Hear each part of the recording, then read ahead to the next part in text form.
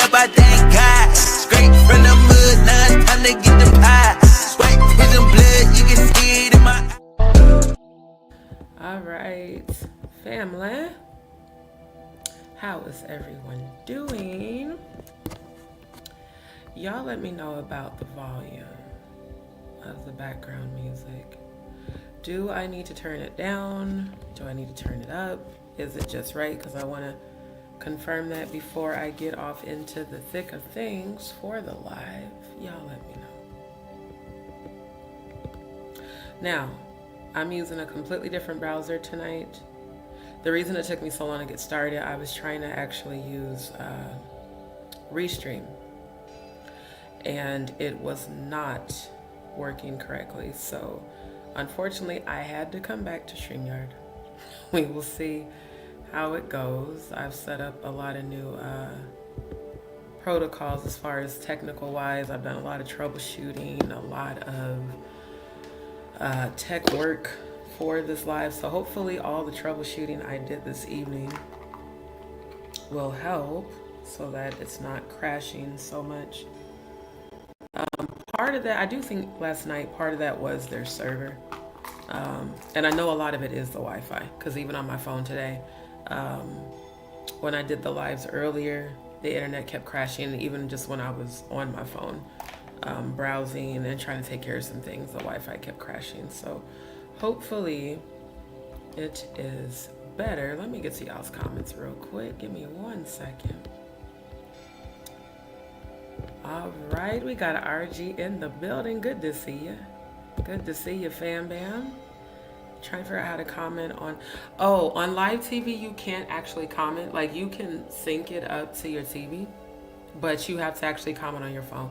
Like the times I've watched Funky Dineva, shout out to Funky Dineva, the Godfather YouTube. The times I've been watching him on TV, whenever I was commenting in the live chat, I had to actually comment on my phone. And then as you comment on your phone, you can see it on the TV. So yeah, why, you know, and see, this is the other thing I don't like about StreamYard. Y'all keep cutting my afro, like my afro is way out to here, and y'all keep cutting my afro off of the green screen. Hopefully tomorrow I can get Restream to work,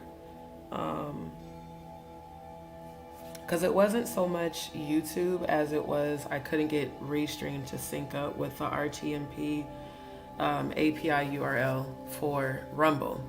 So we'll see how it goes tonight. Michelle Swifty, thank you so much for tuning in. I don't think I've seen you in the chat before, so if you are new and you have just subscribed, welcome to D's World. Thank you so much. Look at there, my good brother, Chief Longwolf in the building. Good to see you, my good brother. Been praying for you today. Cecilia McDonald, I don't think I've seen you in the chat. For all of you that have just subscribed, thank you so much. Welcome to D's World. You guys are now DzPeepz. Don't forget to turn on your notification bell. That way you get notified every time I upload or go live. And yes, let me drop that down in the comment. Thank you for the reminder. Family, don't forget to hit that like button on the way in. Let me check the likes. Oh, not we only got 6 likes. Okay, you know what? I think I'm gonna have to pull a Jaguar and be off camera until we get these likes up, because I mean, if we can get at least more than 6. There's 27 people in the building. Technically it's more than that. I realize that while you're live, they only show a percentage of who's actually tuning in, and then after the live is when you get your real numbers in terms of who's actually watching. So I'm gonna need them likes to go up. If y'all want to see my afro, I'm gonna need everybody in this chat to hit that like. Hit that thumbs up right now. Miss Williams, good to see you. Good to see you, my love. And I want to thank you and Dee Dee and Serene and everybody that was participating in Stone Paxton's live earlier this evening. Shout out to Stone, by the way. I was so inspired by the live he did with making the beat and making the music. It just really took me back to my like jam session days back in the day. And I am telling y'all, like, I legit am speaking into existence, manifesting, getting into a studio right where I'm at and making beats and making music again. So thank you, Stone Paxton, for that inspiration. Thank you also for the support of my channel and for the positive energy. Let's see, bird. Yeah, somebody really made a dodo bird YouTube channel after Stone making fun of paperwork, which we are about to get into. I'll get into it. Jaguar Wright PaperworkPartyTV's ambush on Stone Paxton. Jaguar doing negative content after, said she was gonna apologize publicly and have, paperwork apologize publicly, and that didn't happen. So yeah, we're gonna get into that. Now, you said Odell and Ralph have made truths. Said lawsuits are for everyone included.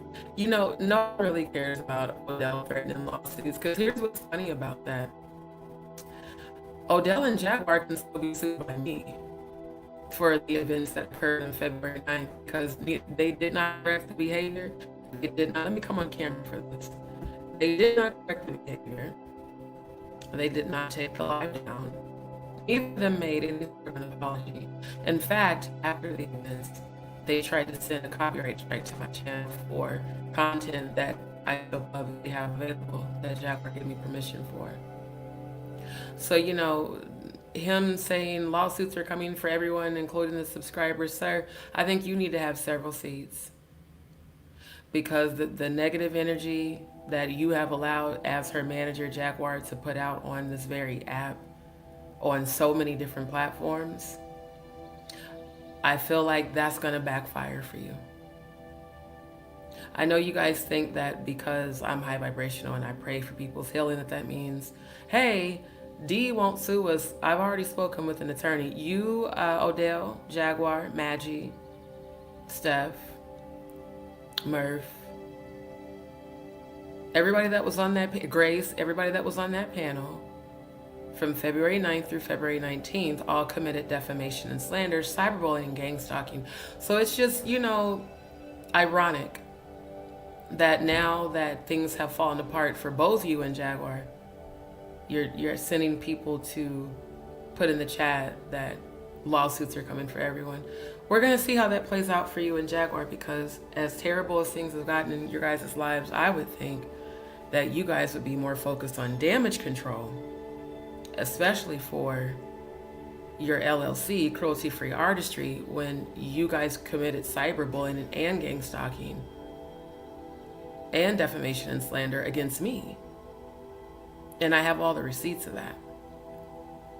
And again, neither one of you attempted to make any sort of amends. So Odell and Ralph making a truce, we're going to see how that goes. We're going to see how that goes. And thank you for subscribing to the channel. Please make sure you turn on your notification. Thank you, Serene. Good to see you, my love. Cardboard Junkie, have not seen you in a while. Good to see you. No problem. Good to see you. Thank you, RG. Child Rumble needs a lot of help. That's okay. Catch the replay if you cannot stay. Yeah, let's get the likes up. Sophia Maria Grace, good to see you. Andrew, good to see you, my good brother.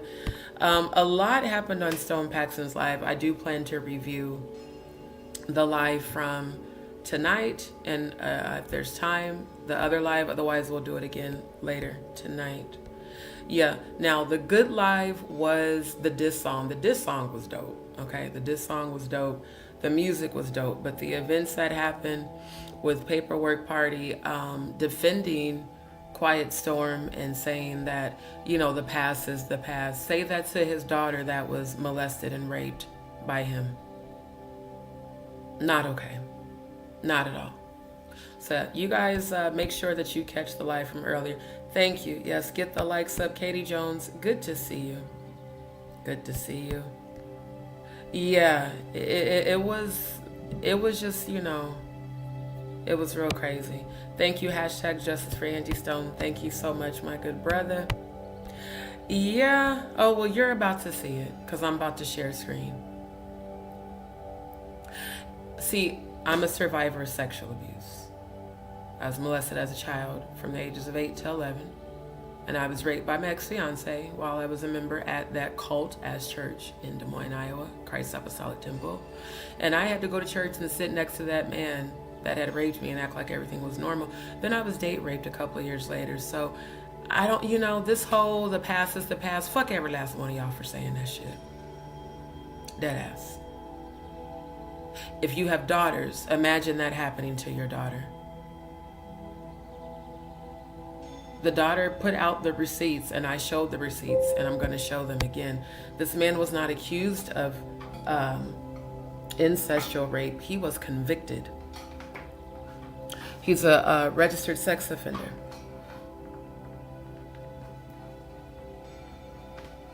Hold on. I'm trying to get my adapter plugged in, and oh, I see. Okay, hold on, y'all.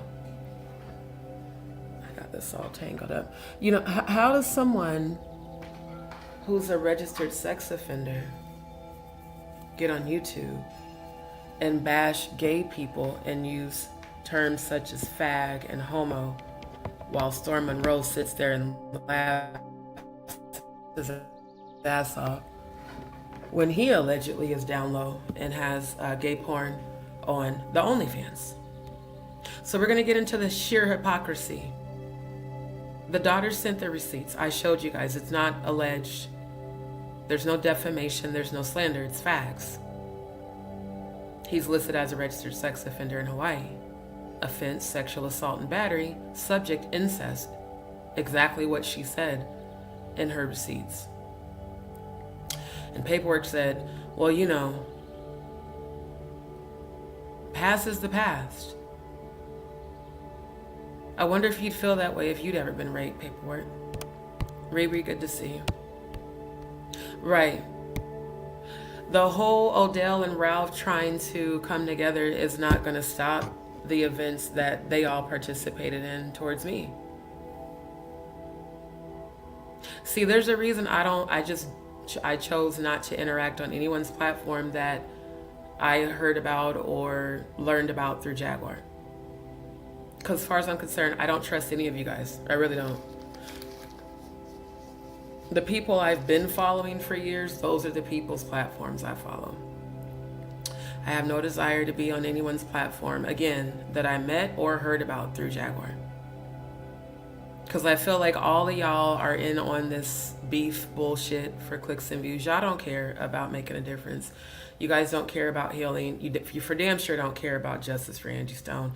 You guys care about algorithms and trying to dominate algorithms and clicks and views and AdSense checks and super chats and y'all don't give a damn. I actually do. Like I said on my live earlier, I know what it's like to be that kid that feels like you can't tell anyone what happened to you. No one will believe you. And you have to carry that your whole life.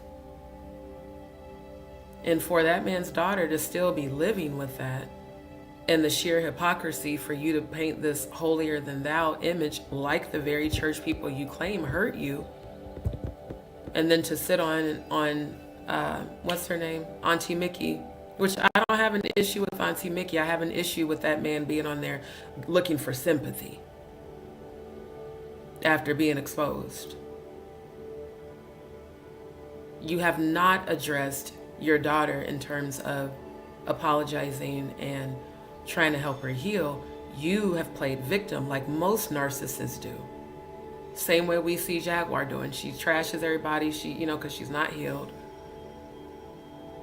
And then plays victim. Why did Storm Monroe have this man on his channel for so long? After I broke the story about the AI altered content.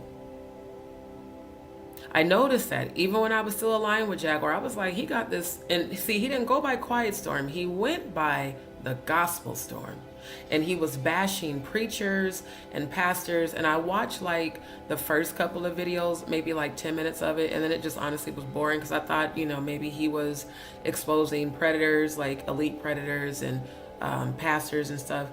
And he just was basically trashing, you know, alleged down low men in the church, which ain't nothing wrong with that as far as, you know, exposing people. But how does one trash someone for their sexuality when you were convicted of incestual sexual assault and battery? How, Sway? And why are all of you protecting him? Trying to gain sympathy as he cries about church hurt. I don't think your church hurt goes nearly as deep as mine. In fact, I know it doesn't. Because what I shared with y'all today is just a small part of my real life experience, which is why I'm the advocate that I am. It was sickening seeing Paperwork post all these super chats trying to buy Stone Paxton's affection with $50 super chats and $100 super chats. Then he sits there and says he can't afford a $5,000 interview, but you just got done bragging about how you've already spent $8,200 investigating Angie Stone's sacrifice. I'm calling it a sacrifice. And I just want to say all commentary on my channel is alleged outside of my real life experience for entertainment and education. But at the end of the day, Paperwork, why are you and this Quiet Storm man so up each other's asses? Are y'all covering for each other? I meant what I said when I asked you, are you a registered sex offender? Because typically, predators of a feather flock together and they cover for each other. I watched it in these churches. I tried to go to the police. I tried to get help. They said it was hearsay without people coming forward. People like you that defend predators are highly questionable. Storm Monroe, you are definitely under investigation right now. Because you let that man say all types of shit on your channel. That's the real reason why I stopped watching your content. And by the way, that was before Jaguar ever came into my chat. For those of y'all that said, oh, you stopped fucking with Storm because of Jaguar. No, I stopped fucking with him because of that nigga. And at that time, I didn't even know about Quiet Storm's past. His energy was uncomfortable. And energy does not lie. And when you are an empath, clairvoyant, psychic medium, you can feel, see, and hear energy. I can feel a predator the moment they open their mouths. I can look into your eye and see that you're a fucking predator.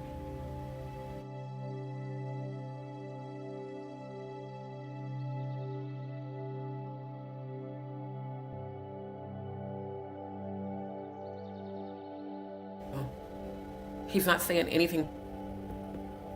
So at the end of the day, what I saw tonight, not okay. Not at all. Neptune Pisces, good to see you, my love. Luna, good to see you. Thank you for showing up in Stone's live as well. I want to give a shout out to all the DzPeepz that I saw today in his live. That song was definitely on point. So what we're going to do, I'm going to review the live and show you guys the receipts of what Paperwork said.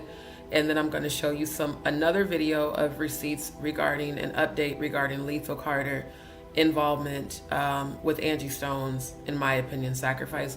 And then if we have time, I do want to end the live with showing the musical part, because the musical part was definitely inspirational. But what happened before that was extremely disappointing. Grand rising to you, Faye. Thank you so much, Faye, for all your positive energy in the comments section. I really do appreciate it. Dee Dee, good to see you, my love. Dee Dee, Serene, Miss Williams. I've seen all you guys in his chat today. Thank you. Yeah. The daughter said he got released just a year ago. He was convicted in 2020. And Paperwork just basically was like, oh, just sweep it under the rug. It's in the past. No, ma'am, no ham, no turkey. Not at all. Because they want, his thing was, well, you don't, he was crying on what's her name? Auntie Mickey's. Because I went to sleep, I woke up, I saw that Stone was live, and then after that I saw that Auntie Mickey was live, and it said Quiet Storm's interview or Quiet Storm's live or something like that. So I caught the tail end of it. What was also telling is that she made it private. So whatever happened, I didn't get to see before the past, like the last, I think, maybe 7 or 8 minutes that I caught. And all I know is I was rewinding it to I always kind of skim through lives. I don't watch the whole thing if I don't have time. And I, rewind it back to where he was talking about church hurt. And he was crying and saying, and I don't care if people crucify me for my past. How does a predator cry on YouTube and try to gain sympathy when you haven't tried to help heal the hurt you caused? Because the receipts your daughter sent were very disturbing. And it lined up. It's like, I don't have no respect for that. I don't. I come from apostolic Pentecostal churches that are very strict, that teach homophobia, that are cults. They don't realize it. Excluded for damn near 10 years. Ever since I came out publicly about being bisexual and was open with my last girlfriend. Literally excluded, like my family would be in town and not tell me, and I'd see it on Facebook. The church excommunicated me. Everyone I grew up with, not talking to me, not giving a fuck. My pastor telling me to still go to church and act like nothing happened after my ex-fiance raped me because he was possessed by a demon. Those people talking shit about me, saying that he was still married, which he wasn't. He had been divorced for 2 years. Literally divorced for 2 years. They spread all types of lies and rumors on me because I left the church, or the cult rather. They didn't know I had been raped until I came out about that on Facebook a few years back. A lot of them apologized for the way they treated me, but I carried that pain for a long time. I had to learn to love myself and learn that I don't need their validation. Even my relatives, I love them, but they're not family. They're just relatives. Family loves you unconditionally. My second mother loves me unconditionally. Elissa's mom loves me unconditionally. And she's from an affiliate church that doesn't act like that. Her daughter is gay and married to a woman. She loves me just as she loves her other kids. But my own relatives don't give a shit if I'm dead or alive because I'm exposing all this corruption. So because I'm exposing all this corruption, I'm the black sheep. I'm the one that no one, well, we don't want to be affiliated with you because we don't want people that are associated with the church to, excommunicate us. We don't want to be on the outside like you. So we're just going to silently comply as we are hearing about people being sexually abused, abducted. Brother and sister so-and-so coming up missing. Children coming up missing that tried to speak out. Church behaves like a mafia. The pastor and all of the security guards are armed at all times. Bishop Reed's funeral that I went to, I had just moved back here in 2017 when my dad died. And he died March of 2018. And me and the chick that's out in Conroe that I'm no longer, we're not connected anymore. We drove all the way to Iowa from here to go to his funeral. I had so many mixed emotions when I saw his dead body in that coffin. On the one hand, I was glad he was dead. On the other hand, I looked at my former pastor that was a father figure to me. There's still that MK Ultra shit you fight through. There was a shooting at his funeral, by the way, in Des Moines, Iowa. Yeah, they niggas got into it over an actual escort. They shot inside of the sanctuary during the service. Just ghetto as hell. Found out after he died that quite a few women, and unfortunately even some minors, said that he allegedly raped them. I didn't know that shit all those years. The children I heard about at Robin's church, in Hannibal, Missouri, Robin Andrews. I did go to him about that. You know what he told me? They're lying on Robin. Don't go to the police. We don't need any more scandals with the church. They're already investigating us for money laundering, which I found out later was true. So they brainwashed us to think that everyone was out to get him, the same way I hear Jaguar doing that shit. She's literally doing what I witnessed my former pastor, aka cult leader, do. Everyone's out to get me. But behind closed doors, everything that they were saying about him, when I secretly investigated the church and him, when I left, it turned out to be true. They were money laundering. They were getting government grants for programs at the church that didn't exist. There were other children that went to Bishop Jeremiah Reed and told them that they were being molested and raped by their parents, who are also silenced, not just me. Some of them are now batshit crazy, and they get made fun of. And I tell people, you don't know what them kids have been through. I went to the police in Iowa. I went to the police in Missouri. Both precincts said, without proof or at least one of them coming forward, we literally cannot investigate. I said they are afraid to come forward because their families are being threatened by these pastors, bishops.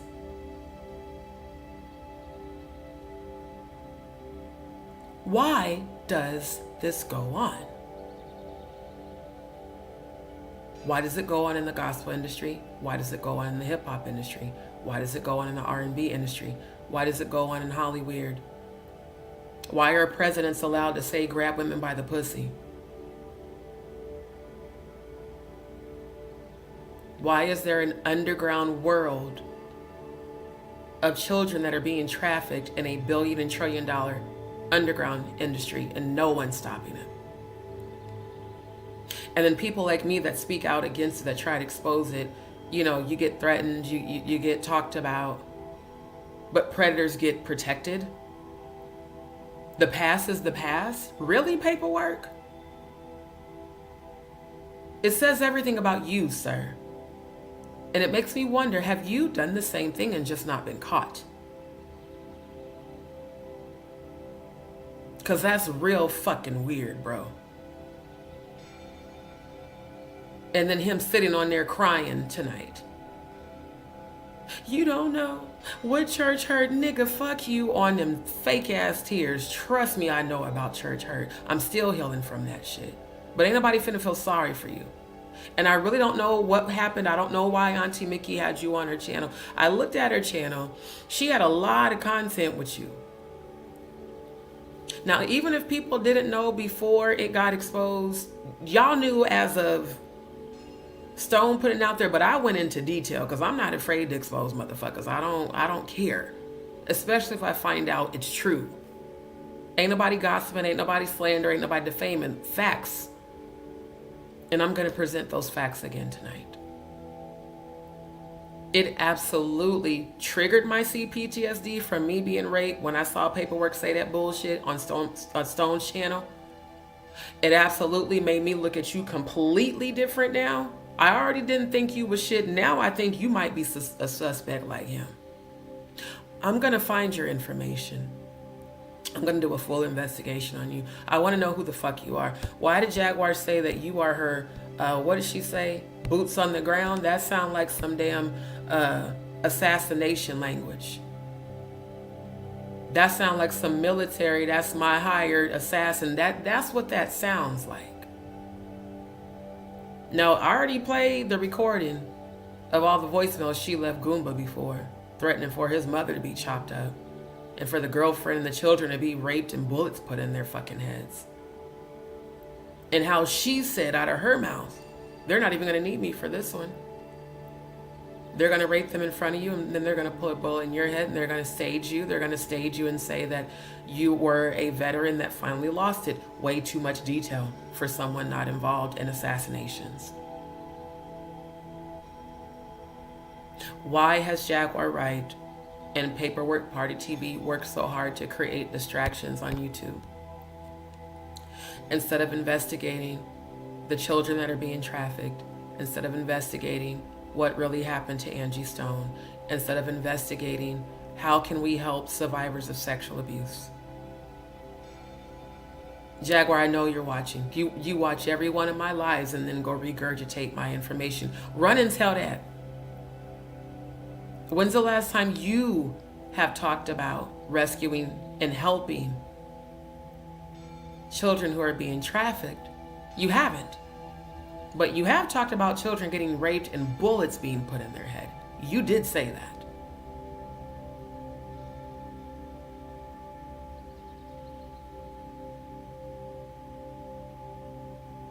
I can't think of the last time I heard you talk about exposing Jay-Z and Beyonce.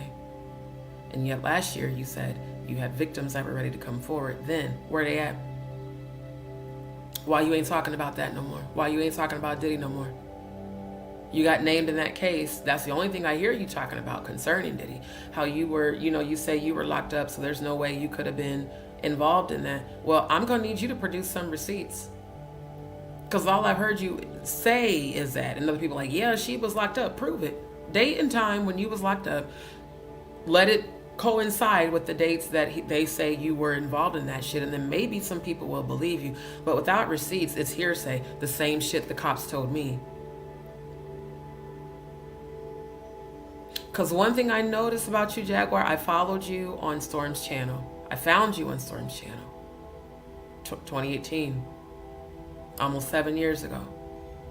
You were speaking out consistently then about Jay-Z and Diddy and the industry. That's why I followed you. That's why I supported you. But for at least the last 6 months or more, you haven't. And a lot of people in these YouTube streets are saying that you allegedly got paid to be silent. That you and Paperwork are allegedly on Jay-Z's payroll to create distractions on YouTube so people won't pay attention to the cases and what's really going on, so that people won't investigate the RICO. Well, guess what? I'm still investigating the RICO. And guess what? Jay-Z and Beyonce have been accused by minor boys and girls who are now adults. Just because I'm investigating Angie Stone doesn't mean I'm not still investigating that. I believed in you until you did what you did to me on February 9th, and I believed in you until we heard those recordings that you left on Goomba's voicemail. And that was not AI, that was you. Now, I pray for your healing. I really do. But the more you continue to come in agreement with low vibrational frequencies and energy, the Most High God's going to hold you accountable. Simple as that.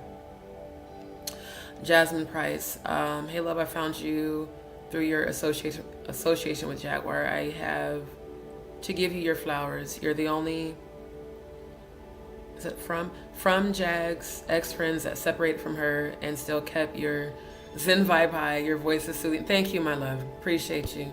And Jasmine, thank you so much for subscribing and tuning in. Appreciate you so much. MJE, thank you, boo. Lisa, Grand Rising family. Faye, good to see you. Yes, everybody put hashtag justice for Angie Stone, please, in the chat. She said that? Oh, I won't be subscribed to her channel anymore. He did his time. See what I mean? Now again, I've never heard of Auntie Mickey. I just saw her on the panel with Jaguar on Paperwork's channel when I was screen recording part of that live. And I saw how Jaguar yelled and screamed at her. It was horrible. And she was very respectful when she came into my live last night. But I was wondering, when I looked at her channel today, all of her content is with him. I was like, why was she on my live? Maybe to get receipts, maybe to hear what I had to say. Auntie Mickey, I'm highly disappointed. Just as a female, I don't even have to know you. As a woman, for you to say that is disturbing. Have you ever encountered sexual abuse? Do you know what that feels like? See, your generation, you look like you're close to my mom's age.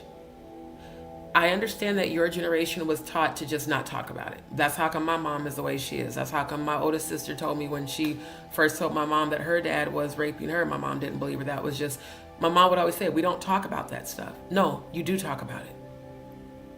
Not talking about it is why it's continued generation after generation after generation. My second mom, who I love to life, I one day was crying to her about the family, the way that they had been treating me ever since I came out and started talking about this. She said, baby, I'm so proud of you. That's healing. You finally talking about it. Because you bottled it up for so many years. And now you're healing, you're exposing it, and you're helping other people have the courage to come forward by you speaking your truth. She said, in fact, it inspired me. And she confided in me that she had been raped by her biological father, her and all 7 of her sisters, and that her mom knew too. And her mom didn't do anything about it. And she said when she was a teenager, she tried to take her life. This is Elissa's mother. I didn't know. I've known them since I was 5. All these years, I didn't know that. I just found that out this past year. Again, you don't understand how rape affects you until it happens to you, especially incestual rape. When it's a parent that's supposed to protect you, that hurts you. It makes you feel like their abuse is love. So you look at the parent as a lover when you're supposed to look at that parent as a guardian. The mind fuck and the conditioning to be silent, especially in our Black community, is disturbing. Jaguar, you want to talk about Willie Lynch? Fuck that shit. Let's talk about all the Black men and women and children who have been molested and raped and had to live with that. Let's talk about all the ones who did take their lives because they couldn't deal with it. You know how many lives have been lost due to abuse, out of shame and disgust and fear that no one would believe them? So how can you as a woman, Auntie Mickey, say he did his time? That's you excusing the behavior. Like, well, he did his time, let's move on. Do you have a daughter, Auntie Mickey? Have you ever dealt with being sexually abused? If you have a daughter or a niece, imagine that happening to them. I don't think you would say to their predator, oh, well, you did your time, it's no big deal. Imagine if it happened to you and someone said that about your predator. Maybe you've never experienced sexual abuse, so maybe that's why you said that. But unfortunately, now that I know that, I can't support your platform, and I won't. And I will unsubscribe from your channel. That's ridiculous. Thank you. Thank you, Miss Williams. He's disgusting. And all of y'all are protecting him. Why is the question? Why the fuck are y'all protecting him? Because in my knowledge of this shit, predators of a feather flock together. He did his time, and then paperwork on talking about some, well, the past is the past. Wow. Absolutely. Thank you. Birds of a feather flock together, like I said. I was too by my brother from when I was about 4 years old to about 10 years old. He didn't do it that often, but he did it. Also, by a living boyfriend. So many of us survivors are real. And you know what? I'm so sorry to hear that. Truly, that breaks my heart. 4 years old, my God. I think about my youngest niece. I'm so sorry to hear that. I'm sending you healing. Even the fact that you put in the sentence, he didn't do it that often. See how we're still conditioned to almost still excuse the behavior? It doesn't matter if it happened one time. It's unacceptable. So yes, Doodoo Bird 57, I'm sending you healing. I really hope that you can heal from that and be an advocate and a voice for survivors. Yeah. See, like I said, I caught the end of it. I rewinded it. And when I seen him crying, I clicked off. I said, you know what? It's the audacity for me. And you can crucify me for my past, but you don't know what I've been through. Hurt people. Even if it happened to you, Mr. Burroughs, that doesn't excuse your behavior. What I shared about what I heard that allegedly went down in my family, and I have to say allegedly because I don't have the proof. It's just what my other sister told me. But if that is true,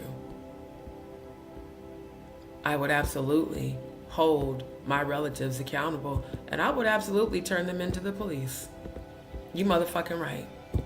I don't care if it's a sibling or a parent. If you hurt a person through sexual abuse, you need to be held accountable. It's just simple as that. There's no excuse for it. Go get help. That's how you deal with it. Go get help. Don't make excuse for it. Exactly, Riri. All of us who are survivors feel the same way. Because we know what it's like. So yeah, I'm not fucking with y'all's platforms. None of you. All of you that are protecting this man and defending him, I'm not fucking with y'all's platforms. It's just that simple. Serene, thank you so much. I love you back. Love you back.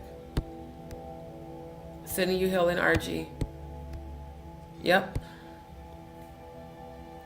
One person's life decisions can destroy another's life. It makes me sick, and you don't get over the trauma. You really don't. You just learn how to cope with it. And some people don't know how to cope with it. So they cope with it through becoming prostitutes. They cope with it by getting addicted to drugs. They cope with it by becoming alcoholics. They cope with it by hurting themselves.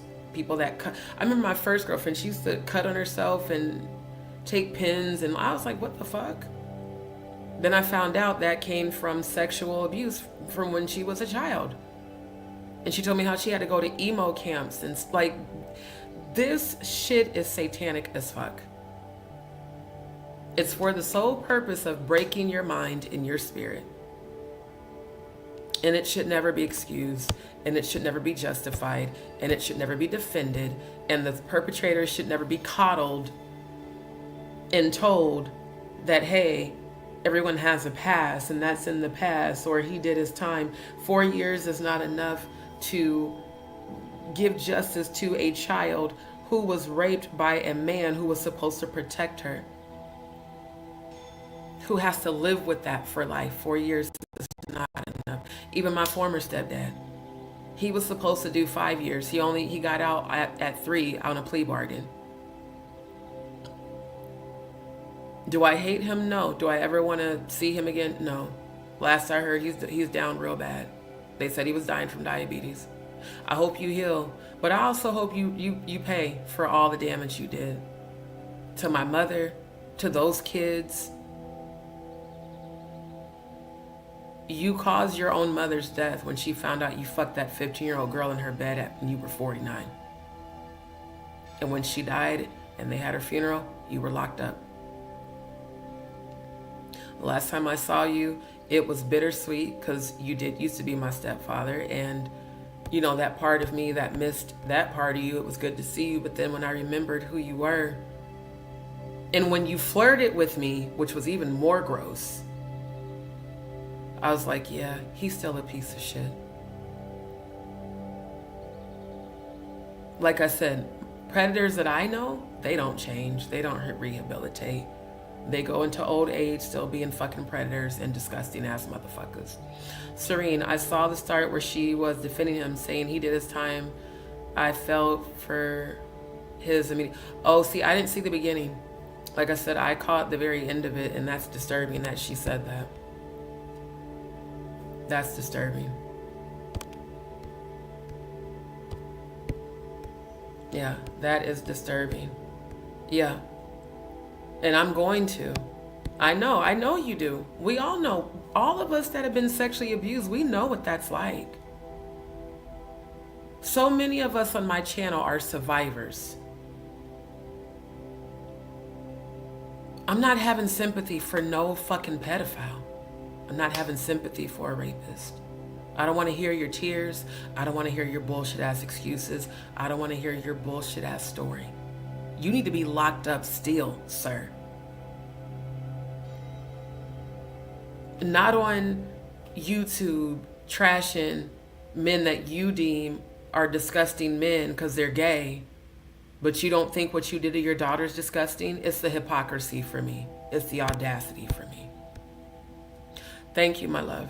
I appreciate that. Thank you. That's why I'm calling these fake motherfuckers out. I'm open, honest, and transparent and authentic. I always have been. We all have a past. I have a past, but my past does not involve me raping children and then trying to garner sympathy from people on YouTube. It's disgusting. Thank you. It's a form of grooming at every level. Military action to fall in line. Exactly. And paperwork was in the military. Now he looks young.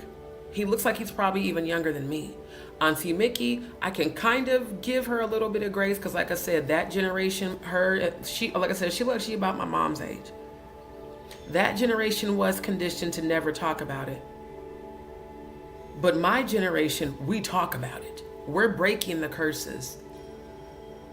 Every time we speak out against this, we are breaking a generational curse so that our next generation is aware of it and it doesn't happen to them. And we go above and beyond to protect ours. We don't let a baby girl go sit on Uncle so-and-so's lap, who everybody in the family says keep the kids away from them.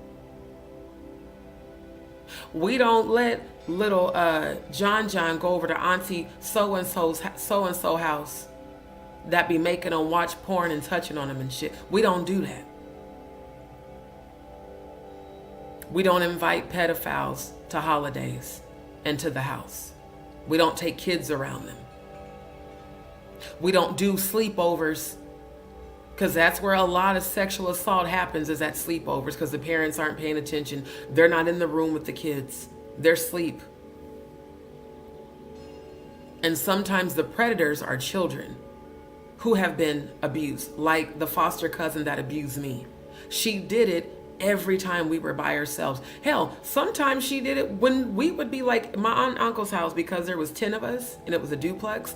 A lot of us had to sleep downstairs, like either on the couch or on pallets, because that's how many foster children they took in. They actually did help and counsel with them and help rehabilitate them, never hurt them. But those kids were being sexually abused by previous foster parents, and they had been trafficked through the CPS system. So some of them were sexually abusive because they didn't know what they were doing. So it's not always even adults. Sometimes it's your cousin and them. Like I said, when I have my two babies, I keep seeing, no. Mommy, can we sleep over? Fuck no. Mommy, can we spend the night? Hell nah. Nope. No. I'd rather my child be mad at me than for someone to take advantage of my baby.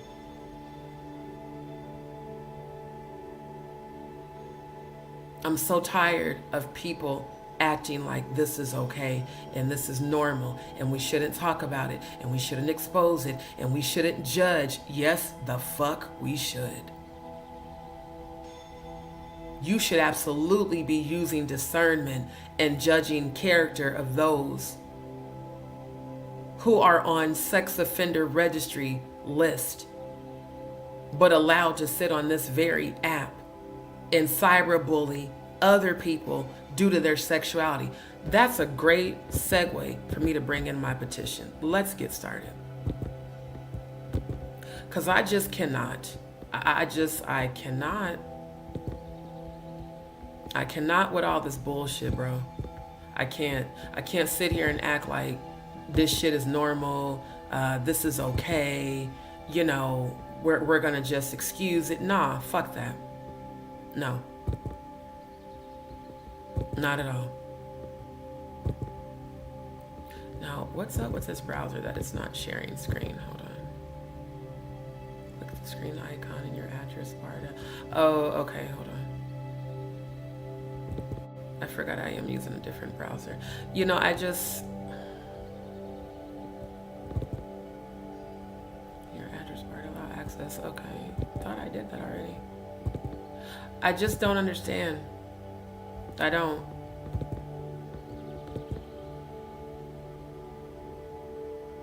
Hold on. Share screen.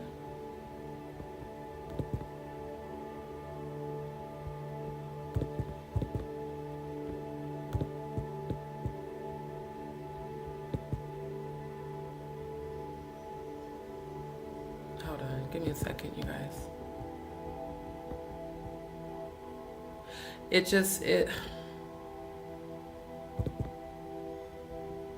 I think about all the children whose voices haven't been heard.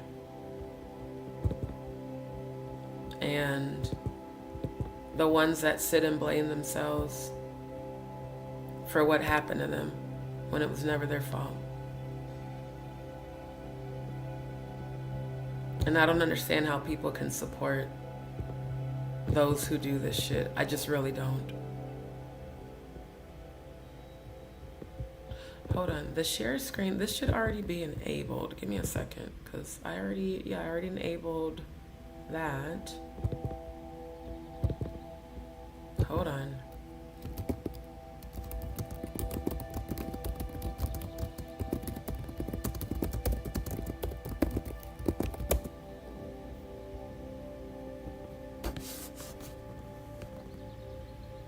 I already did that. I clicked present.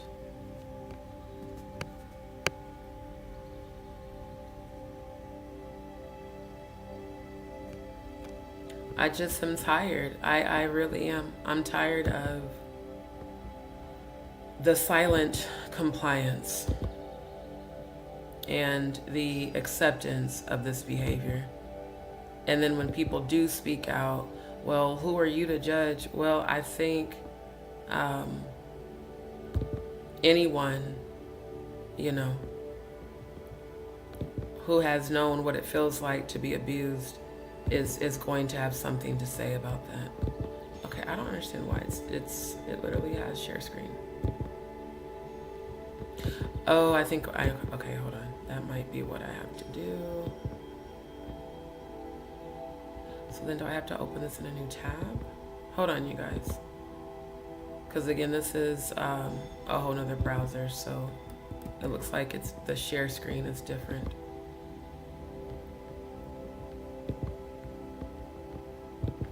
Might have to pull this out. Okay, I think that's how I'm gonna have to do it. Let's see. Okay, fantastic, it worked. Give me a second, you guys. Faye, thank you so much, my love. I love you guys too. That's why I'm talking about all this, because it's not okay. Yeah.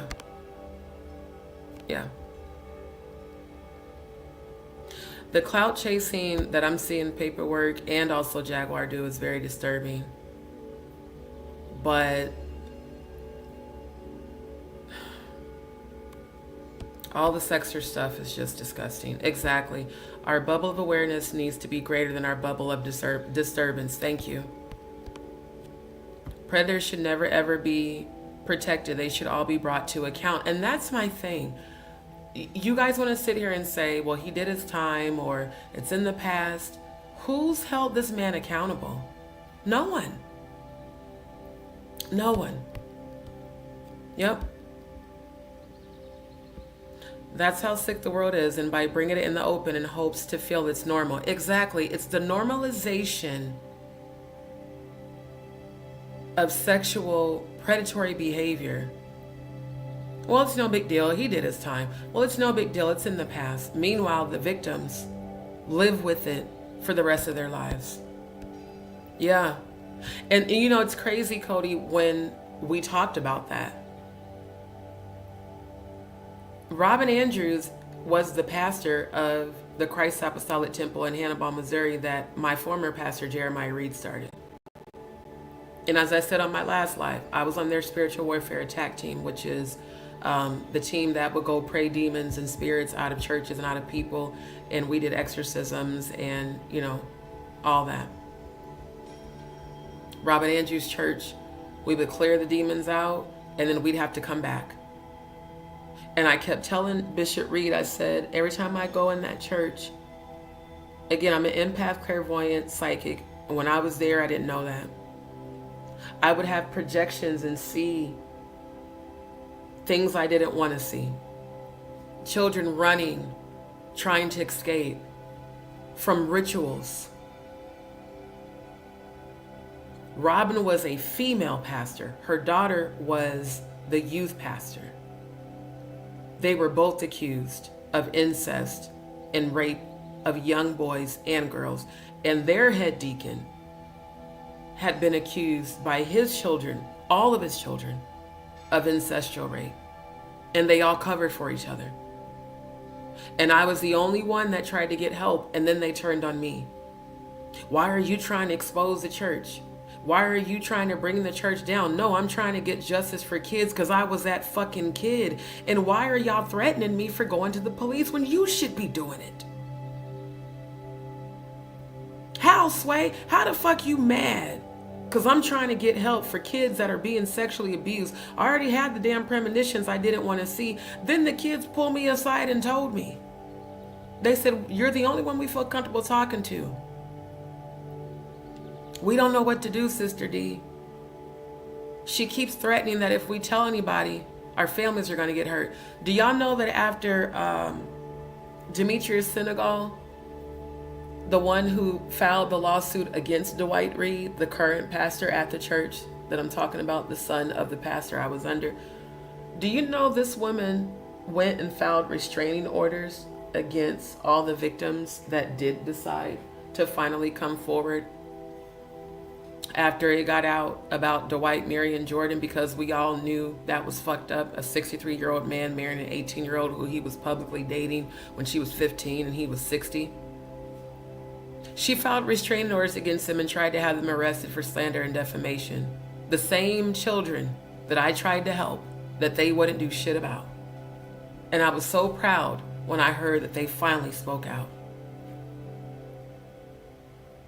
Just like the times I've been involved in people putting their hands on me and went to file a restraining order, and because they knew I was going to do it, they went and tried to file one. My ex-girlfriend tried to break my wrist. I had to call the police on her. She tried to break my wrist 2 weeks after I had surgery. She left the scene of the crime. Cops automatically put out a warrant for her arrest. I went to file a restraining order. I found out the next morning she went and filed hers just a couple minutes earlier than mine. And because hers got submitted before mine, they accepted hers and rejected mine. I still pressed charges. She still went to jail. And they made her go to anger management, and they diagnosed her with PTSD and bipolar disorder. And she had to go for rage therapy. See, people want to say, oh, you know, everybody has a past. What you'll see in my past, because I know y'all be going and digging, you'll see those types of events. You won't see anything about me being arrested for raping children. You won't see any sort of sexual offense in my background because I don't have that. Why is this so accepted, especially by church people? I peeped that on Auntie Mickey's live. Her and Quiet Storm were comparing their pain about church hurt. Then he starts speaking like a pastor, ironically, like he's preaching, and let me tell you something about church hurt. Nigga, what? Have several seats in jail. The fuck you doing?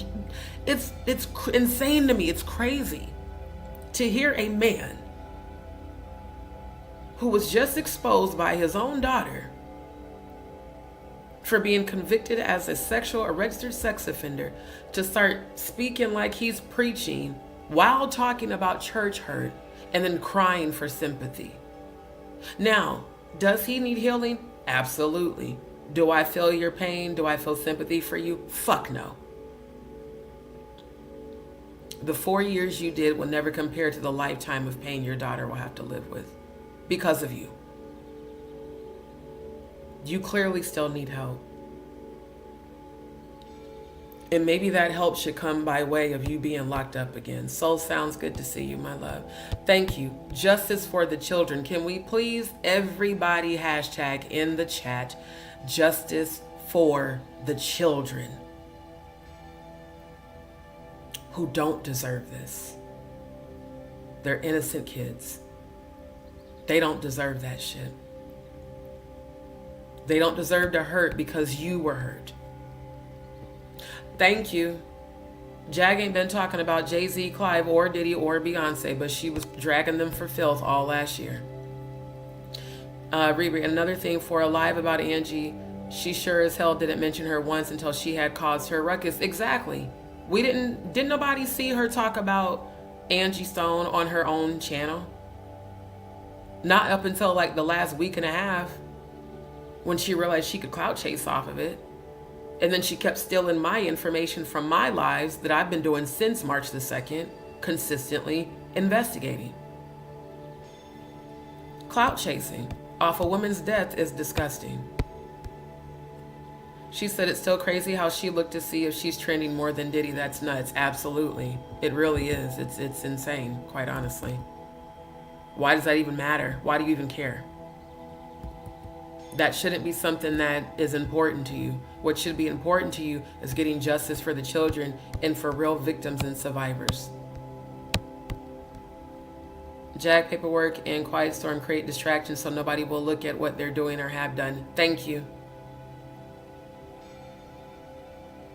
And the way that they keep dogpiling on Stone Paxton is extremely telling, because all three of them tried to befriend him and immediately flipped. That's also why I don't fuck with no more content creators on YouTube. All of you have shown me that very duplicitous behavior. I learned a great lesson on February 9th, as painful as it was, that it's better for me to stand alone on my own platform than to be on other people's platforms. Because you really don't know who's who, what they're truly up to, and what their real motive is. But when you see that people are inconsistent with remaining on a subject of what happened for real to Angie Stone, why are so many children being abducted and missing? Why are all these artists who were all going to either produce a tell-all documentary or a tell-all book suddenly end up dead? Why are they all connected to Jay-Z, Diddy, and Clive? Why?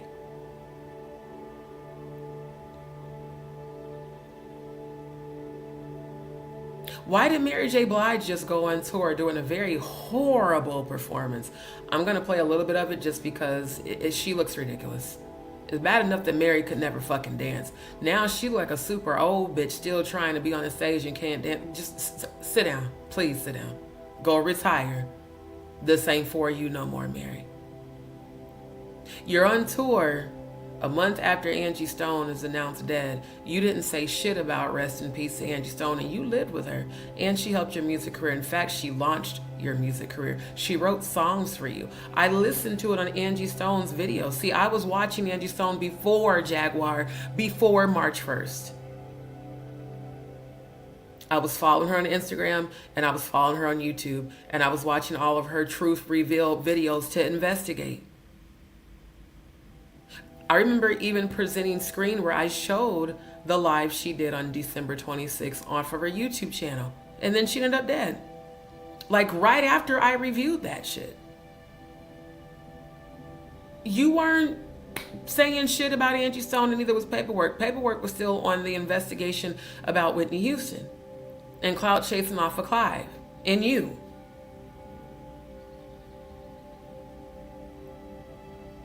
So the people like Paxton, like all the rest of us that want to know the truth, we're real investigators and we're going to keep investigating. And for all of y'all that want to say, well, you know, Stone Paxton could be a plan and Clive and UMG could have sent him. Well, here's the thing. That man, if that's the case, then that means that man has put his life on the line, literally.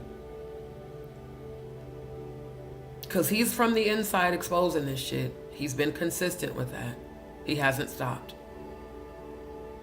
And as I've told you guys, if that is true, God will reveal it to me. But I'm not finna jump on the bandwagon of trash and Stone when Stone's the only person who showed any true emotion on YouTube on the day they announced she was dead. He's the only one who has consistently research and put out information. Him and his brother were hired by Angie Stone to go research and find her publishings, which they did and are still doing. Why did Jaguar Wright mention Stone Paxton continuing on with Angie Stone's residency in Las Vegas, and then mention how maybe there were alleged conversations about her maybe wanting to take Angie Stone's residency? And y'all don't think there was a motive for her reaching out to Stone and asking him to do an interview? Why was she asking him for endorsements? See, he's already put it out there about Demetrius Shipp, so I'm going to spill the beans on what I know. She drug him for filth with paperwork on Paperwork's channel.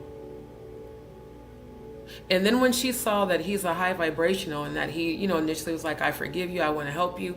Oh, okay, well, what about Angie Stone's residency in Vegas? The place, Jaguar, you said you didn't want to go back to because you said they were hunting you in Vegas. You said that's where Giovanni was killed. Why would you be asking Stone about Angie's Las Vegas residency? Why would you be asking him for endorsements when you drug him for filth? Why did you ask him to do a free interview on your channel? Clout chasing. You don't give no fucks about Stone. We all saw you talk shit about him on PaperworkPartyTV more than once. Thank you. Prayers up for Stone. Absolutely. See, I can't feel bad for a woman that says a man did their time, Lisa. I'm sorry, I don't. Because that's basically her sitting there defending the behavior. I don't feel sorry for that at all. That's just like when Paperwork allowed all that foolishness to go on his channel a couple nights ago. I don't feel sorry for him or Jaguar. Both of y'all did that shit in tandem so that Jaguar could play victim and then sit up there and say that she's a minister. When she was on there on demon time, all the demons manifesting, coming out of her, she's lashing out, she's hollering, screaming, she's cursing everybody else, she's going back and forth, she's enjoying the chaos, she's laughing about it. She even said while they were yelling at her how it was boosting her ego. See, I was picking up on everything she was saying. She started laughing. Oh, this is stroking my ego. You guys must really care about me. She was enjoying all the chaos. You know why? Because God's not the author of confusion. When a person's under demonic possession, they will think that evil shit like that is funny. And then they will play victim and try to garner sympathy. The same way I watched Mr. Burroughs do today on Auntie Mickey's Life. And thank you, Faye. Prayers up and healing for all those who need it. Love, peace, and light. Absolutely. Yeah, you're going to have to catch the replay. I'm going to show a little bit of it. Yep. Very telling. That's what I'm saying. Those of us that are survivors, when people say stuff like that, you make people like us think that maybe you're one of them. And I pray that that's not true about you, Auntie Mickey. I really do. Because like I said, you were very respectful when you came in my chat yesterday. And what Jaguar did to you on Paperwork Party TV's channel was horrible. But you saying this today has me looking at you real sideways. Thank you. That's my opinion. I'm sticking to it. Only predators defend predators. Yeah, exactly. He did his time, so that makes it okay. Oh, he did his time, it's in the past. He did his time, let's not judge. Maybe because you have some skeletons in your closet that you don't want people to judge you about. I'm very shocked that she said that. It's very disgusting. Honestly, I was shocked when Paperwork said that in Stone's Live tonight. Thank you. Faye, I 1000% agree with you. I don't believe that predators can be rehabilitated. I've never met one who did. They might have said they were rehabilitated, but within a couple of years, they had to go feed that addiction. Because see, sexual predators, it's an addiction for them. It's just like a drug. Just like real sadists who get off on hurting people. Now, I've explored the BDSM and swinging lifestyle. I've performed as a dom on some kinky shit. Even with that, I can only go so far with giving someone pleasurable pain before it starts to trigger me. A true sadist that does not have a conscience, they, in a very disgusting way, seek gratification by overpowering people, even if it hurts the person. And those are the type of people that need to be locked up. Right. Exactly. It changed my whole life. As a child, I was angry all the time. As an adult, I turned into alcoholic. I'm 18 years sober. My brother passed in 2006. He died young. Diabetes took him. First of all, I want to say I am proud of you for being 18 years sober. I also turned into an alcoholic and used to pop pills and shit. I know what that's like. And yeah, angry as a child. All that, it's all the unhealed trauma you carry within you. So I'm definitely sending you healing because I know what that's like, my love. Exactly, Lisa. This money grab infuriates me beyond measure. Yeah. Go ahead, Lisa. Because that's all it is. They are capitalizing off of all the views and the clicks and this, you know. You're not trying to advocate. You're not trying to help. You're just trying to get clout so that you can get AdSense deposits and super chats and cash app. Let's be honest. Y'all don't give no fucks. You don't. Serene said, I will send you an email of what she said. It's too long to put in the chat. Okay, my love, do send that. Riri, I made sure to never allow my daughter have what happened to me. I'm glad to say I raised her, and I did that. I never allowed what happened to me to happen. And you know what? I'm so proud of you, Riri. Because that's what real survivors do. We go above and beyond to protect. Like when my nephew told me that a couple of years ago, and he's an adult, when he told me that he had been carrying that secret that one of his first cousins raped him when they were kids and how it messed with his identity crisis and he didn't know about his sexuality, I cried, y'all. Grown or not, I helped raise those kids. I held every last one of them when they were babies. I changed their diapers, I fed them, I put them to sleep. They're just like my kids.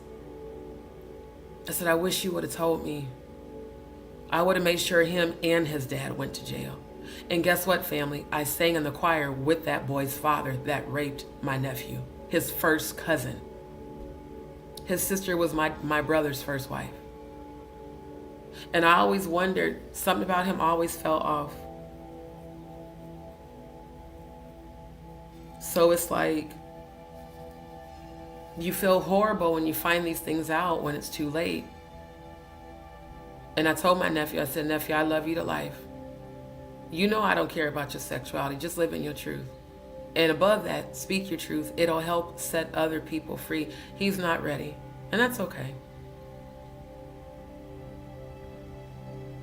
But this shouldn't be going on. Thank you. Thank you so much. And sending healing back to you, my love. That's what we all need. They don't stop thinking that way. That's the thing. They have a real desire for it. Exactly. They don't change. Just because a person was released from jail doesn't mean that they've changed. It just means they got out. That's it. When it comes to predators, the past is never in the past. It's appalling how paperwork, you say how paperwork I tested, they are, I really can't understand why and how people can defend and support them. They are disgusting. Exactly. Yes, lock them up and throw away the goddamn key. For real. Yes. No, this is what my platform, I keep telling people, my platform is a safe space for survivors. A lot of us here are survivors. So let's do this, family. For everyone who has been a victim of sexual abuse, when you are ready, reach out to me. Us coming together can empower this movement. Justice for the children. Yes, justice for Angie Stone, but also justice for the children. Because a lot of those children are now adults that are having a very hard time coping with what happened to them. And please pray for that man's daughter. I can't say her name, but just pray for his daughter. Because she's so scared and ashamed to come forward that she shared the information for us to share it. She's like, I don't want people thinking that he is this fraud that he, projects. That's not who he is. So pray for his daughter as well. Andrew, good to see you, my good brother. And it happened to Andrew too, family. Again, it's not just women that this happens to. It happens to men too, who were once little boys. Yep. And it's meant to do that, Sophia. It is literally sexual abuse, satanic ritualistic sexual abuse, for the sole purpose of controlling your mind and having, your mind all, like you said, scrambled. It's a form of disgusting domination and mind control. It's a sadistic form of MK Ultra. Why do you think all of us have the same story, that we were all afraid to come forward as kids, or even those that happened to us as adults? How many survivors actually have the courage to come forward? They usually don't until they know that they're in a safe space where they can. Because they don't want to be judged. Because you're taught to blame yourself for the abuse that someone else inflicted on you. It's disgusting. Right. So we're sending up prayers for everyone in the chat who are survivors of sexual abuse. I send every last one of you guys healing and love right now. And for everyone who's watching or will watch, if you are a survivor of sexual abuse, my platform is a safe place. You can share your truth. We all empower each other by lifting each other up and coming together to know that you are not alone and that you can overcome the trauma if you choose healing. I think what I'm going to start, this just came to me, I'm going to start a support group. I'll develop a website. I'm going to start a support group for survivors of sexual abuse. It will be a safe place for us to come together, all together on platform, share our stories, share how we overcame it, and empower one another and empower other survivors to come forward that are still too afraid to do so. That's the first step to stopping it. And if you experienced being trafficked as a child, please reach out to me. I would love to help you. I would love for you to share your story so that other children, actual children who are being abused right now, might have the courage to come forward. If they know, hey, they're like me. That's a safe environment. Let me go speak my truth. Let me go try to find some healing instead of let me be out in these streets hitting licks and letting people abuse me. Instead of let me be out in these streets being an alcoholic, a drug addict. Let's come together and let's continue to share our truth and let's continue to empower one another. Yep, definitely. The purity and innocence of a child to slowly wreck that. Yep. My husband, my mom, bless her, she's in the Lord's arms now. My whole family, friends don't know. It was a secret, still is. I'm ashamed to tell anyone. I'm 68. See what I mean, family? That breaks my heart. Still ashamed at 68. Can you, Auntie Mickey, Paperwork Party TV, Storm Monroe, can you guys now understand why I have the position I have against this right now? This is a real life survivor telling you that they still feel ashamed. At 68, and all of you made light of this. My heart goes out to you, my love. And I'm going to keep you in my prayers. You can reach out to me on Instagram. We will keep in touch.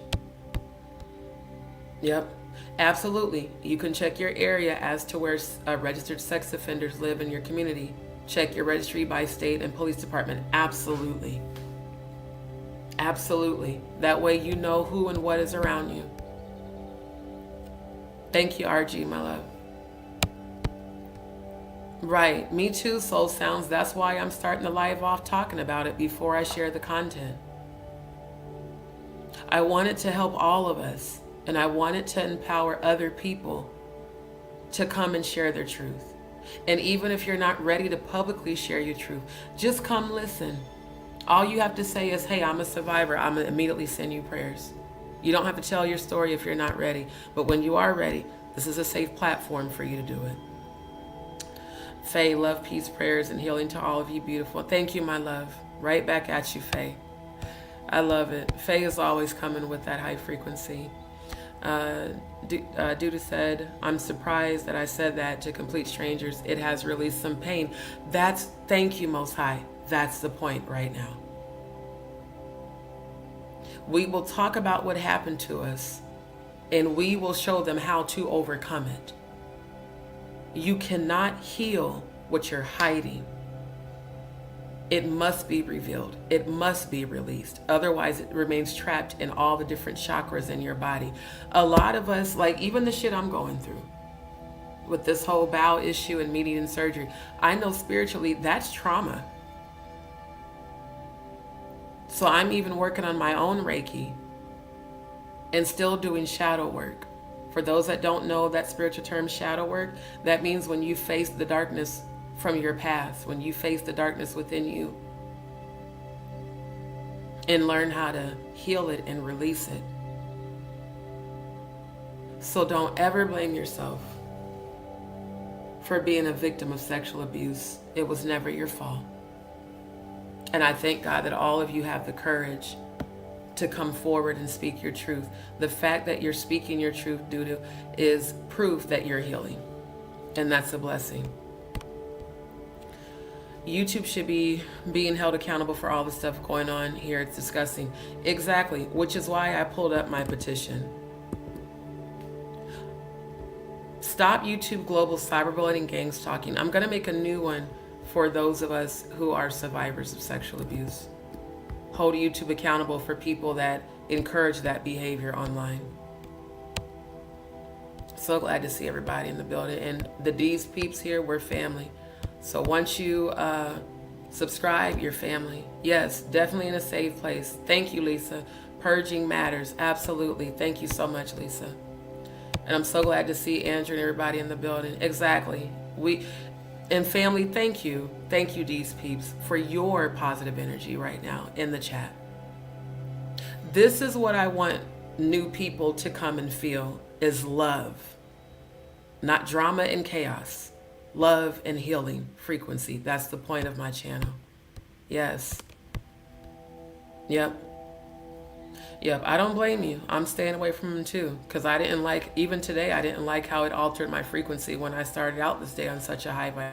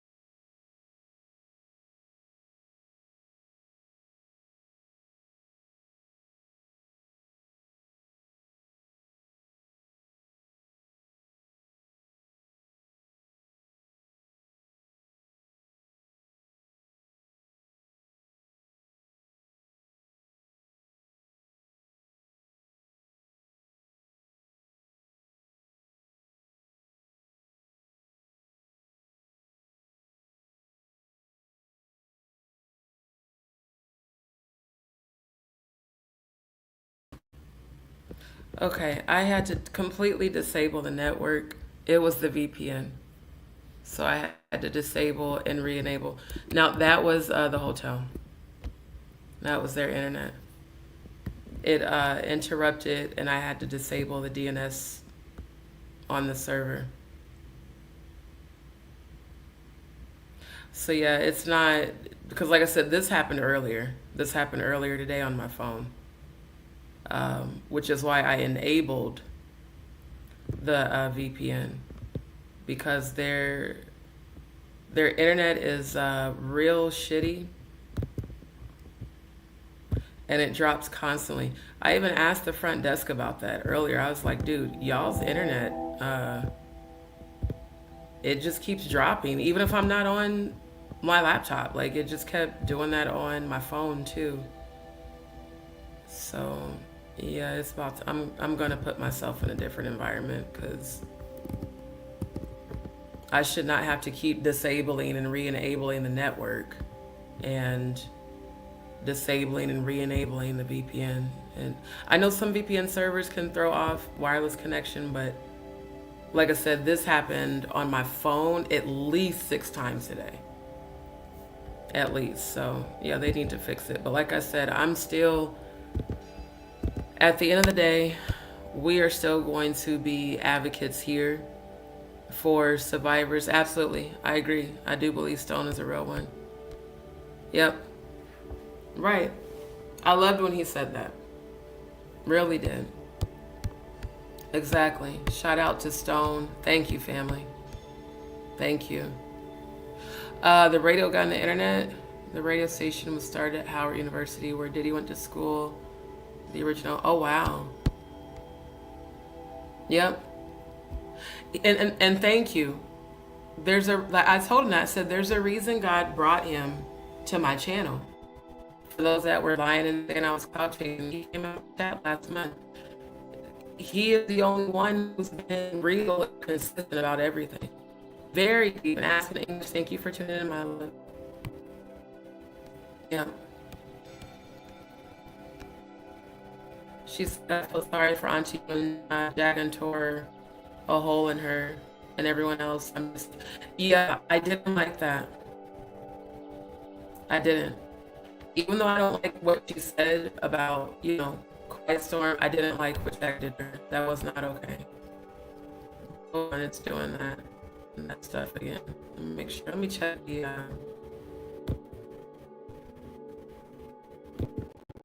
Now, another thing that I do know is that some ISPs,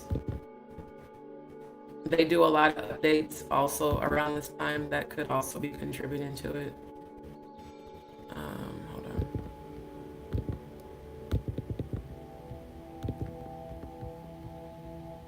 I wonder what'll happen if I refresh. Oh wow, Lisa, I didn't know you were that far ahead on time. Okay, what are we doing here? Why does it keep doing that? Oh goodness, that's not what I was trying to do. This is why I wanted to use Restream. I just could not get it to configure, because StreamYard just has way too many issues. And I don't like how it disrupts my lives. I really don't. So yeah, I'm gonna work with Restream again tomorrow and see if I can get it to configure with Rumble, because I'm pretty much done with StreamYard. Y'all service ain't shit. Yep. Oh, I'm getting ready to show it again. Yep, I'm gonna show it again. Yep. It definitely has. And Street Talk Daily Podcast, I don't think I've ever seen you in the chat before. Thank you for subscribing and welcome to the channel. RJ, actually he did not do his time because 4 years was no near enough time for what he did. That's what I'm saying. That 4 years ain't nothing compared to what that girl is gonna have to deal with for the rest of her life. Oh shit. That was my bad. I didn't mean to hit mute. For what she's gonna have to deal with, 4 years is not enough.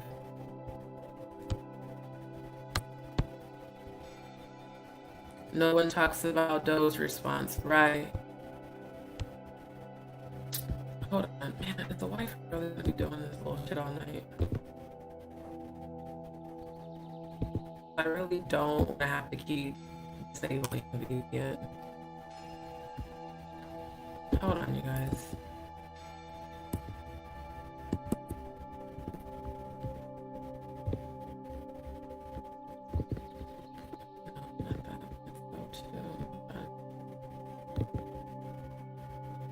I need a consistent ISP, and this is not. Exactly. Definitely keep her, his daughter, in your prayers. Yep. Thank you. I've never seen one that actually rehabilitated. I've seen ones that have pretended to, but not actually be rehabilitated. Street Talk Daily Podcast says, nobody talking about law enforcement reaching out. You cannot play detective on a murder case and fake like you're solving it. No one on Auntie's channel said anything about his daughter being a victim. Thank you. That's what made it even more sad, was that they were taking up for him and no one said justice for the child. Even if she's grown, it happened when she was a kid. Like, it just really bothers me. Thank you so much, Faye. Love you. Yep, exactly. Living with PTSD, the night terrors of the rape over and over, night after night, is far worse than death. Exactly, Cody. And those of us who have gone through it, we do know. You still have the flashbacks. I still have flashbacks from when I was a child. I still remember the way certain things looked and smelled and tasted that I didn't want to know about. A child should be allowed to be innocent. They should never have to worry about someone in their family, especially a parent, sexually abusing them. Thank you. Justice for all survivors. Absolutely. The High Rise, thank you so much. I don't think I've seen you in the chat before. Thank you for subscribing and welcome to D's World. Good day, D, and everyone. I blocked it out, bits and pieces. And you know, baby, that's the normal reaction. That's how the brain copes with the trauma. Suppresses it. And then those fragments start coming back. And you start having flashbacks of things. Because, you know, your condition is just forget about it. Just don't talk about it. Sorry for your healing as well, my love. I'm gonna reload. I'll be right back, you guys. Just give me a second. I'm gonna reload and see if that helps.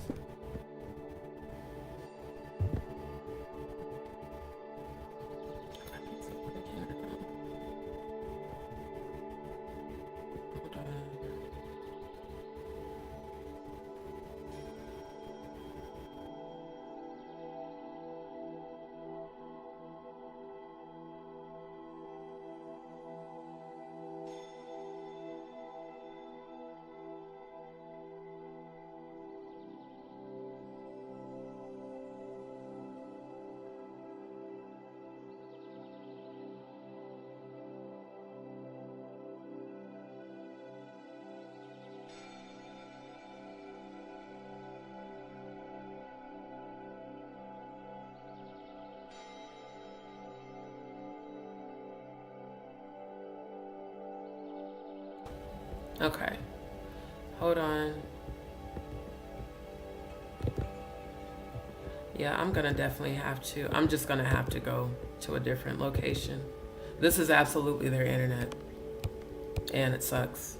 Like I said, it's been happening all day, since about 10 a.m. this morning. Trying to get through the comments. 56 just started to talk about it. That's what I mean. See, these are things that these people who are supporting these predators need to hear. People in their 30s, 40s, 50s, and 60s still afraid. Still don't want to come forward. That's what the trauma does to you. And they need to really see and hear this. I pray that one day the daughter has the courage to come forward. I really do. I pray that she has the courage to come forward and to tell her story and to speak her truth.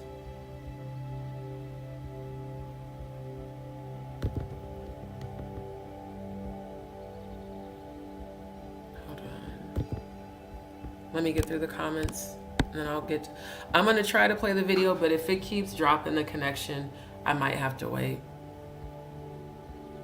Lisa, I look into any marches of survivors of sexual assault. I think she meant matches. Organizing awareness by showing your strength, by showing your face in unity. Absolutely. Yep. Andrew and Cody both have been victims. Again, it's not just women. And I send healing to all of us in the chat. Oh, that's so sad. They don't have that system in the UK. We appreciate you too, Faye. Thank you, my love. As I'm completely shocked at the number of people that are victims. I was never a victim, nor my siblings or children. This is mind-blowing. I have to just help. I'm just a mom. Thank you, my love. We appreciate that. Because, yeah, it's a lot of us that this has happened to, and it shouldn't have. Oh, good Lord, this is so annoying. Hold on. Let me check. Okay.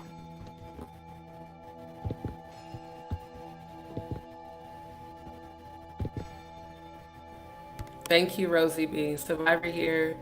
Always feel safe and welcomed here. Because you are. Because you are, my love. It is frustrating, but there's nothing I can do about it. I mean, like I said, I don't have access to their modem router. And when I told them about it this morning, they were like, well, it's working up here. Well, that doesn't mean it works consistently where I'm at. So, yeah, I'm going to, as much as I don't want to have to physically move all this stuff, I'm going to have to, because I'm not going to deal with this yeah, I'm good. Thank you so much, you guys. I love to see the love that we are showing each other. This is what I love to see. Right. 48 and just dealing with the damage. It's because, you guys, the Wi-Fi here is very unstable. And then I did set up a new VPN. So sometimes a VPN also can cause the connection to go down. But honestly, this has been happening to me all day, even without the VPN. It was happening on my phone. And I had to keep restarting my phone. I had to keep disabling and re-enabling the network. So it's because the internet here is not very good. Thank you, Serene. Thank you. Trying to get caught up on the comments. Dion, good to see you, my love. Thank you so much for tuning in. Yes, virtual hugs to everyone. Thank you, family. This is why we're family. We uplift one another. We encourage one another. It's not about all that drama and chaos and fighting. That's not what my channel is about at all. Exposing the truth, bringing healing, and trying to raise the vibration. Iwan, good to see you, my love. And yes, y'all make sure y'all hit the like button coming in. Mookie, good to see you, my love. Yes, yes. So glad to see all of y'all, especially Dion. Good to see you, my good sis. That was Melvin Lindsay who started the Quiet Storm at Howard. I miss Melvin Lindsay a lot. I'm not sure who that is, but RJ, yeah, what happens sometimes, fam, is a lot of internet companies do what is called throttling. And all that means is at certain times they'll play with the internet speed. That's what I can tell it is, because it kept switching frequencies from the 2.4 gigahertz to the 5 gigahertz. And every time it switches, it throws the internet connection off. And that's why I took those few minutes to completely disable the network, rebooted it, and then I disabled and re-enabled the VPN. So yeah, definitely usually between, ironically, the witching hour is when they start messing with all that stuff. Brian Carter, good to see you. I love to see the DzPeepz showing back up. Good to see you. Cody. But didn't my mom had his back and says, oh yeah, I remember you telling me that, because your brother had sexually assaulted you. And yeah, again, delusions. The mother saying, well, it was God's will, and said it was in God's plan. And his brother also hides behind the pulpit. See, there's so many of us that this has happened to, and this is why I'm going to keep speaking about it, because it helps us all to share and heal. And you know I'm praying for you, Cody. Rosie said, I've been down lately, but I enjoy dropping here nightly. And I'm sending you healing, Rosie. Whatever it is you're going through, I'm sending you healing, and I really hope that it gets better for you. Let me see if it will allow me, because like I said, the internet is being real weird. I'm gonna try to share screen because I want to show you guys. Hold on. I want to first share.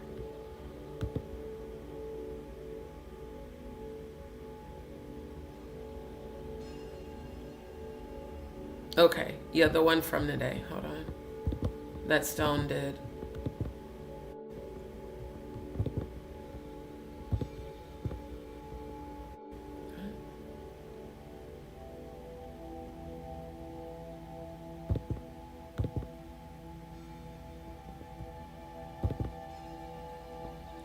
Okay, now to share screen, this is different. It makes me remove the tab, which I don't know why. Hold on, family. Like I said, I'm using a different browser, so I'm trying to see if it will allow me to do the share screen.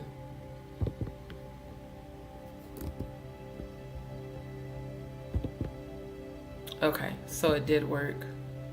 Now I'm gonna switch my banner.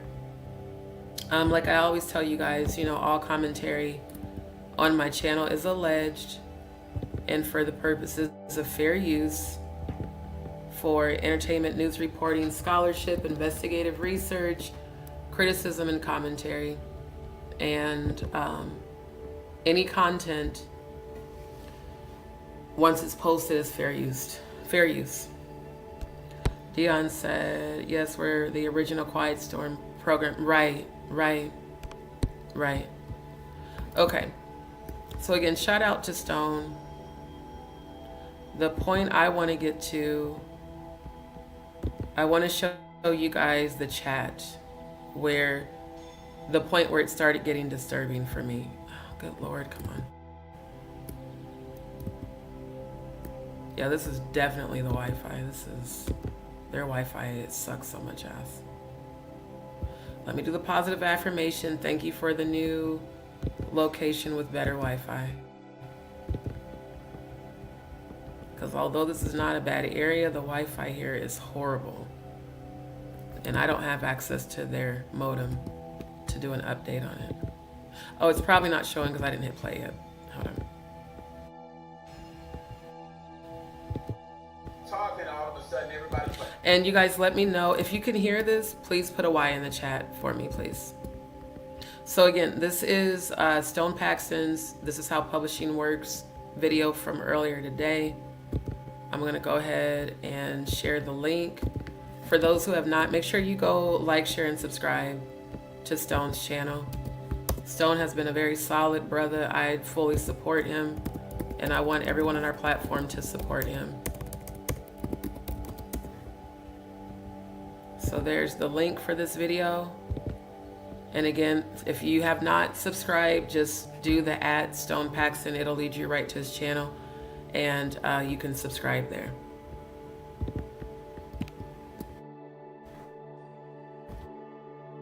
All right, and let me know if you can hear it, family. It's like spooky. I'm like, what happened? I missed the whole. I'm deep into my conversation, and you know, Baba back here in the back. That's my artist right there. He's super dope, man. Listen, so we're gonna get on this publishing thing, you guys. Okay, so I was talking about publishing and how artists can get robbed. We're gonna talk about that and how publishing works and the breakdown of publishing. Because in publishing, we're just gonna jump right in. You got your mechanicals, you got your sync licensing, and you have your live performance. You have performance royalties. You feel what I'm saying? There's so many different elements in the music industry that make up mechanical. Hold on, let me. Soul Sounds. D, I just had a flash of the two of you together, no joke. Does he look similar to who you have seen in the 5D Divine Masculine? No, I know who my Divine Masculine is. I've met him and we've actually hung out and stuff. But I do believe at some point him and I will meet in terms of possibly collaborating. Because I have a few ideas on some healing energies, and we've talked about it, you know, frequency. And he has been very positive. He's like, I hear the high vibrational music on your channel. He's like, I see the difference. So when I look at Stone, I look at him as like brotherly, you know, not like anything romantic. And quite honestly, the man who I do believe is my divine masculine, I have met him. We have had discussions about us having our attraction, but I'm not in a space right now where I even feel like I can focus on a relationship, quite honestly, with what I have going on. But I do think at some point him and I will, will align. And as far as my divine masculine, that will happen when it's according to divine timing. So yeah. Right. Yep. I know. And Lisa, I've been praying for you and your mom. I know you guys have been going through a lot. I speak healing over you. I speak healing over any upcoming procedures. And I speak healing over your mom. I believe both of you are going to be healed. Thank you, Soul Sounds. Yeah. And see, I feel more of a spiritual connection to Stone than anything. Because when we started talking about frequency, brother fully understands frequency. And as him being a Buddhist, he really tries hard to keep his vibration high. And quite honestly, those are the only kind of people I want to, be in contact with or be in connection with on any sort of like soul family or, alliance type frequency. People who are stuck in the lower realm, I don't want nothing to do with them. I will pray for them, but that's about as far as my engagement goes. So yes, love and light to Stone. Soul Sounds, I appreciate your energy, but no, he's not the man that I know to be my divine masculine. Now, what is really crazy is how I just watched what y'all told me happened on my channel, where YouTube messes with your amount of likes. As soon as I clicked back on this page to play the video, I saw where they just reduced his likes. So yeah, YouTube is on some bullshit. Because y'all have told me that y'all witnessed that happen on my own channel. And I literally just saw that happen on his. That's wild. This is also why I wanted to get Restream set up so I could stream from Rumble.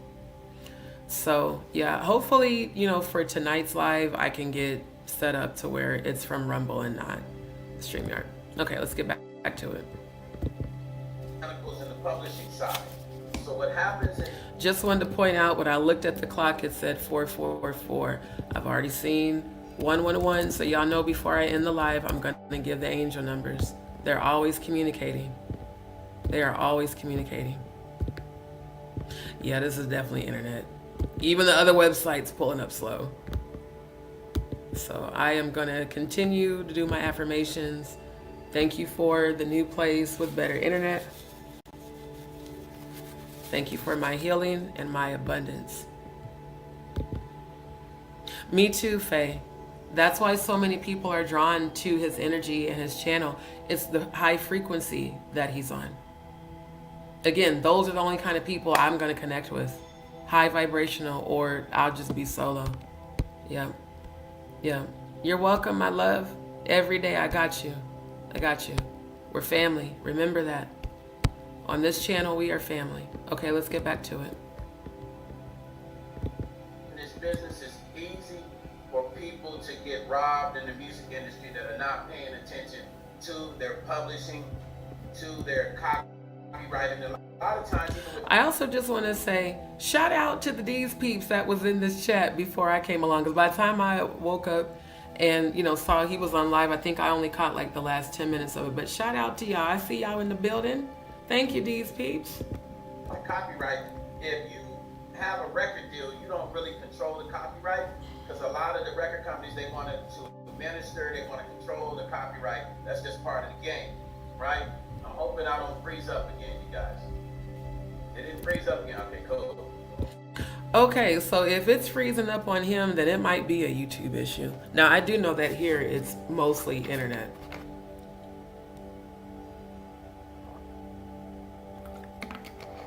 I need to go take, I'm gonna play this, but I'm gonna pop off camera because I need to go get my allergy medication. Okay, so they like to control, a lot of companies like to control the publishing. So the way they do that is, when you come to the table, record companies will give an artist an advance. And they give an artist an advance so that they can tap into the relationship of that publisher, right? And usually on a publishing deal, it's a 50-50 situation.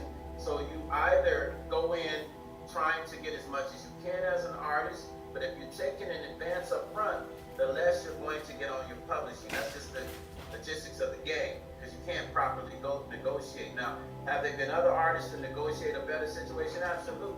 A lot of times, if you don't want the money, you're not hurting or need the money, you can step back off of it and go, no, I'm cool, I want as much publishing as I can get, and I don't want no advances. But how many artists are going to turn down advances? So the way Angie's first publishing deal worked is, it was a 50-50 co-publishing deal. The person came to Angie, they said, listen, I can go make this happen, you can work for my company, or I can go get you a situation for writing these records. She signed a co-publishing deal, she owned 50%, that person that went and made the deal happen with the label owned the other 50%. That's how that can happen with an artist. Now through the years, what happens is companies will sell their portion of their publishing. Sometimes they'll move around from company to company, from investment company to another investment company. They will buy, they will buy that asset, kind of like buying an insurance note. Like, you know what I'm saying? Insurance companies switch up. How many times have you had an insurance company you look up and another company has taken over your policy? It's that same similar concept in the music industry. Catalogs and masters are bought by other companies.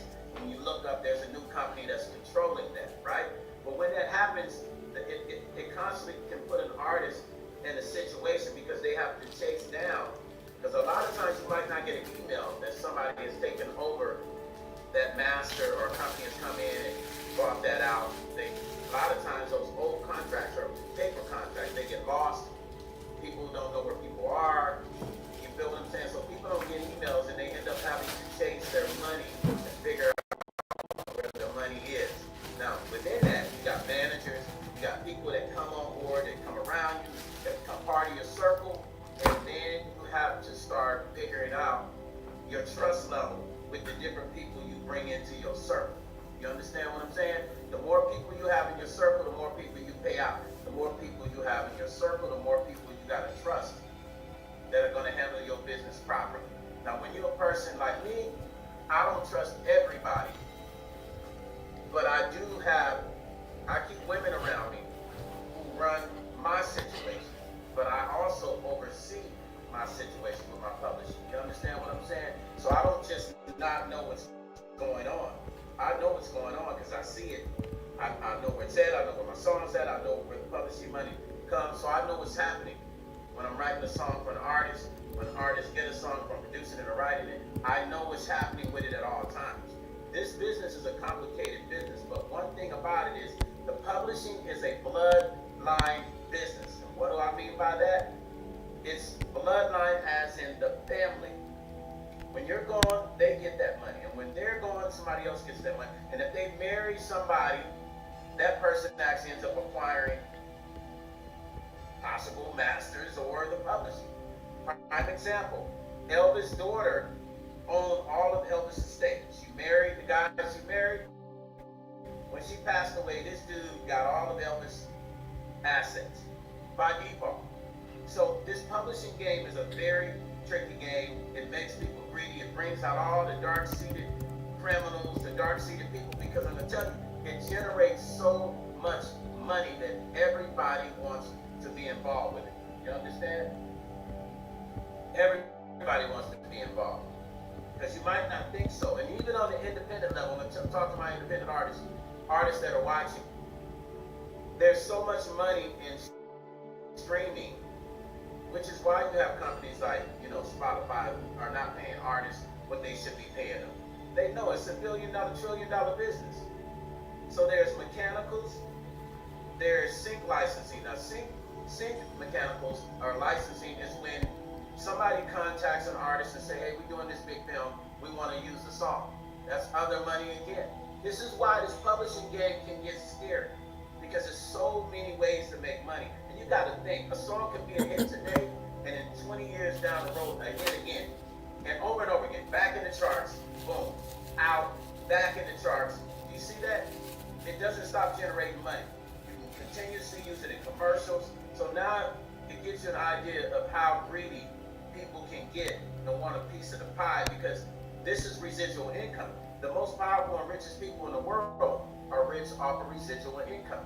Publishing and mechanicals are residual income. Exactly, Lisa. Angie had a pure and trusting heart, which attributed to her demise. That's why I really, like I said, everything is divine alignment for sure with God bringing Stone to my channel. Because these are things that even for me, I am literally writing songs and making my own first album. These are all things I've never been taught about. You know, I love that despite the bullshit that they're doing, all the shit they're aiming at Stone, he is still moving forward on his platform. He is still doing on his platform what he actually does for a living, which is produce music. Now, Paperwork tried to claim he was an artist. Ain't nobody ever heard of you or your music. We all know that Jaguar's an artist, but she's not focusing on her music. Stone is not only focused on his music, he is still focused on justice for Angie Stone. So, again, shout out to Stone. He's a great example of professionalism and perseverance in maintaining a high frequency even when a whole bunch of low vibrational bullshit is attracted to you. Faye said, or I shouldn't say attracted to you, a bunch of bullshit's thrown at you, because high vibrationals don't attract that bullshit, but we do get attacked. $1 trillion business. Trillion is Nanny's gematria. Interesting. Stone doesn't need or deserve any of the extra BS. God bless him. Absolutely. Absolutely. All he's trying to do is get justice, and it's like they just want to fuck that up as much as they can because of where they're not healed. Income, therefore making people very greedy about... Oh, you know what? I just looked over in his chat. So, Street Talk Daily Podcast. Oh, you're a moderator for Stone. Okay. I was going to say, I didn't think I ever saw you in the chat. Thank you. Thank you for coming and joining us tonight. Appreciate it. Wanting to make money or be a part of an artist. Imagine an artist is getting a lot of streams, and then all of a sudden, here's the guy in the back going, he keep playing and Stone on my Oh, I get what you're saying now. Yeah, because when I pulled up her gematria yesterday, it said trillion. And see, I was thinking very linear in terms of, you know, the money that they make trafficking. But yeah, the music industry can definitely bring you a lot of financial abundance if you are aligned with the right people. Exactly. Manifesting matters. Guys, do it daily. Matter of fact, I did a mantra today. I'm going to just, since we're talking about this, I'm going to quickly share it with you guys. Because I am manifesting not just getting my surgery done, but my new career, my new house, my new soul family, my real soul family. And I'm manifesting my first film getting out there and actually getting, you know, picked up. I just believe I deserve the best life. And so I was listening to one of the tarot readers that I follow. She's a spiritualist like me. And on her, she does general readings. And I follow her on Instagram. And I took from what she was saying and kind of made my own mantra. And it says, it's on my phone, focus on you, in capital letters, LOVEU, love you. Because you cannot manifest when you are in survival mode. You have to know that things are already yours and that it's meant to be yours, even when you can't see it. Step into that frequency of already having what you desire and are manifesting. Going through periods of depression is mandatory to show you how you are participating in your own misery. And after you go through that period of depression, pick yourself up and keep moving forward. Because that up and down, like you guys are witnessing what I'm going through, the transition, is going to be such a powerful testimony later of everything you had to go through. And you'll be able to reach out to other people and say, hey, I know what it's like to feel depressed. I felt depressed too, but I had to go through that so I could see where was I getting in my own way? Where was I participating in my own misery? A lot of times the reason we don't manifest things is because we subconsciously don't feel we deserve it. Or we subconsciously don't really believe we can obtain it. And after all the shit I've been through in life, I deserve every miracle and abundance that shows up for me. Spiritual abundance, healing abundance, joy abundance, prosperity in the spiritual realm, not just money. That means spiritual stamina, spiritual strength. So I want everyone to remember that manifestation, and I love that you put that in the chat, Lisa. Manifestation definitely matters and it definitely works. Believe what you want and that you deserve it, and watch the universe give you what you just vibrated out to it. I guarantee you. Again, the co-creating from the 555 message last night. We are the co-creators of our reality. What you focus on, you give your power to.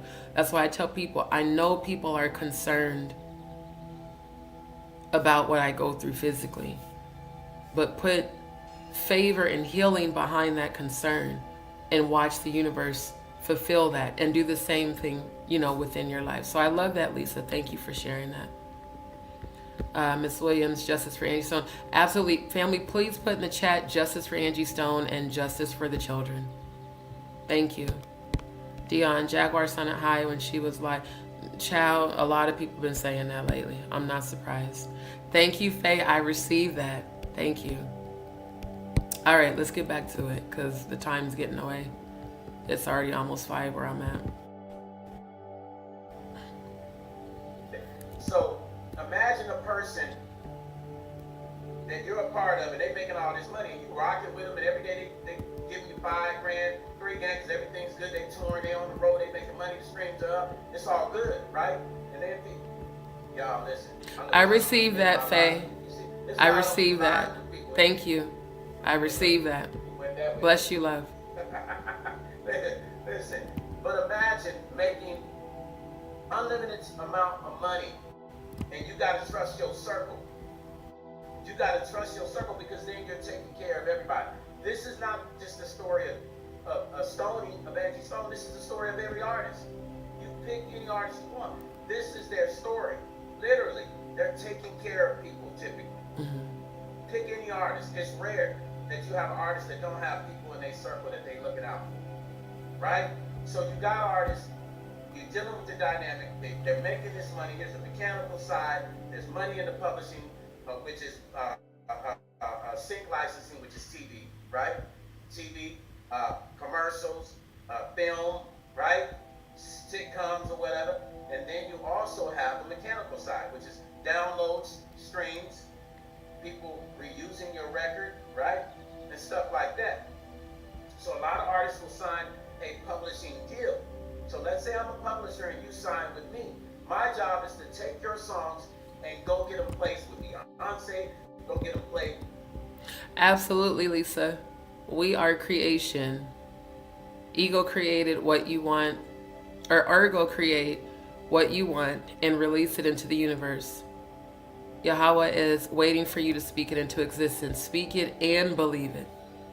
And know that you deserve it. The universe responds. Oh, wait. No. No. That's not. Hold on. I didn't mean to hit full screen. Because I want the chat replay to show up. Okay. Michael Jackson, go get a place. Clearly, I'm still hitting the wrong thing. Hold on, family.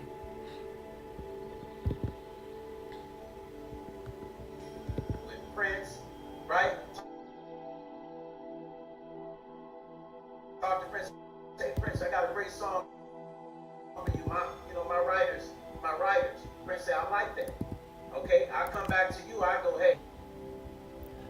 Would have been to have been able to work with Sir Prince Rogers Nelson, my #1 favorite artist of all time. That would have definitely been a dream come true. So yeah, Prince is inspiring a lot of the songs that I'm writing. Thank you so much, Serene. Thank you. Yes, justice for the survivors, justice for the children. Thank you, family. Song place. We make, and Prince company's gonna cut us a check right there on the spot. Plus, we get our money on the back end when that becomes a hit. Plus, Prince is gonna get a percentage because he took the song. So we're gonna look out and be like, all right, we're gonna give Prince 15, 20%, 10%, right? Those two, right?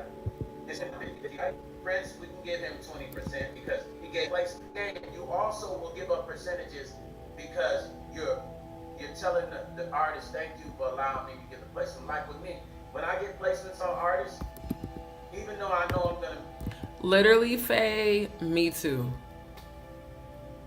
I fell in love with music the first time my father played Prince's music when I was 4.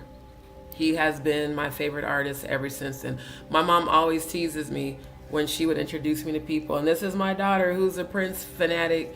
Well, not so much a fanatic, just a supporter and follower, because he was amazing and he was just his own frequency when it came to music. No one could ever match Prince's frequency. He just had his own frequency, and it was absolutely amazing. Make money, I still will give them a percentage of the publishing. That's just me. Now, other artists do the same thing. I might give them 10%, 20%. It depends on how big the artist is. I might give them a bigger percentage. And that's like gratitude. Thank you for allowing me to get that place. You understand what I'm saying? Good to see you, CC. So, we're looking at this situation with Stoney and the publishing, and everybody's like, where's the money? But you got to understand how this works. This is a very tricky business, man. And the only people that want to steal are the people that are not creative people. Right. It's never the people that create a lot. I can sit here and write a song. That person that's a writer, producer can write a song. You can make unlimited amount of money that your business is right. But the only people that typically steal from artists are ones that don't have a situation, the ones that are not creative. Because it's a lot of money to be stolen in this business. A lot. This is why artists have to be careful. They have to watch their business at all times. There's a lot of money in this business, you guys. A lot. So imagine getting a check. You just did a movie placement. You just got a check for 50, low end, or 100,000. You're getting your regular checks 4 times a year from publishing. That could be, those checks can go up to $1 million a year on just radio play. Now let's add in streaming. So we do the streaming and physical radio play. That could go up to 2-3 million. And that's even with Spotify taking a big chunk of the money. Artists are still seeing money off the streaming. So imagine it. Then the artists got their money from their live performance, which they get to keep all of that. The only people they got to pay is the band and their managers. So if the managers get 10% or 15%, some managers will get 20%, depending on how much work they're doing for the artists. It's a lot of money coming in all the time. You understand what I'm saying? So it makes people get greedy. It makes people want a piece of the action. They want it bad. They want to be around artists. They want to figure out how to, if they can take it, they'll take it. If they can finesse it, they'll finesse it. I mean, just imagine, where else can you go where you know the money keeps flowing? So it brings dangerous people. It brings thieves. It brings the hustlers, the gamers. They're all attracted to that quick money. That, by the way, the artists work hard to earn. With me, with any independent artist, it's the same thing. That's the reason why I watch the people that I put around me.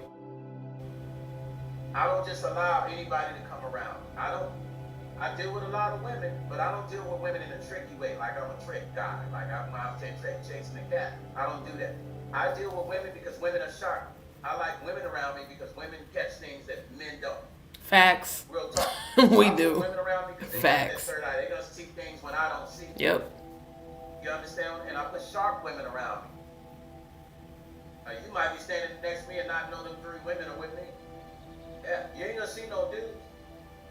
I mean, I got some homeboys that, you know, we roll, but I keep women around me in the music industry and in every day because they see things that people don't see. You understand what I'm saying? Angie trusted people. she shared a lot of her private business, which you can't share too much of your private business as an artist, because the more people you have in your business, the worse it can get. Because if I start telling you how much my publishing is worth, then you start getting ideas. If you got a criminal mind, if you're a criminal person, you start having ideas like, ooh, wait, all I gotta do is be her friend, be his friend, act like I'm cool, hang around, chill out, gain the trust, and then go in for the bag. Boom. This is how a lot of people think. And you know, now that he's saying that, all I keep thinking about, I remember when Odell contacted me and was like, sis, can you sing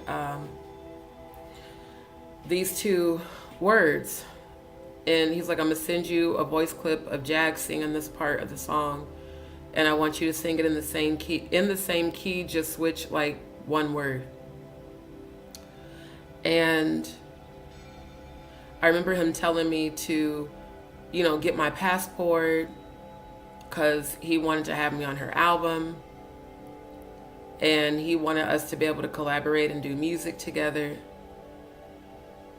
And I'm just thinking like, damn, if that would have happened before I ever heard of Stone Paxton, for him to explain this stuff to me, the amount of shit they could have gotten away with just off the strength that I didn't know any of that, as far as like, you know, the whole publishings and all that. That stuff I've never really been taught. I just have always loved and made music.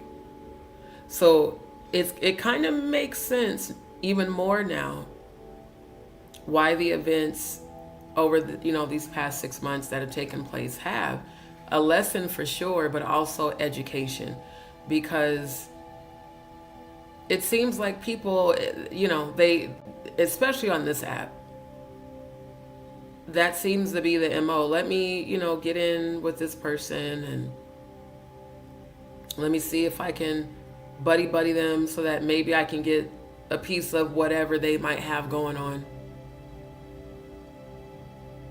You know, it's just, it's amazing to see that rejection really is God's protection. That I remember when I was, you know, asking like, so when's the song going to be done? You know, when is the song going to be produced? And never really getting an answer on that. But I went ahead and recorded, you know, my raw vocals. I still haven't heard anything about that song. So they could very well be capitalizing off of that without me having any knowledge, you know, prior to now, in terms of what I would have needed to educate myself about. See, Stone's been in this industry a long time, even longer than Jaguar.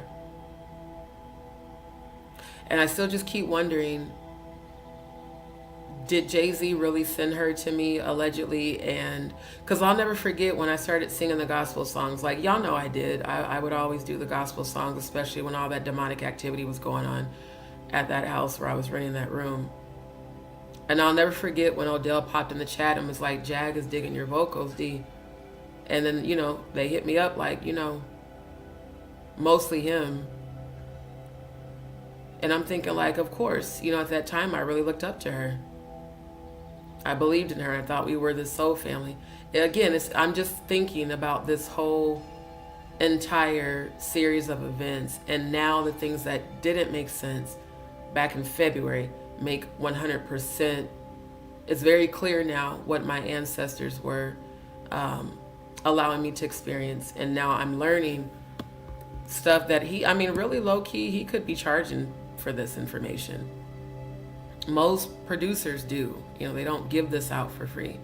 So I really appreciate Stone for this live, and for him acknowledging women, because again, in the industry, women are so underappreciated, and especially Black women, you know. So I admire this. Oh my God, the allergies are killing me. I wish the weather here would be consistent. Auntie Mickey, good to see you in the chat. Faye, you sing. It's not a competition, Faye. That's one thing I don't do. I give Jag her props. She can sing her ass off. She can. I really wish she'd focus on her music. So when it comes to me, Faye, it's never a competing type frequency. But I appreciate your compliment. Thank you. He will probably slip some of your vocals somewhere. Oh, I'm sure they will. You know, it is what it is. It is what it is. Thank you guys for the compliment. I do appreciate it. Grand Rising, Purple Flower. Grand Rising. No, you don't have to be sorry. I'm saying that for the sake of me, that, you know, I don't look at it as whether or not I can sing better than her. Here's one thing, you guys, that I really want to teach everyone on my channel.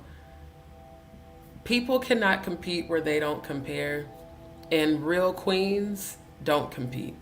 They fix each other's crown.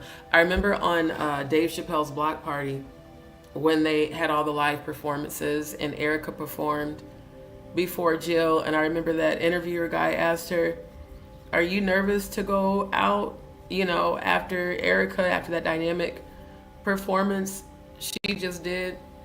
First thing Jill said was, have you heard me sing? She was like, have you heard me sing? She said, oh no. She was like, she has her own frequency and I have mine. And that's really how it should be across the board for women in general, not just singing and in the music industry. Just fix each other's crowns. The only people competing are those who feel that they're inferior. So Faye, don't feel bad. I want to answer that so that people understand that when it comes to Jaguar singing and me singing, that energy's not in me. That's not in my mind. Not at all. So yes. Thank you. And thank you guys for showing love in the chat. Definitely those of you that just tuned in, catch the replay when you can. In a narcissist nation, we're in a narcissist world, everybody want to be somebody. There's nothing wrong with that. But because of that, you're going to suffer as an artist. Right. And with this publishing game, there's so much money and there's so many ways to be tricky. I could sign an artist to a deal. For instance, it's easy for people to sign an artist to a deal and trick them and take their publishing. This is why I don't mess with people's publishing. Pause. Okay. See, again, I wasn't in the live chat because I was still asleep at this point in the live. Here we go again with Mr. Clout Chase. He puts a $50 super chat. I'm in Las Vegas right now. I'm listening to you talk about publishing. I'm taking notes. Are you saying that Walter Millsat took a 15% as a writer on behalf of Angie? Not trying to be funny, just asking. See what I mean about how far paperwork is willing to go to Clout Chase? See what I mean? Now, he just got done complaining about how he spent $8,200 so far on Angie Stone's investigation, which, in my opinion, ain't nothing but clout chasing and trolling. He said he was going to end up being $20,000 in debt by the time he gets done investigating Angie Stone's death. In this same live, he tells Stone Paxton that he can't afford a $5,000 interview, but you can afford to keep flying for clout. It's almost like he went to Vegas to position himself. I think he thought, well, if I just fly out there, Stone has to sit down with me because I'm here. He don't want nothing to do with you, paperwork. I mean, he's made that abundantly clear. Even conversations we've had. Because when I first warned him, like, bruh, he moved like Jag and, you know, they be befriending people just to turn on them for content. He was like, well, you know, it was solid that he apologized. And I told him then and there, I said, I'm going to tell you right now, fam, that apology is bullshit. I said, mark my words, if he don't redact it or try to go back on it. And then verbatim, bam, that's what he did. But he's still clout chasing. Let's think about the psychology here. Him and Jaguar drug Stone for filth on multiple lives, and I do have those screen recordings. Apologized, then said on Paperwork Party TV's platform that Stone was in danger and that, oh, y'all should pray for Stone because his life is in danger and all, all that bullshit. Then he brings his ass exactly what Stone just described we're seeing Paperwork do. Let me get cool with you because you're talking about publishings. Opportunist. Look, dude, I flew all the way out here. You got to sit down with me, trying to force a connection, trying to force an interaction that he's told you he's made it abundantly clear he don't fuck with you, Paperwork.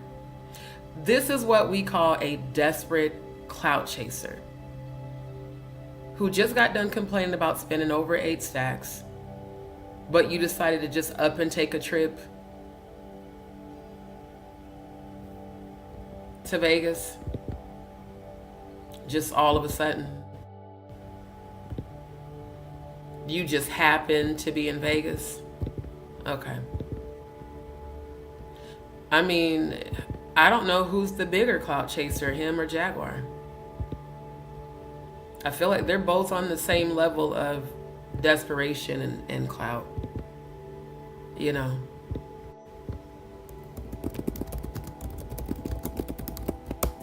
It's just insane to me. And then to keep the narrative up that, well, no, it's about Angie. No, it's about you, bruh. Clearly, I mean, that's why I'm playing this. The amount, because see, by the time I came in the chat, I had seen like 11 super chats. I'm like, oh, somebody really supporting. Then I look at the super chat and see it's him. Exactly. We can love each other because we are unique beings.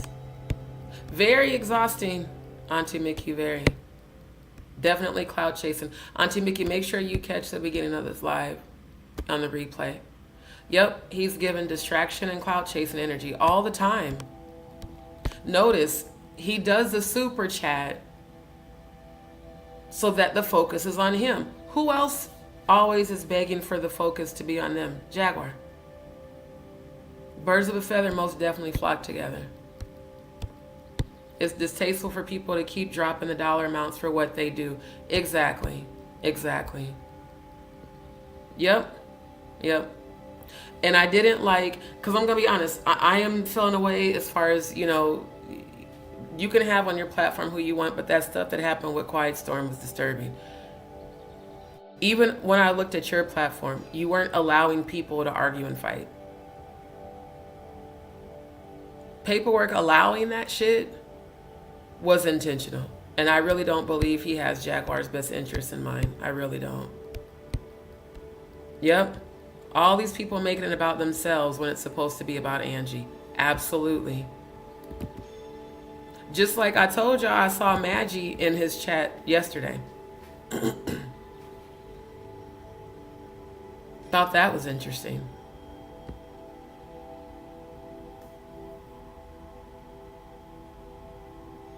Now, I haven't watched any of Maggie's videos since I went and screen recorded the live that...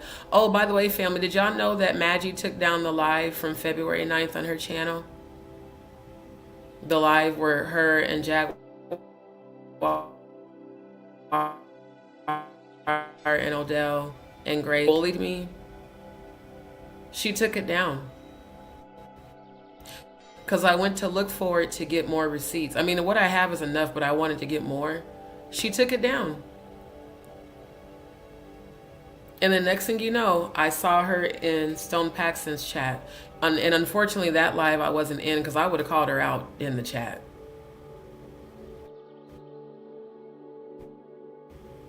We have to wonder, why is everybody all of a sudden trying to clout chase off of Stone? And it's all the people that prove to be two-faced as it pertains to my channel.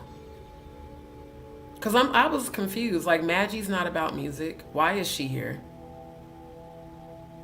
Again, people that do the super chats is to shine attention on them. Like, hey, look at me. Look at my comment. She posted a $2 super chat. And I was like, wow. So basically the live before this one, for those of us who know who Maggie is, you'll see her in the chat on the live before this one. Right. I definitely feel like he's using Jaguar. And unfortunately, that's the only platform left that she really can go on. Because everybody else she turned on. She burnt the bridges. Just a matter of time before they both turn on her. And I told her last year, I said, these people that are close to you are about to betray you. She got so mad when I told her that. I said, you need to watch out for Sean Atwood. Watch out for Maggie. Watch out for Paperwork. And I even had 3 premonitions of grace turning on her. Literally everything that I said has happened, including her and Odell breaking up. Yep. Yeah, she took it down. I think she must have watched my live when I said I was going to sue all of them. And I think she saw my live where I told her to stop tagging me because I'm not finna fuck with your ass. The same way Stone's adamant about not fucking with Paperwork is the same way I'm adamant about not fucking with Maggie or anybody else from that part of the Jaguar Wright sector, the previous family, the ones who all participated. And Maggie trying to, do that bullying shit to me on Jaguar's channel and then doing it on her channel when I've only been supportive and positive. Now she want to clout chase after Stone. Bitch, bye. You ain't here for nothing but yourself and clicks and views. You just like Jaguar. Just like her. The deflecting is overwhelming. It's very draining to think that we don't see their garbage. Exactly. Exactly. Thank you, Dee Dee. Yeah, Maggie is the one that Jaguar refers to now as the dead Black Owl. Her channel is called Maggie the Black Owl. Maggie is the one whose platform Jag was on every morning, and they would constantly sit on her panel and gossip and tear down other content creators. And for me, it was annoying. That's why a lot of times I just didn't even show up to the lives, even though I had a wrench, because I was like, dude, this... I mean, I can understand the roasting and laughing, but y'all just legit sitting on this app at 5 and 6 a.m. for the sole purpose of tearing down other content creators is just, it was annoying. No, she took mine down because I went and looked through her lives. She has the one from February 8th, and then she has the one from February 10th. The one from February 9th, when everybody migrated over to her channel, she took it down. You can still get sued. I have the screen recording. Doesn't matter if you took it down. You still did and participated, Maggie, in what you did. And you allowed it on your platform after y'all did it on Jaguar's. See, Jaguar's ego's too big. She feels like, oh, ain't nobody gonna sue me. And even if her and Odell are working together, Odell always talks about suing people. But I wonder what's gonna happen, sir, when you get served with your own lawsuit. Let's see how that goes. Yep. Trying to avoid. Yeah, she now is referring to Maggie as the dead Black Owl. Or that dead black bird. Just like how her and Paperwork spoke death over Stone Paxton, talking about his life is at risk and y'all need to pray for Stone, like assassins would say. It's real weird. Yep.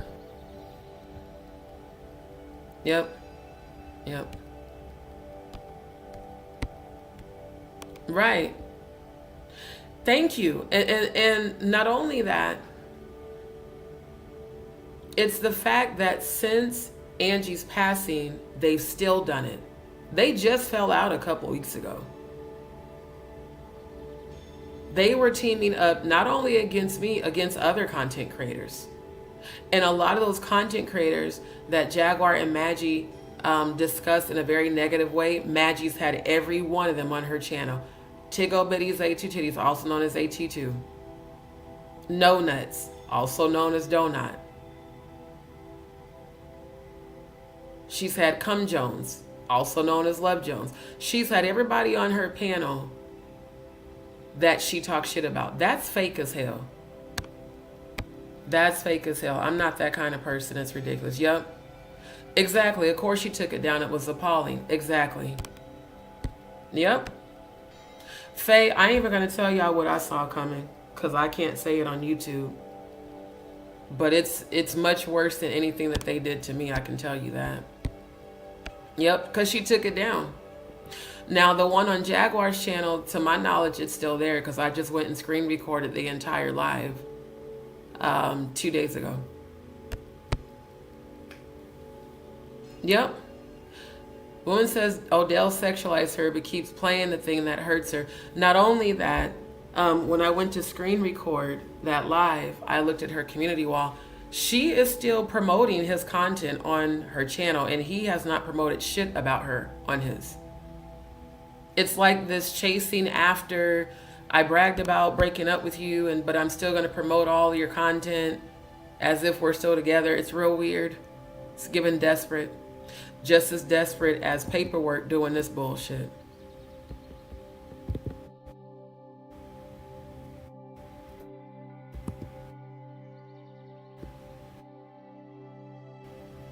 That's why I don't mess with people's publishing. You understand what I'm saying? All right, Paperwork. I'm listening to you talk about publishing. I'm talking, taking notes. Are you saying that? Here's and what I'm gonna say. Paperwork. I saw a whole bunch of bullshit. Bro. Hold on. Auntie Mickey. No, Odell was her boyfriend slash manager slash producer. And when we were all aligned, Odell he wanted me to do music with her. And he was like, she really likes your voice. And I know there's some, songs that I could have you guys collaborate on. But Odell is not her main producer. There are other major producers, including his friend, who he refers to as Meech, that was working on albums and music with her. Because I saw it on Meech's Instagram page. And like I said, I will never take from Jaguar her voice. She has an amazing voice. If she would focus on that and not all this distractionary bullshit, she could actually make a difference. But yeah, Odell is her boyfriend or ex-boyfriend, I guess they are broken up now, who was helping produce the Jaguar Wright show as well as her EP, her new music and stuff. Yeah, so I just kind of want to let you know. Yep. What he's doing right now, what Paperwork is doing, is being a complete distraction and using money to make it seem like he's supporting Stone and that he's with them, which is even more pathetic.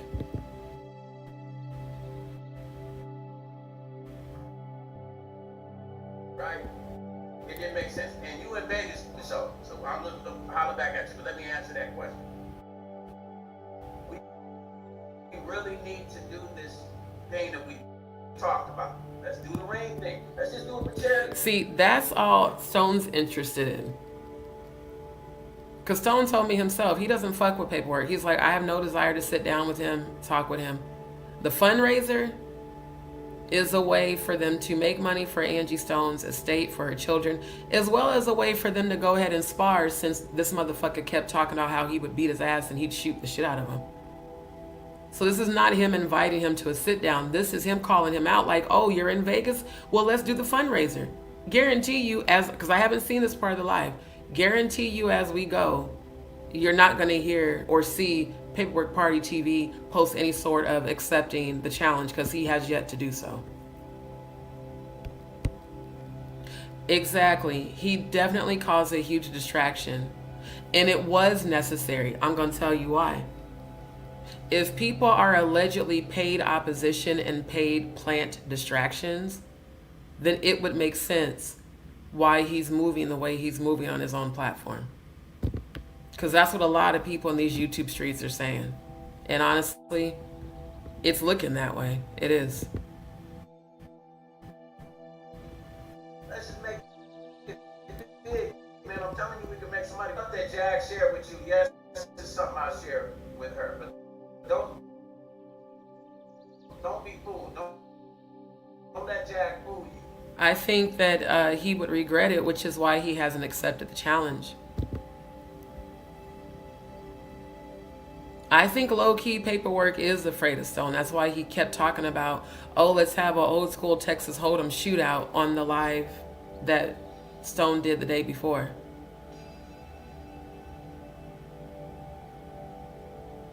So, you know, he literally put in his chat the day before this one, yeah, let's get in the ring and I'll beat your ass. That's why Stone is saying, oh, you're here? Okay, let's do it. Since you said that shit, let's go ahead and do the charity event. Tanya Robinson, didn't Paper solve the other crimes? If he did, what's the difference? He didn't solve shit. I don't know. I mean, if you have some receipts of a crime he solved, please send them. All I saw him doing was investigating about Whitney Houston and Kim Porter. He has yet to solve any crime. So I have a feeling you're probably one of his subscribers that just subscribed to troll.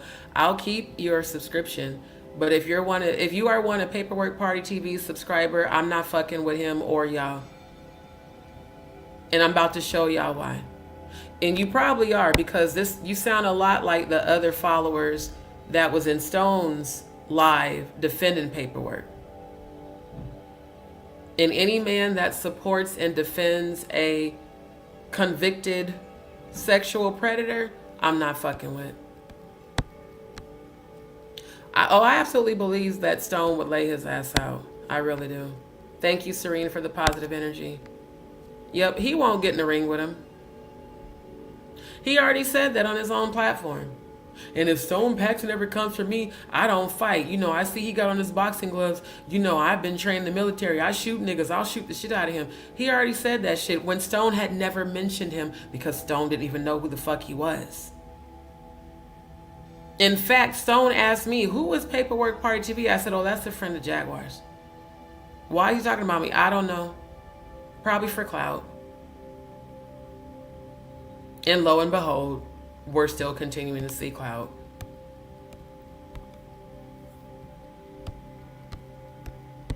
Not at all. I just want justice. Never knew. Okay. All right. Cool. Right, Dee Dee? Because it tried to go out a second ago. Thank God it's helping. So yeah, let's get back to it because of the time.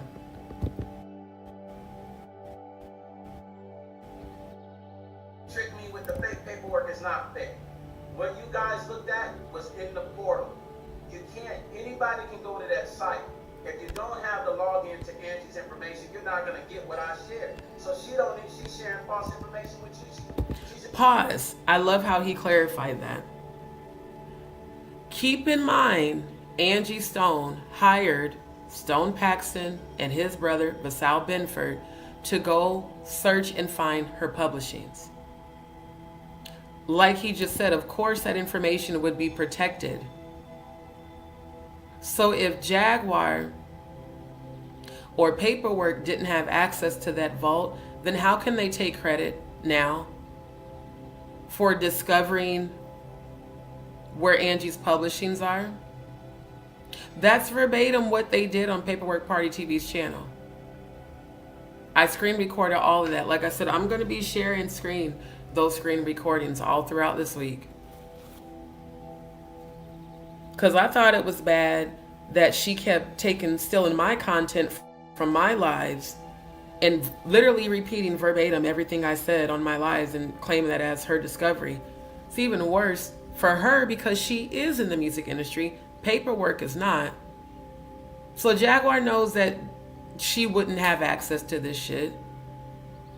That was the sole purpose in her begging Stone for an interview and asking for sponsorship so that she said he trying to line her up. No, ma'am, you trying to line him up so you can clout chase and say, look what Stone gave me. And, you know, she didn't even do that. She didn't say, well, I got this information from Stone Paxton. She literally took credit and said, me and Paperwork found the publishings. It's insane. It is insane. Thank you so much, Andrew. Good to see you. Exactly. They could not have had access to Angie's publishings without the access to the domain that was holding them. But yet they're both out here lying, saying that they discovered it. I showed y'all Paperwork's Instagram last night where he posted it. Look what we found. Y'all didn't find shit. He gave her the information and she ran to you with it immediately, just like he knew she would. She's very predictable. The ant farm again. It's okay. Yes. And yes, we are going to be doing his interview, or his panel discussion rather.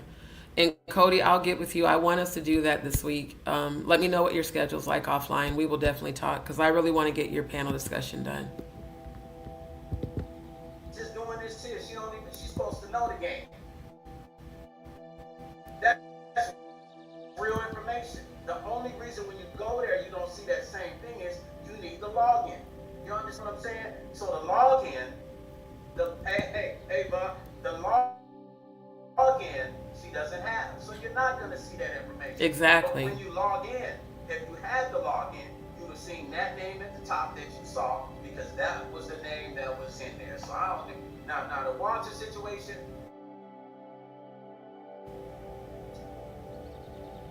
that's a whole nother situation, conversation that Angie had with me. And right now, I'm not ready to entertain that. I'm going to be honest with you, saying this because this conversation today was really more about really breaking down publishing the people. But I would say I would get on the phone and talk to you about that. But man, after that little Jag recording my car, I don't really trust nobody on some real shit. That shit was foul, but it's all good. Listen, but know this.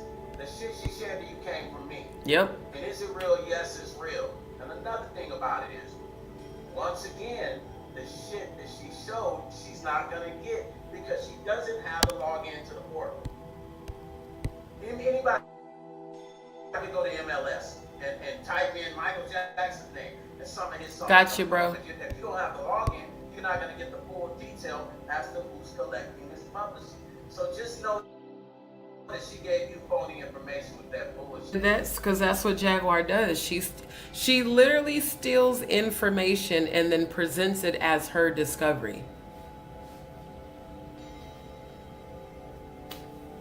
Hell, I remember when we were talking on the phone and it was some song she was talking about and she was like, oh, I've been jacking songs for years. I just revise them. Seems like that's just her MO. Let me just steal information. Let me, I told Stone, I said her befriending you, fam, is she's trying to come and get information because she knows you were the closest to Angie. I was like, I don't trust her. Her motives are not pure. And lo and behold, he found out just like I did. She does that so that she can get credit, so she can present herself as this shero, because a lot of people have been calling her out on her energy and behavior. And because honestly, what is she actually doing on her channel to help solve what happened to Angie? Nothing. Because if she really cared about Angie and getting justice for her, she would be focused on that on her own channel as well. Not, constantly jumping on Paperworks and tearing Stone down for no fucking reason. Again, this man never even said nothing bad about her. That's why I know he was shocked when he first saw her do it. I was, and I said, oh, that's her pattern, bro. That's what she does. That is what she does. So yeah, Cody, I definitely will get with you and see if we can get it done here in the next few days. Right, yep. Oh yeah, let me go to that again real quick. Hold on. Thank you for reminding me. I don't know. I guess I'm going to have to pull it out to share screen. Again, all this activity going on is very, very telling, including Paperwork being in Vegas. That's even more telling. I'm gonna switch the screen. We'll come back to Stone in just a second. We'll come back to his interview. Present. No, just what? Oh, there we go. Present.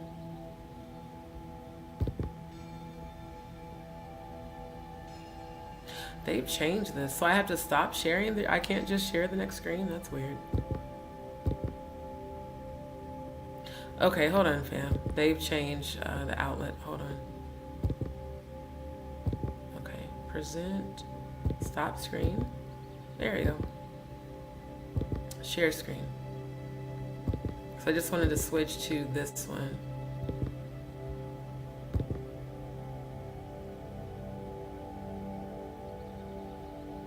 What the hell just happened?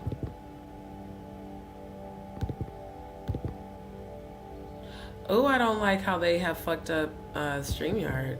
I'm not liking how they're doing this. Regardless, I'll come back to my photo. So in 3 days, actually it's already happening now. Let me maximize this. And again, this is the satanic ritual calendar that I found in 2018 when I was researching SRA, satanic ritual abuse.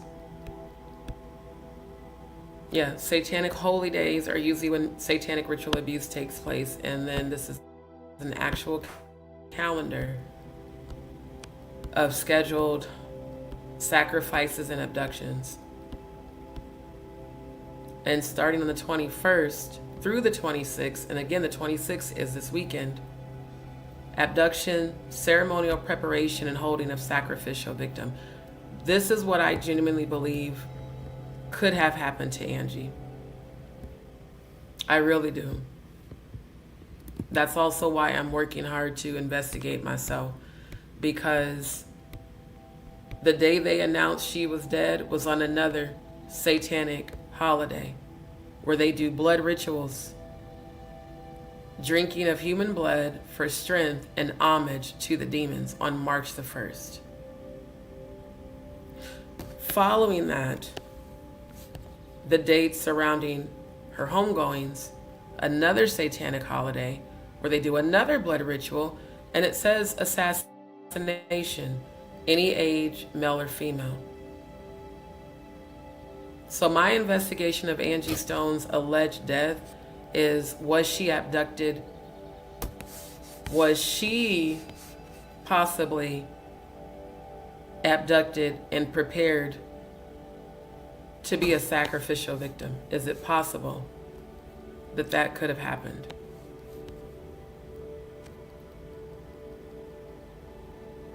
It says clear as day assassination. Jaguar referred to Paperwork as her boots on the ground guy, the man who has twice talked about shooting Stone. Now, he tried to be playful in the chat on the live before last night, where he was like, well, I'm not talking about really shooting. I'm saying, you know, let's do a Texas Hold'em shootout with paint, you know, really? After we all heard you say you would shoot the shit out of him if he ever tried to come for you before he ever knew you existed, before he ever said anything about you? This is why I keep wondering, who the fuck is Paperwork Party TV and Jaguar Wright for real? Because they both are starting to give this energy. Why is this man in Las Vegas right now? That's giving stalker. Bro, I'm already here. Why? He told you publicly he don't want to fuck with you. Why are you there? It's real weird. It's real stalkerish. Do I have to refresh again? I think I might have to refresh again. Hold on. Hold on, family. Give me 1 second. I'll be right back.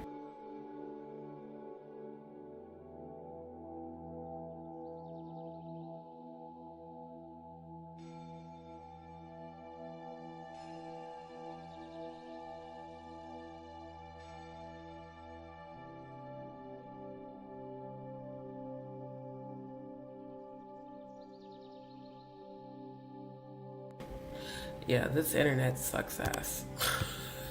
But I'm back. Let me share screen again. Hold on.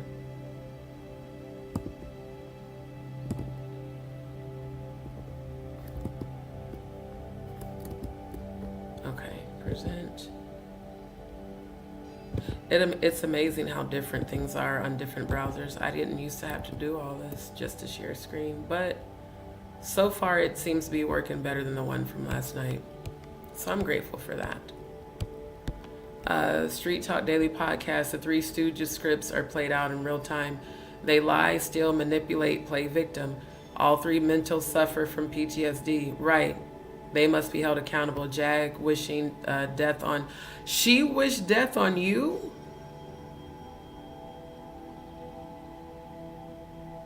Do you have a channel? Because I saw that you were one of his mods. Like, that's wild. Why the fuck is she wishing death on you? See what I mean? This shit is crazy. Thank you. Paperwork didn't even do the paperwork on Quiet Storm. I did. And presented it. Facts. Not cap, not gossip. Facts. Yep. Yep. Supposed to have reported us to the FBI as bullying. She lost her man today. I guess she wants sympathy. Big Bro Stone was warned. No, they've been broken up. That didn't just happen just today. They've been broken up.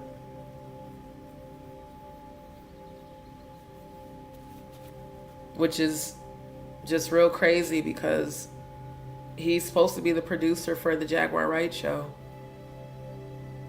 Like I said, when I was screen recording, I saw how she kept sharing all of his posts under her community wall, and he hasn't shared shit, not even about the Jaguar Wright show. I went to that channel. Nothing's been posted in like a month. I remember hearing her say that in that chat, that any of you that are saying negative things about me, my mods are taking screenshots and they're sending it right to the FBI. But just 20 minutes before that, she said, how come none of my mods are in the chat? The part of that live that I screen recorded, not one moderator of Jaguars was in that chat. Threatening, people can say negative things about you, but saying slanderous or defamatory things, that's different. And no one was doing that. They just didn't want her on his panel because it was chaos. Lisa, I love the way he moved to bait them with partial information that they would not have gotten. Exactly. That's a really good way to expose somebody. Like I said, I don't know what sign Stone is, but he definitely has some Scorpio energy within him because we do that all the time. We give information to see who's going to run with it and who they're going to run with it to, and how that information comes back to us. Even the people who I've confided in when I've been going through stuff, even RC117, when he would, call and check on me and I would be having my breakdowns or whatever, and he constantly kept bashing Jaguar, I said specific things to see if I'd hear it come out of her mouth. It's very easy to set up a person whose behavior and their behavior patterns are very predictable, and a person who's very desperate for clout and attention and self-superiority rooted in narcissistic personality disorder. Yep. And that's what's so unfortunate. That's what's so unfortunate. Her intentions are not ever pure. It's definitely about clout.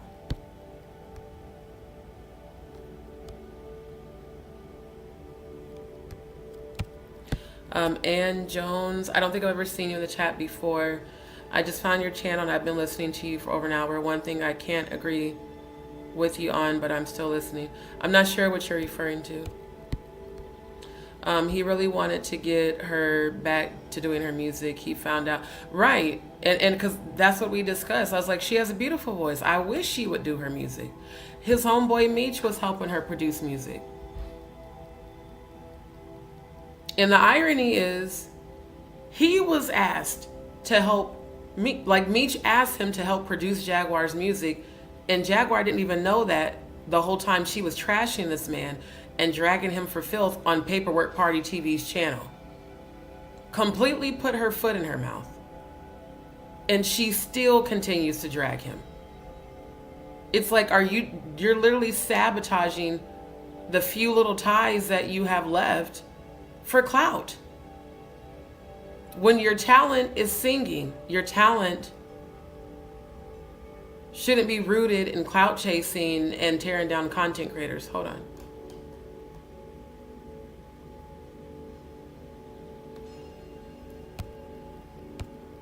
Yep. Yeah, she definitely is. Yeah. Exactly. And I can't wait for her to be held accountable. Yep.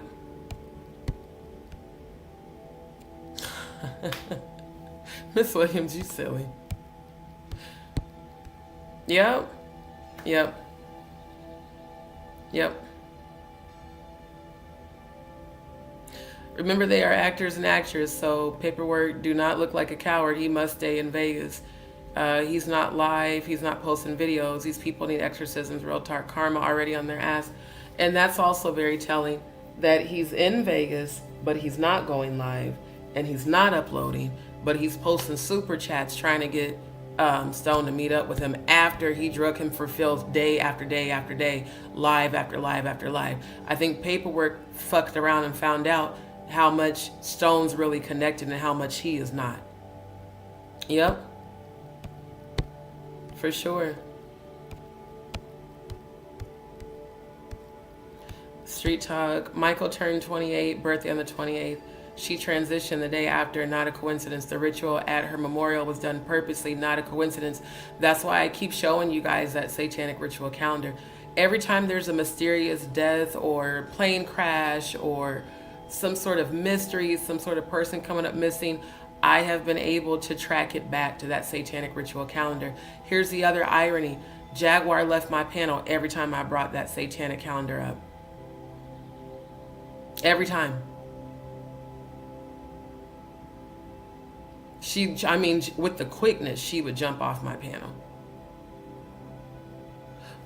Why is it that I seem to be the only one on here who cares about the possibility that Angie Stone was abducted and sacrificed, allegedly?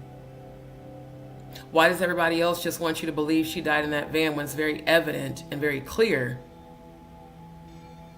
that there's no evidence that she died in the van? In fact, there's more people from the van saying that her body was missing and allegedly brought back to the van to stage the accident. There's also people from the van saying that they were holding guns and that they heard gunshots. There's also people from the van saying that she could have been strangled. See, these are leaks on multiple other platforms where people are alleging that, even though they signed NDAs that I guess be prior to NDAs being signed, certain people were talking. And then all of a sudden, every passenger is told to sign an NDA because it's considered now a homicide. Now it's a criminal investigation. So them speaking out could implicate them. This is why I deep dive and research and connect the dots. I don't listen to what other motherfuckers say and run with what they said. I look for the details and the proof.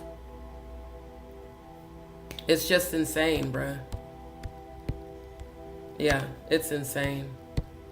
I spoke to a former friend of hers. I was shocked to know her diagnoses. Got it. Okay.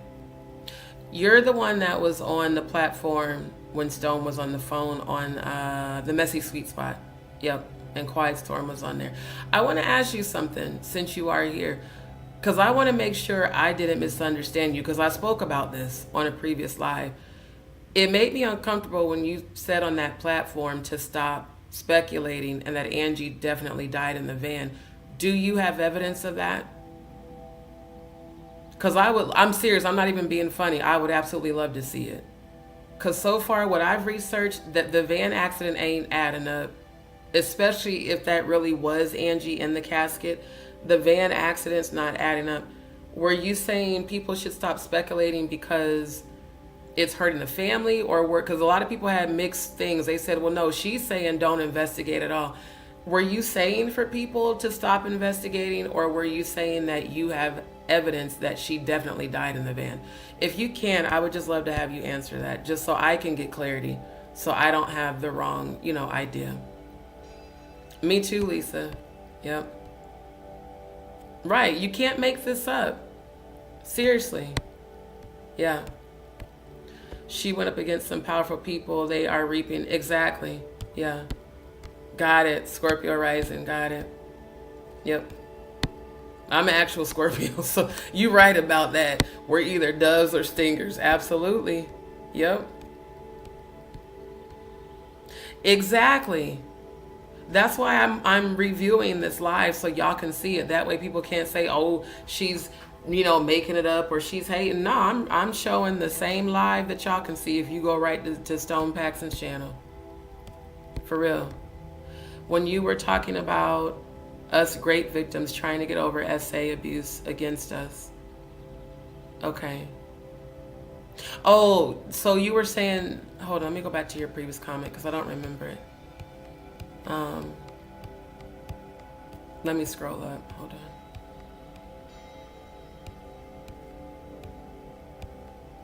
Damn, how far back was it? Maybe I might have looked over it. Hold on, let me scroll back down. Okay.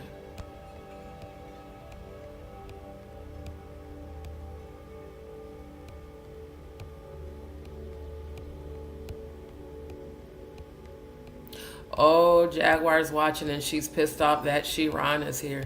See, I'm all of that, Jaguar, I don't care. I keep telling y'all my psychic abilities are picking up. She big mad. Shiron is here. Shiron, are you the one Jaguar kept calling Mecca Shiron? Oh, that's why she mad. I can hear her thoughts right now. This woman keep channeling me too. Are you the one she calls Mecca Shiron? Because I kept wondering who she was referring to when she kept saying that. Oh, she will, for sure.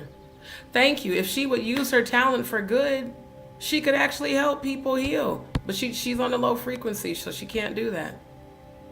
Exactly, Didi. If she was to do music again, she would actually have to work. Sammy Sam, Grand Rising to you, my love. Thank you. She said paperwork is her boots on the ground. That sounds very militant. That's giving assassin energy. That's giving assassin frequency, in my opinion. She ran off the phone when I was going to check her, so she runs in really a mental case. Okay. Yeah. She's hurt a lot of people. I mean, and like I said, when the events on February 9th that happened to me happened, she hurt a lot of my subscribers too. So, I mean, like I said, I screen recorded that live. I'm going to be presenting it this week so everybody can see it. Text D for me. Text? Hold on.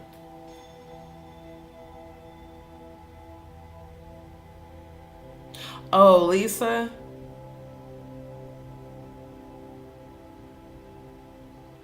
I don't think so. I'm not sure. I'm not sure. The assumptions in letting her rest in peace. Okay. Wait.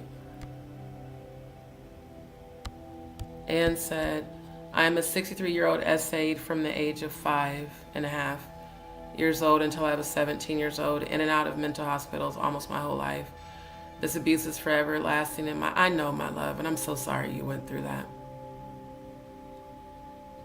See what I mean, family? How is it that this happened to all of us at such a young age? And the sad thing is, because a parent doesn't know how to deal with the psychological effects of sexual abuse, they do put their kids in mental hospitals. When it's really a spiritual problem, it's not a mental problem. There's so much trauma that is associated with rape and incest and molestation. So my heart goes out to you, Ann Jones. I'm sending you prayers for healing, my love. Got it, yeah. See, November Scorpios, we not with the shits. Not at all. Yep. We're not with the shits. She said people that knew her, that loved her, that had her best interest were tired of the lies and assumptions. Well, I mean, she did that to me. We were supposed to have been the soul family, the soul vibe tribe, soul sisters. All I did was support Jaguar and defended her and took up for her. So, unfortunately, until she heals, she's going to keep sabotaging people that actually care for her. That's why she came for Stone and didn't realize how much that would affect her music career.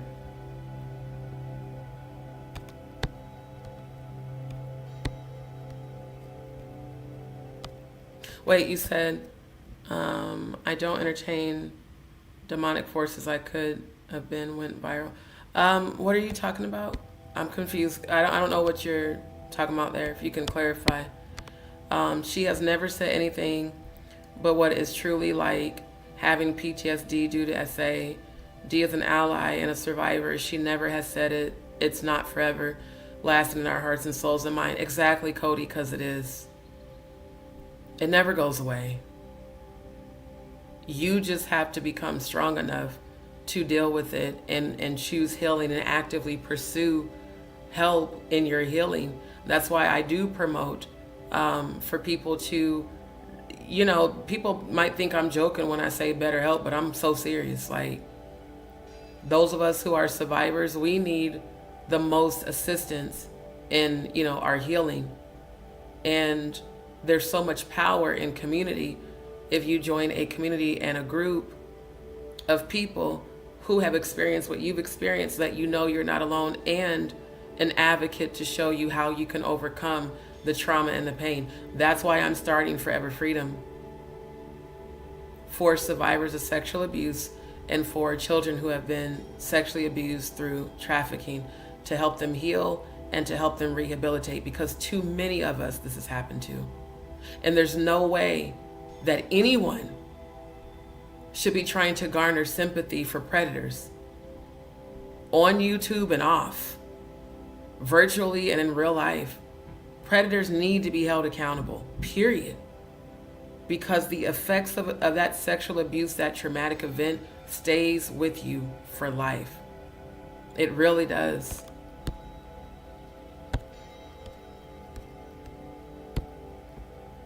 Yeah. Trying to get over this and not feeling like it's my fault. I am embarrassed and ashamed. And you know what, Ann? That's just because you're still needing help with your healing. That's a typical response. We all have gone through that. Embarrassment, guilt, and shame. You know why? Because the predators mentally groom you to feel that way. So I'm praying that that stronghold of the predator that did it to you, that you be released from that. It was not ever your fault. Ever. And don't ever be embarrassed or ashamed of your life. Be empowered and realize, I overcame that and I'm still here. That's the best way to start healing those low vibrational feelings, because they inflict that on you while they're sexually abusing you intentionally, so that you won't talk about it, so that you won't expose the predator, so that you won't seek healing. They make you think it was your fault that they fucking raped you. Just like people who say, you like that, hun? You know, I love Sausage Party as a hilarious movie, but that little rape scene with the douche raping, ironically, the grape juice, it just was real disturbing. Especially the disgusting way the guy was like, yeah, you fucking like that? No one likes being raped. I don't ever understand why people think that's the thing to say. It's disgusting. But that's what they do. They don't just rape you, they mind fuck you, so that you will never ever, so that you're forever broken, so that you can't step into your power. The first step to stepping into your power is acknowledging that you did not deserve it and it wasn't your fault. And that you deserve to be freed from all of that shame and guilt and embarrassment, because those are low vibrational frequencies sent by the very demons that are transmitted to you when you're raped. I hope people realize that rape is actually a demon. That is a demonic action. If a person rapes another person, they are being influenced by demons to do it. So sending your children to a mental institute, no, that child needs prayer and healing and release to get that up and out of them. Otherwise, you carry it for life. That song by India Ari, Get It Together, I used to sing that over and over and over after my ex-fiance raped me. The lyrics where she said, one shot to your heart without breaking the skin. No one has the power to hurt you like you can.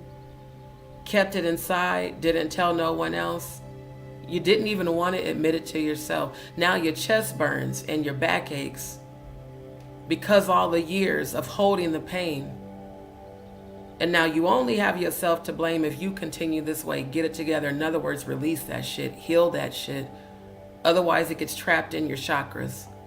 And you start to experience all types of shit that you never experienced before that person dumped their demonic spirit onto and inside of you.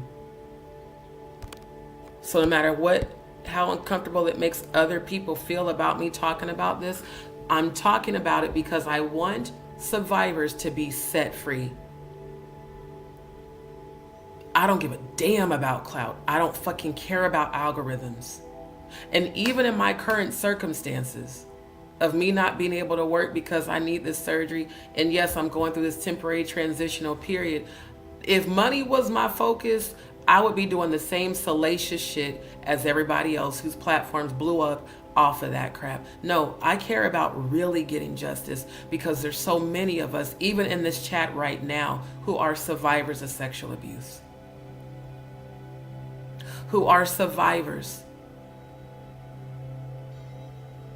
And people like Jaguar, who's also a survivor, should not be so focused on tearing people down that she doesn't even know instead of her music.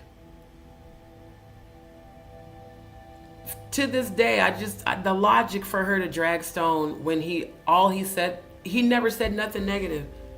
Even when I warned him, he said, well, I'm gonna come at Jag with love, but thank you for letting me know. He's like, I'm gonna approach her with love. And he's like, but why are they talking about me? I said, that's what they do. I was like, I'm gonna tell you right now, I respect that. And I'm praying for her healing too, because I am a high vibrational high priestess, but I will never trust her again, ever. Unfortunately, Stone is seeing that everything I told him is the truth. Street Talk, who the hell want to be like this psychotic woman? She tells the YouTube streets is BS, the person that want to be. Okay, so then you must be that Mecca Sharon lady she was talking about, who she claimed was impersonating her. Now I'm seeing, okay. Now I'm seeing, because yeah, she kept saying that because on that live when Stone was on the phone with you, people kept saying that was Jaguar, because you sound a lot like her. And so because people were saying that, they were questioning if that was really you or Jaguar, then Jaguar did a live talking about you were impersonating her. Like I said, she needs a lot of help. A whole lot. I'm still sending her healing, but you're going to be held responsible, Jaguar, for the way you recklessly been out in these YouTube streets. And thank you, but I feel so dead inside of my soul. Nobody helped me as a child. My PTSD is draining me and my life. So Ann Jones, here's what I'm going to do. I'm going to speak healing to you right now from your crown down to your feet. I'm going to speak healing to your heart chakra and your sacral chakra, where the offense and the trauma took place. I'm going to pray that you are set free from PTSD, because I struggle with that too. I'm still healing PTSD from me being raped. I'm living witness that you can overcome it with the right support, the right help. I got with psychotherapists, I got with life coaches, I joined support groups. I still utilize those resources if I need them. So I am speaking healing to you, and for that yoke of bondage to be lifted up off of you. And I would love to see you heal and come back empowered. That's my prayer for you, my love. Yep. Yeah. It's important to purge to get help to heal. I always say you cannot heal what you don't reveal. And you cannot set free what you continue to suppress. It will just only grow and grow and grow. I pray for her and pray she can exorcism. The irony is that I actually used to do exorcisms in real life. Doctors need to stop labeling and giving med after med. The diagnosis is trauma. Exactly, Tanya. It's not a mental illness. It's trauma. It's unresolved trauma. That's all it is. Catherine Powell, Grand Rising, my love. Irene, I'm not sure if I've seen you in the chat before. If you just subscribed, welcome to D's World. Shout out to all the new subscribers today. I can't say tonight because it's already after 6 a.m. because I started so late. But shout out to all the new DzPeepz. Welcome to D's World. Make sure y'all turn on your notification bell. That way every time I upload or go live, you guys get notified. Dear Ann Jones, you deserve to be healed from your childhood trauma. You can work with that. Absolutely. And that is what my channel is an advocate for. Healing the trauma. Not projecting the trauma, not projecting the pain, healing it, facing it, admitting it, and healing it. It can be done, family. Absolutely can. But thank you all for listening. I'm ashamed and embarrassed even speaking here. I'm sorry I didn't. See, that response is trauma, and no need to apologize. And I want you to release that shame and embarrassment. I'm speaking healing over you to release that, my love. Those are strongholds that are keeping you mentally bound, and they're keeping you in a low frequency. This is a safe place, Anne. This is a safe place for all survivors of sexual abuse. If any of you were trafficked as a kid, this is a safe place. You can come here and get healing. I'm feeling how heavy your heart is. Again, I'm an empath, clairvoyant, psychic medium. I'm feeling you. I'm feeling you. I want you to put your hand over your heart and say out loud to yourself, I release shame, embarrassment, and guilt. This was not my fault. I did not deserve this. And I love the little girl inside of me that was hurt. I love her so much because I see now how powerful that little girl was to survive that trauma. And I take my power back. I want you to call your power back from all four corners of the earth. And I want you to step into the Most High God frequency that is within you, because God is there. You just have to tap in through your third eye and your heart chakra. So I speak healing over that for you. And I'm a living witness, my love, that you can rise above it. You can, but you have to continue to put in the work to heal. So I appreciate that the Most High God sent you to my live tonight. Thank you for subscribing. And thank you for the courage for you to be brave enough to speak your truth. Never be ashamed. It's not your fault. That's the mind control that they want. The predators want victims in the place you're in. Shame, guilt, embarrassment. Don't ever talk about it. No, I am praying for that yoke of bondage over your mind and your heart and your soul to be broken right now in the name of the Most High God. And I speak healing to you, love. Continue to work on your healing. You're welcomed here on my platform anytime. Exactly. And that's what I love. See, Cody, we are examples of how you can come out of this and empower. Cody's story, when he comes on panel, and we're going to try to get that done this week. When he tells you guys about what he went through, and Cody is trans. For those that don't know, my platform supports trans, LGBTQIA. I am openly bisexual. If there's any new subscribers that are homophobic, I just recommend right now that you exit stage. I have zero tolerance for any of that in my chat. I even blocked one of my own subscribers that said shit to Cody that made Cody feel like he wasn't safe. Because while I was presenting screen, that motherfucker was telling him to keep his trans shit to himself. We don't tolerate that here on Just D Show. I dated women for 4 years. I'm still attracted to women and men. It is what it is. We welcome all outside of predators and clout chasers. Y'all are not welcomed. But survivors of sexual abuse, members of the LGBTQIA community, this is a safe place. And together, we can come together and empower others to pursue their own healing by first admitting what happened to you, acknowledging it, and choosing to heal it. And we can heal together. So yes, Cody, you are going to be one of the best psychologists to help survivors. Like I said, as I'm speaking Forever Freedom into existence. That is my nonprofit organization that I plan to start this year. And I'm manifesting, I'm speaking into existence the funding and the sponsorship to get the buildings built and to put together a team that we can actually go and look for the children and rescue them. I had a premonition at the end of 2024 of over 400,000 children being found in these underground labyrinths. I saw it clear as day. I saw groups of people pulling kids from underneath the ground covered in dirt and blood and all types of residue. That is the mission the Most High God has given me. Survivors of sexual abuse are, as long as you are a healed survivor, you're the best asset to help new survivors become survivors, going from victim to victor, because you've been through it. You know the pain, you feel the pain, and we can empower them like, this is how we heal. This is how we healed. This is how we're going to help you heal. So shout out to you, Cody. I cannot wait for your graduation and for you to get that degree and for us to go to work. That's what I'm about. Fuck all this YouTube drama bullshit.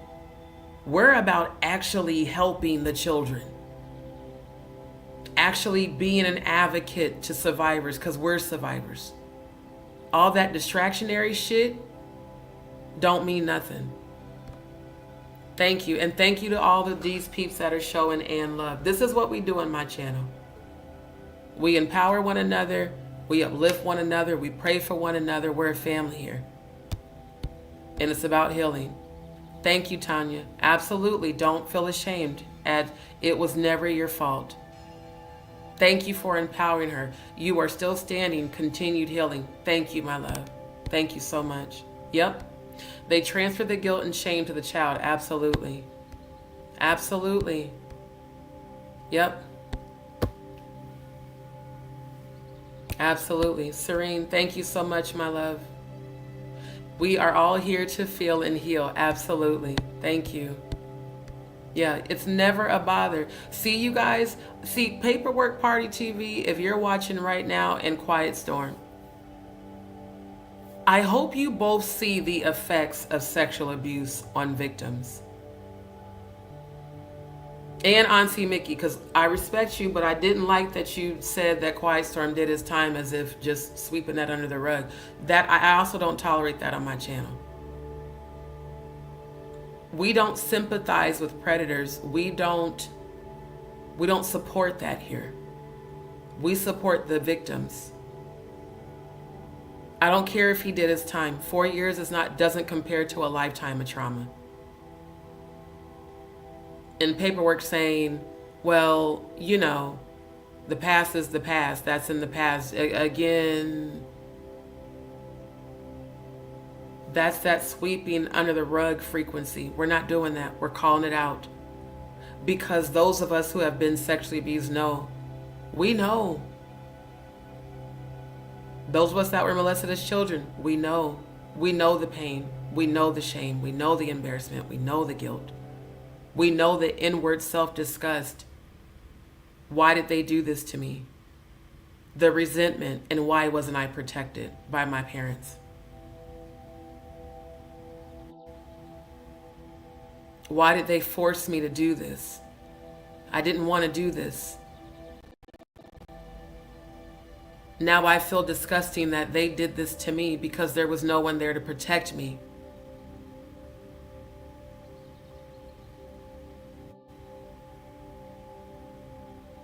Every one of us deserves healing.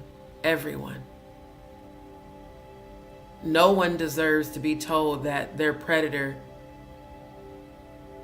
that we should feel sympathy for a predator. I do not. I feel sympathy for the victim, not the predator. Because these results, all these people in their 50s, 40s, 60s, still feeling ashamed. Still traumatized. Again, it's a lifetime event that never goes away. You just learn how to cope.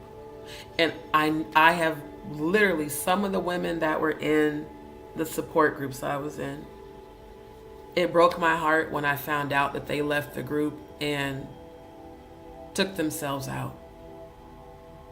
Because they couldn't get past the trauma. They couldn't deal with it. So they chose to leave this earth. That's how deep that trauma goes. Just like members of the LGBTQIA community, whose families disown them and shun them. Some of them aren't as strong as me. I have literally had to talk several out of taking their own lives. So that's why it's important for everyone to know that when you come to Just D Show, this is safe. And we are advocates for survivors, never for the predators, never for the abusers. We hold them accountable and we call it out. That's the first step to healing, is revealing. As long as it remains hidden, the behavior will continue from generation to generation to generation. So let's be the generational curse breakers. Let's call it out. Let's come together and see what can we do to stop it. What can we do to stop shit like what happened to Angie Stone? She calls out UMG for discovering that her royalties and publishings were stolen for over four decades. She had been calling out the industry way before that. They did attempt on her life in 2023.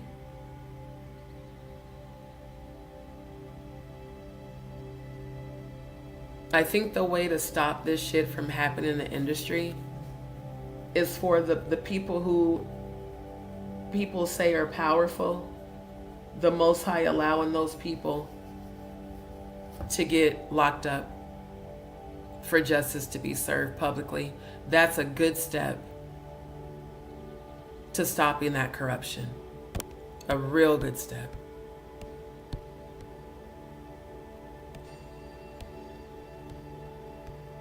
Right, Lisa, or that you wanted to be violated. Because certain predators can't admit that they're predators. They'll say, oh, you wanted it.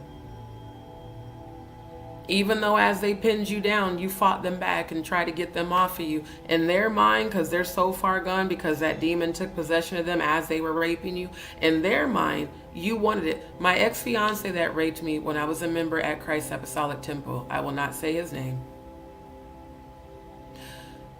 Before he raped me, he had confessed to me that he had been molested from the ages of 3 to 8 by women at our church. Women who his mother hired to babysit him when she and his dad would be at work. He said that they used to make him watch porn the entire time that they were babysitting him, and then practice on him, starting at age 3, and made him practice on them. Then he told me that one of his sisters molested him as a child, and that the sister had been raped and molested by their father. His father just died 2 years ago. His father was around a lot of children at the church.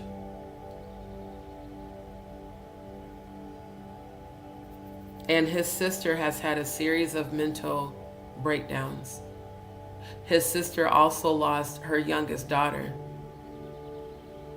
to her boyfriend beating the baby with a bat. She was 2 years old until she died. That almost took her out mentally. A whole entire family history of incest, and her oldest son was raped and molested by their first cousin. See, this went on in the churches. There was a young lady when I was a member in Omaha. She's a few years older than me. At the time, she was 15. That was a very big church. All the restrooms were downstairs in the basement. A lot of kids were sexually assaulted in that basement because there were so many different rooms. There was the choir room, the kitchen, the baptismal room with all the closets. I mean, it was so easy. While everybody's upstairs praising God and shouting and catching the Holy Ghost, that false bullshit. Children downstairs just going to the bathroom, getting snatched up right in the middle of the service. The one chick that got raped when she was 15, I'll never forget it, because when she finally told us, and she said it publicly, she stood up and told at the church. And I found out later it was my god brother that we babysat, his father, who was a registered sex offender, who was supposed to not come within 100 feet of children, but the pastor allowed him to come sit in the congregation. Because God forgives, like a lot of y'all said about Quiet Storm. And guess what he did? He raped that girl in the choir room when she was 15, and she had to go back upstairs and sit right next to him in the pew and act like she didn't just get raped. The same as what happened to me. I have zero sympathy for fucking predators. Zero. I don't give a damn how much time you served. Your life should be the servant, the servicing for the child for the abuse. You should spend your life in jail. 4 years? Fuck that shit. That was your child. That was your fucking daughter. Again, why the fuck is this shit so common and swept under the rug and accepted, and victims have to live the rest of their lives traumatized? I will always vehemently speak out against this shit until it stops. It's disgusting. It's fucking disgusting. So disgusting. Thank you. It rapes your mind, body, and soul. So healing is something we all have to do. Like I said, I still suffer from PTSD. That's why today's events triggered me, because I was like, these motherfuckers are not seriously babying this. Dude, you were convicted, not alleged.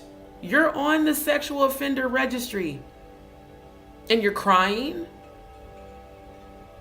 blaming church hurt while bashing gay men on Storm Monroe's platform and on Paperworks.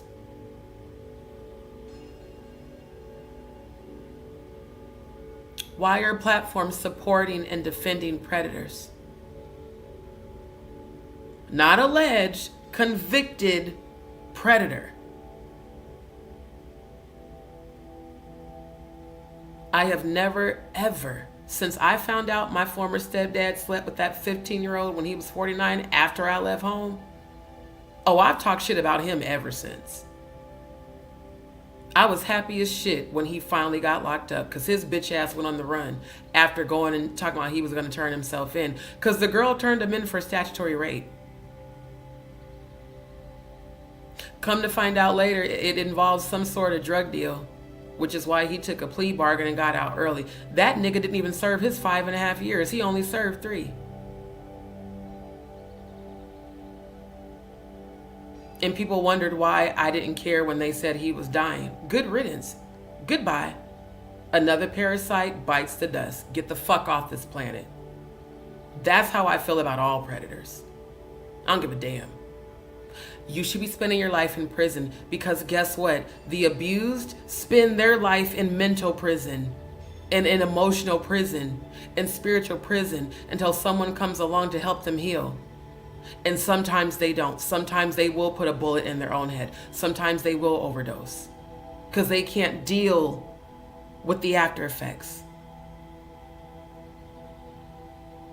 rape going on in churches, rape going on in the gospel community, rape going on in goddamn industry shit, rape going on in the fucking military, rape going on in schools. It's way too fucking common. And it's very demonic. Don't make no goddamn sense. I told Stone today, I love Jess. It's why I'm here. He heals. Love heals all, even the Three Stooges.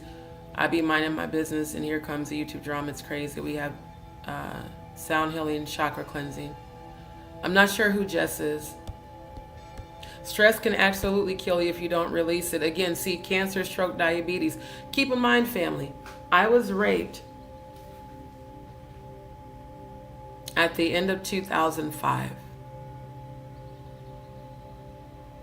I had multiple nervous breakdowns. I kept leaving the house and coming back and leaving and coming back.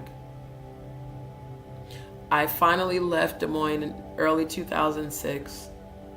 Never went back. In 2007, I was diagnosed with Graves' disease, the autoimmune disease that is the underlying cause of hyperthyroidism. Graves' disease is the same condition Wendy Williams has. Found out I was born with it, but it didn't manifest until after the rape. In 2008, I had my experience where I died, went to heaven, and came back. In 2009, I was diagnosed with cancer. Again, thyroid cancer. Look at all the trauma that happened after the rape. I am a 2-time thyroid cancer survivor. It went into remission twice. 3rd time interdeterminate. They took out the left side of my thyroid because I had 7 tumors that had grew on top of each other. All of that resulted from trauma from me being raped. That's why I do my Chef on a Budget, Eat Your Way Healthy segments, to show people how to heal naturally through food and not a bunch of medication. I didn't do chemo. Either of the times they said they found malignant cells in my biopsies. I had 13 biopsies in the matter of 2.5 years.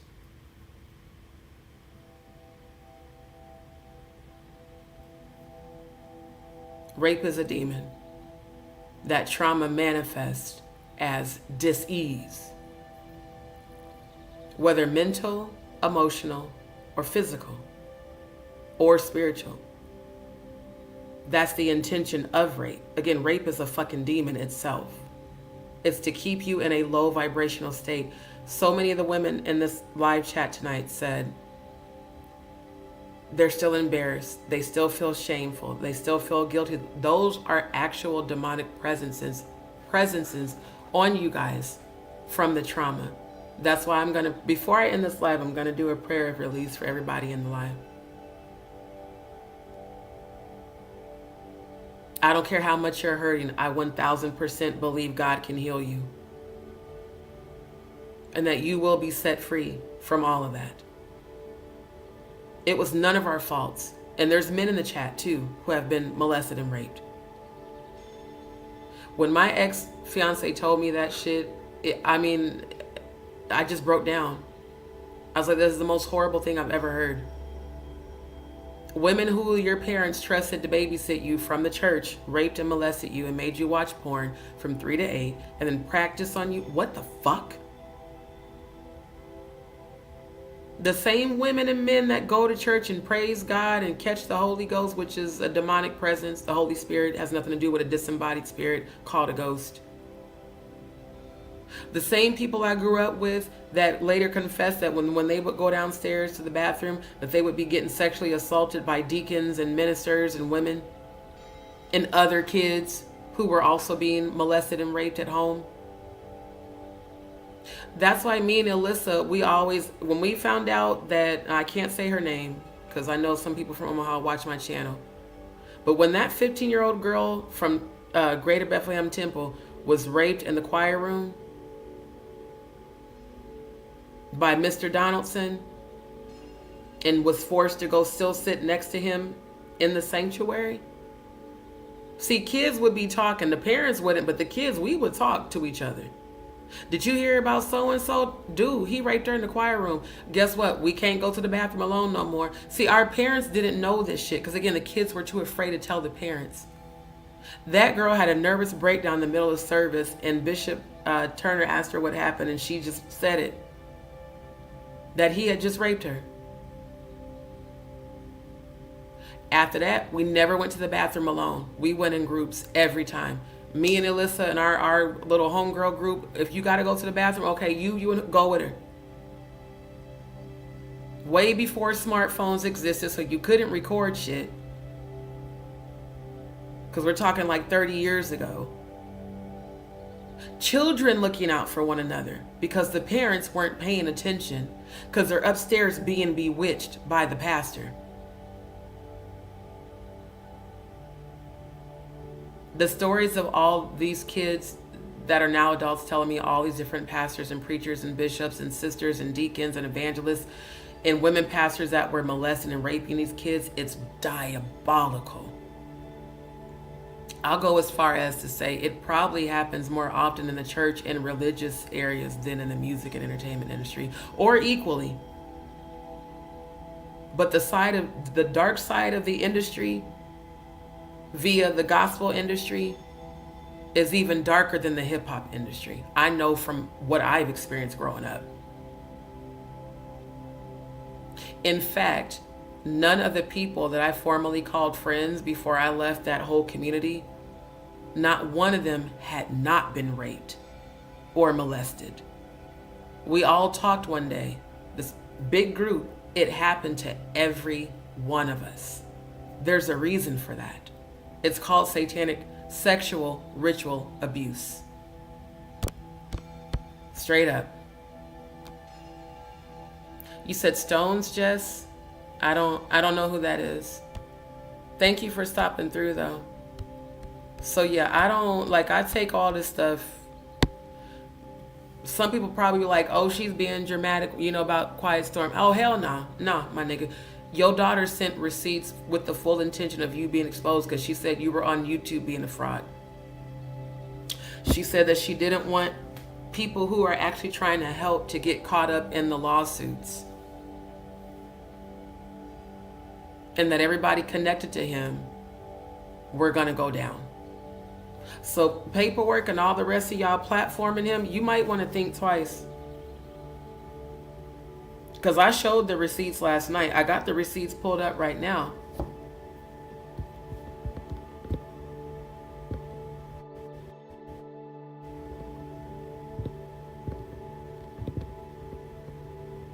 Hold on. I'm going to bring it up.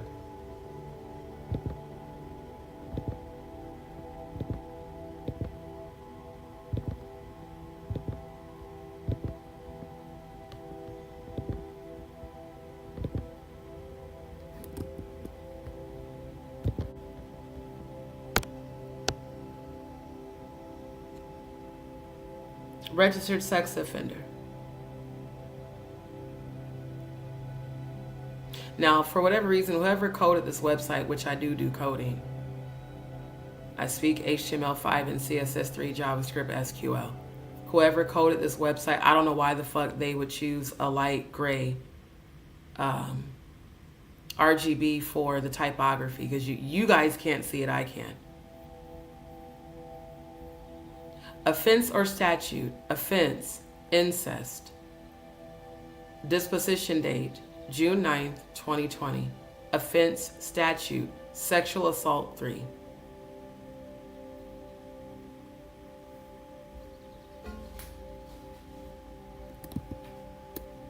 This is who y'all want everybody to feel sorry for.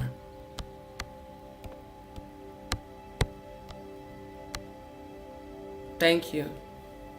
Release it right now, my love. You're so welcome. The crying is good. The crying is actually you releasing that trauma. Let that out, all of it. Every emotion that's coming up for you right now, release it. Give it to God. And when it comes up, ask for healing, and I'm sending you healing.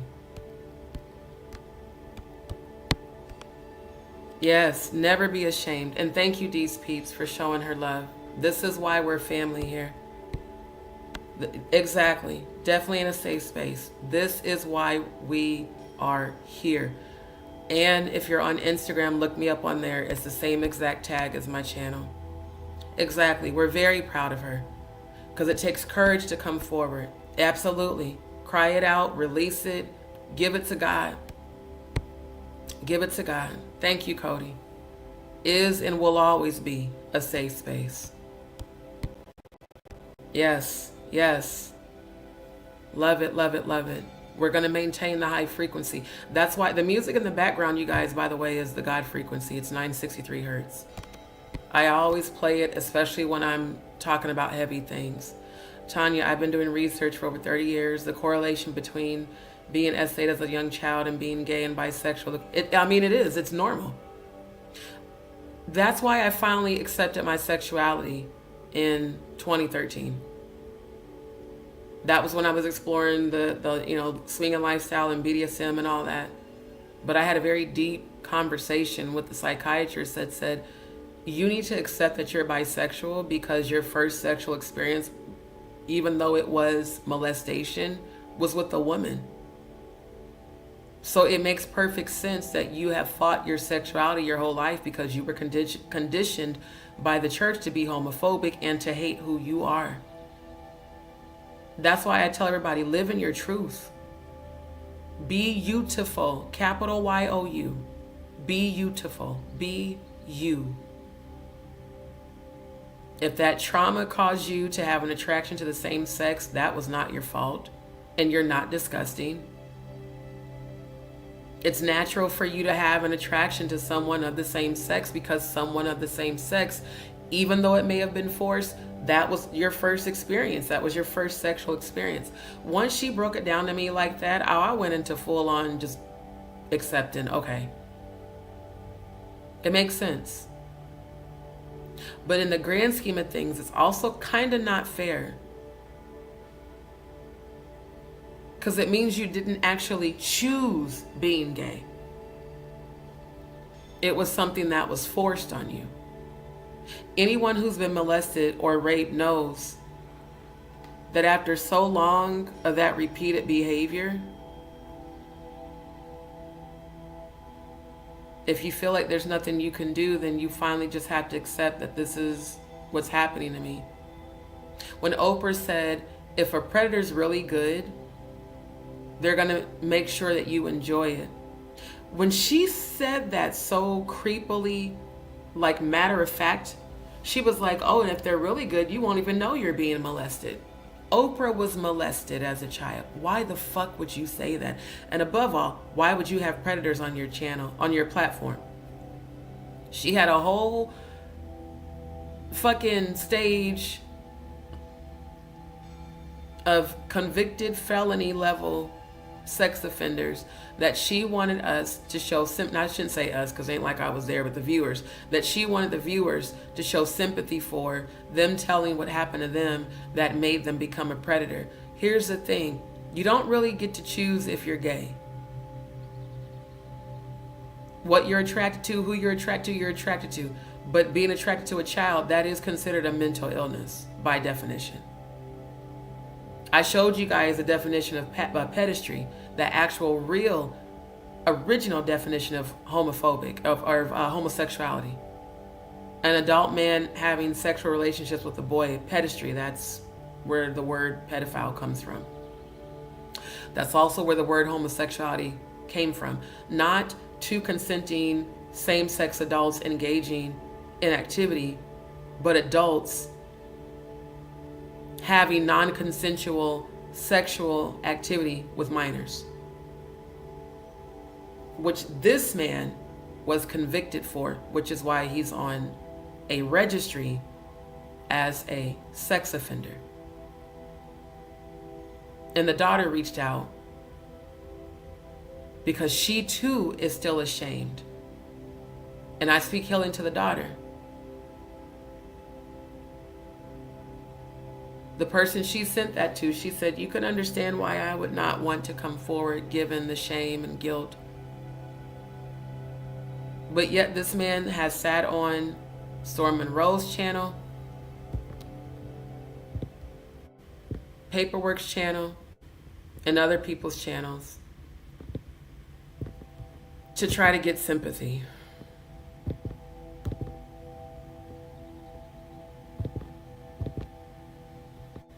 Like I said, I just, you know, it's the audacity for me. It's the audacity. Even though I'm a predator, woe is me, feel sorry for me, don't hold me accountable. Everybody has a past, right? No big deal. No big deal at all. Who gives a fuck if the people I hurt are permanently damaged? As long as I serve my time, I shouldn't be judged.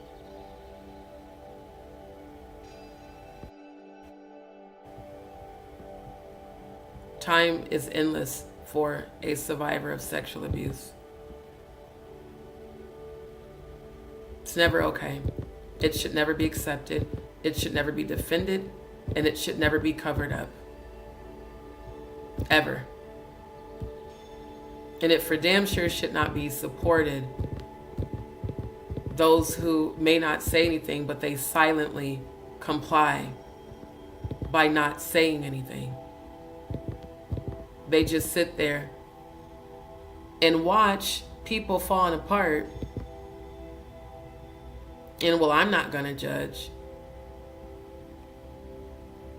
Who am I to judge someone for their past? Well, what about the victims that didn't deserve it and that didn't ask for it? This is annoying. You know,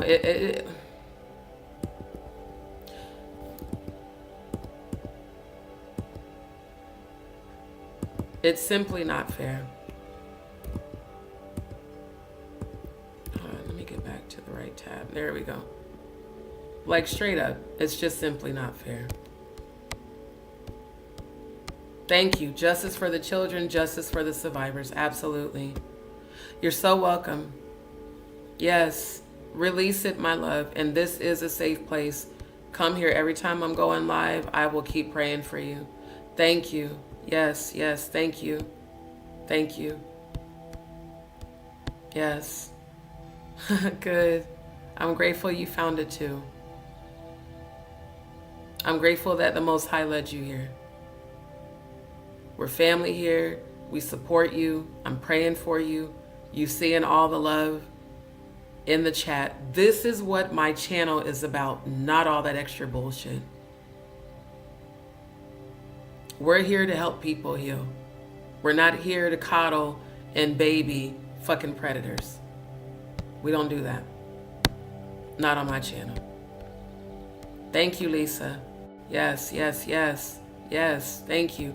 I love to see you guys speaking life into survivors and to new DzPeepz. Exactly, Andrew. Everyone in the chat was hovering over a beautiful bed of crystals and the energy. I love that, Serene. All that means is that the angels and ancestors are here, which they are. You know, people can try to come against them. Like I said, I always pray that prayer of protection because I know there's people that are actively doing spell work on me. And I mean it. Any energy rising up against me shall fall, rising up against us shall fall immediately and be destroyed. And chaos and confusion will come about their lives that send the evil intentions.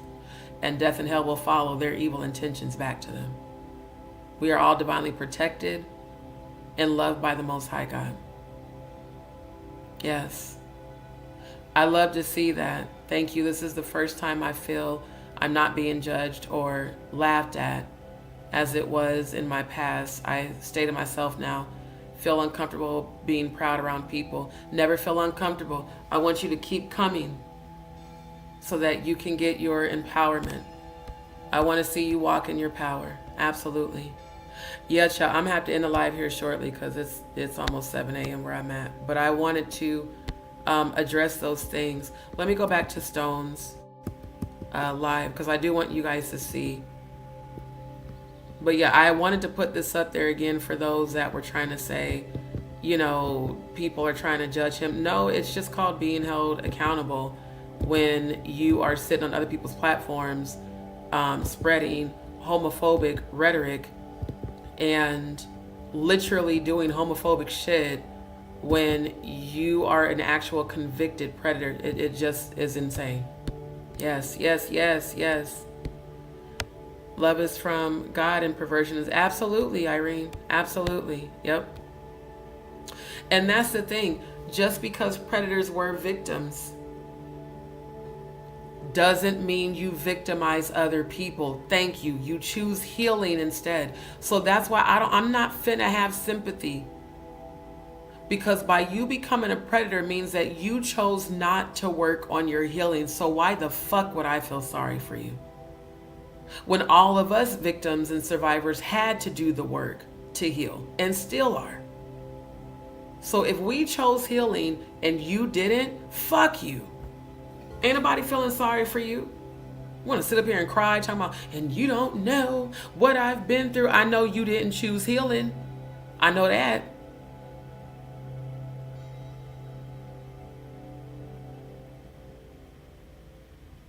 That was a choice that you made. Instead of trying to make it right. Because maybe you couldn't live with the shame and the realization that you raped your own daughter. The first step to that is intense therapy while you're being locked up. Face that demon, because rape is indeed a demon. And get the spiritual and mental health help that you need. And until you get that desire for children out of your system, that desire to rape, that demon, you should not be free to walk around, period, as far as I'm concerned, because you could end up doing it again. If you don't rehabilitate, you absolutely are capable of doing it again. It's that simple.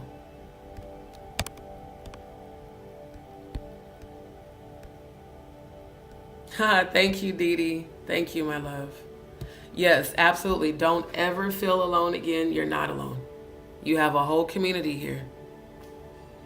And we are all here to uplift one another and empower each other. Yep, I love that, Tanya. I expose so many pastors that hurt children and don't care. I'll die for this cause. Exactly. Again, this is why when people keep asking me, where's your family and what I'm going through? You know, my medical challenges that I'm speaking healing over. Me having to keep moving around and, you know, having to lift shit. And why would I go around people who protect predators? Why would I go around people who have been accused of being predators? Why would I go around people that are angry at me for speaking out? Because here's how they tried to mind fuck me. How dare you embarrass the family and put all of our information out there? How dare you expose the family? What went on in all of our houses should have stayed in our houses. Who are you to judge? Who am I? A survivor of sexual abuse. And where were all of you when I was being sexually abused when I was a child? To my oldest brother, where were you when I told you that my ex-fiance raped me? I'm your baby sister. You never even said, sis, I'm sorry that happened to you. You just said I shouldn't speak out because mom's a member at that church, where that pastor who's in the pulpit has been accused of being a pedophile and a rapist for decades, and all of you covered for him. And when I spoke out against him, all of you tried to come for me. Because he married Jordan at 18 when he was 63, and I was there when that girl was in her mother's belly because I was friends with her mom.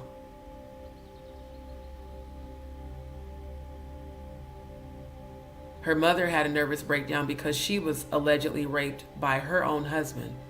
Because Jeremiah Reed taught that in the middle of service. And for all you newly wedded couples, let me tell you women something. If your husband wants some, I don't care if you got a headache. I don't care if you don't feel good. You better give it up. Otherwise, he can take it. I said, wait a minute. I know this nigga didn't just say that husbands can rape their wives. Why are we sitting here? The pastor said that. So it kind of makes sense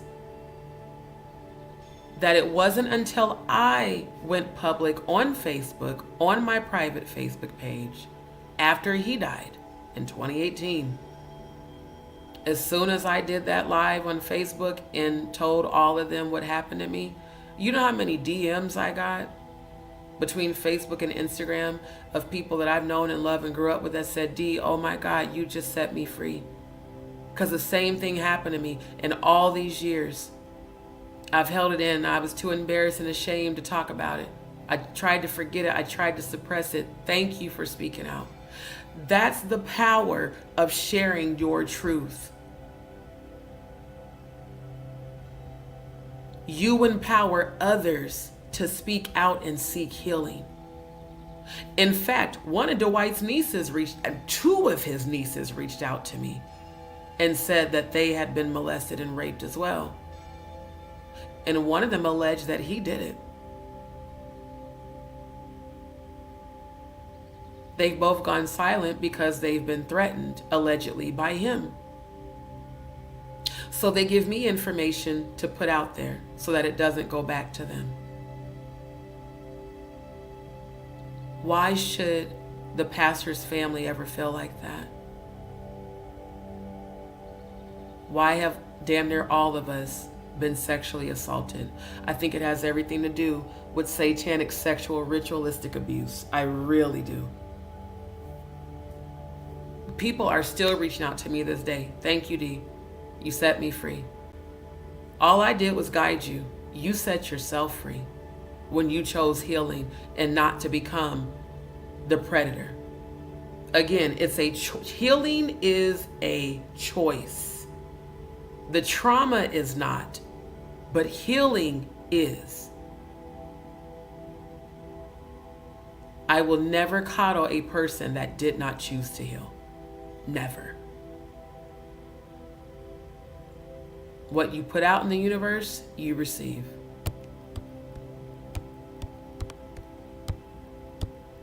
Tanya said, when I do healing work, I always encourage the survivors to know their parents' story if they are still alive and are willing to be truthful. No excuses, just the truth. And that is very admirable. It's just that unfortunately, a lot of the times when it's the parent that's the predator, they don't ever want to be truthful because they don't really want to face themselves that they actually did that shit to their own kids. I'm going to be honest, out of all the people I've grown up with that have told me their stories over these past few years, their parents never, ever tried to rectify it. And when they would try to talk to the parent about it, the parent would either become abusive again, shun them, or cut them off. Ghosting is a form of abuse. That's mental abuse. Just like how Jay-Z keeps denying Ramir a DNA test. That boy been trying to get that DNA test since 2014, over a decade. His mother's dying wish. And all Jay-Z continues to do is just ignore it. Oh, I'll just ignore him, he'll go away. Again, we have to wonder why these people that all these different folks idolize damn near as God. Why are they all being exposed? One, idolatry. The Most High God ain't with the way y'all idol worship these people in these industries that ain't nothing but people. Most High God's not with that. Thank you so much, Ann Jones. Yes, I'm so grateful for you too, my love. Whenever you feel like giving up, pray.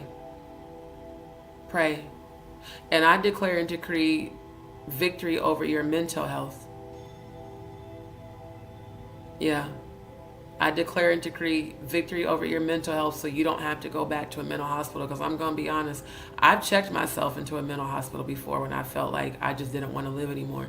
And mental hospitals, they don't help with this type of trauma. They actually make you worse because they just want to put you on a whole bunch of different medications that keep you in a low vibrational state. So we are here for you. We are a family. If you're on Instagram, just reach out to me. Just reach out, my love. She said, my apologies. Oh, I don't even know. I'm not sure what you meant for, my love. I'm not sure what you meant for. You're so welcome. You're so welcome. That's what we're here for. Thank you, family, for speaking life into Ann. Thank you so much. I really appreciate you, DzPeepz. Tanya, proud of you for telling your truth. It takes so much courage. May you continue to be. Thank you. I receive that, love. I receive it. Yep. I receive that. Yes, we are praying no more mental illness hospitals. We are declaring and decreeing full victory. And like I said, before I end the live, I will be praying for all of us. Tobias, good to see you. Thank you for returning. Thank you, Serene. Love you, boo. Yep. And that's what we did. We protected each other. Hell, our parents weren't paying attention. And that's the unfortunate thing. Big churches, especially mega churches, those are known for abductions. There was this lady, oh, I can't remember her name, but I saw her, it was on YouTube about, what was it, 2021. Some lady, I cannot remember her name, I wish I could, but she talked about being a recruiter for abducting the children. And she said that churches like T.D. Jakes Church and all the mega churches, she said those are the main places that they would send me. They would send me to these mega churches because it's really easy. This is what she said. She's like, it's really easy to just abduct a child because no one's paying attention. There's so many people in there. And she talked about how she regretted allowing them to use her because she was sex trafficked and they had MK Ultra'd her to go out and abduct children, specific ages, specific genders, specific races, for specific sacrifices. I will find that video and I'll probably present it later on tonight with tonight's live. Again, satanic sexual ritual abuse, there is a sinister form of worship behind that. Baphomet, Moloch, Molech, all gods of child sacrifice. And also all connected to the entertainment and music industry and government and military. The whole pyramid connected. When she said that, it really freaked me out. And I said, Lord, thank you for protecting me from mega churches. When I was in church, I always avoided mega churches because as an empath, you feel people's feelings. As a clairvoyant, clairaudient, clairsentient, psychic medium, you hear people's thoughts and emotions. When I read people, I can see into your past, especially if I make contact with your hand, I see everything. I don't even have to touch you to see. So mega churches can't fuck with way too many people's energy. Like the first time I went to one close to a mega church, I left that motherfucker so goddamn drained. When my cousin Maurice was killed and we went to the funeral, it was at kind of a large church. I heard the intentions of the rival gang. I started crying and my sister said, what's wrong? I said, they're planning a shooting as soon as this funeral's over. I said, we have to leave right now. I know this is our baby cousin, but we gotta go. I started hearing the thoughts of the young men that were sitting on the same pew as me. Do y'all know after we left that funeral, they had a shooting and the same young men on the same pew as me were the ones that were fucking arrested? For those of y'all that try to say I'm a fake psychic. My oldest sister knows I don't like funerals. I don't like feeling all that grief. It's too much. It's too much sorrow. It's too heavy. It fucks with me real bad. My gifts are a blessing and sometimes they feel like a curse.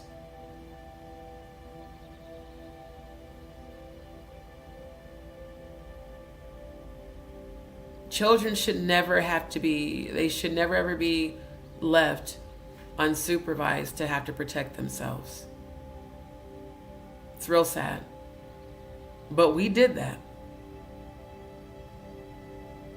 We did that at these churches.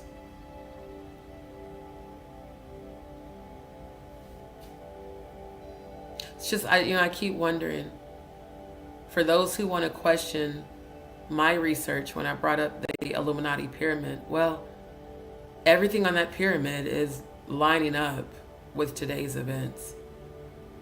The Black Brotherhood organized Satanism in hubs, aka churches and synagogues. Satanic sexual ritualistic abuse, which I do 100,000% believe on a spiritual level that that is truly what Angie Stone was going to expose. Like I said, I know it's bigger than UMG. Angie has shown me a lot of visions. It definitely was bigger than money. Just like that, it's bigger than hip hop song. It definitely is. The royalties, the publishings, that's just a very small part of what was really going on behind closed doors. Thank you so much, Ann. Love to see it. Love to see it. Absolutely. Absolutely. That is my job spiritually, is to expose it at all cost. I've had to cut off everyone I know and love that I grew up with because of what I'm doing. And like a friend told me the other day, she said, yeah, if you were to go home, they would definitely try to sacrifice you. I said, oh, I already know. But the minute y'all try to come for me, my ancestors is on your ass. And that very intention, because I've received death threats. That very intention of death that y'all spoke over me and to me, and that intended to send people to do, one, it didn't work. Two, y'all are about to receive it. I've been seeing a whole lot of funerals this year. Devastated faces. Hearts broken of people that thought they were going to come for me because of me speaking out, when all of you back home should be speaking out too. It should not be normal for teenagers and children to be raped in churches and then go sit upstairs next to the rapist and just keep praising God. It's never the Most High God in those churches. It's always the Luciferian God, you know, Lucifer transformed to an angel of divine light, of deception. That's what y'all are doing. So much Luciferian activity in these goddamn churches. It's insane. And you're saying it's of God. You're saying it's of Jesus. Hey, Zeus, when Christ's true name was Yeshua. All that mental conditioning, all that MK Ultra, the desensitization of sexual abuse, the sweeping sexual abuse under the rug, the accepting predators when they should never be accepted, the sympathizing of predators when victims go unheard and end up in either mental institutes or taking themselves out. Forever freedom.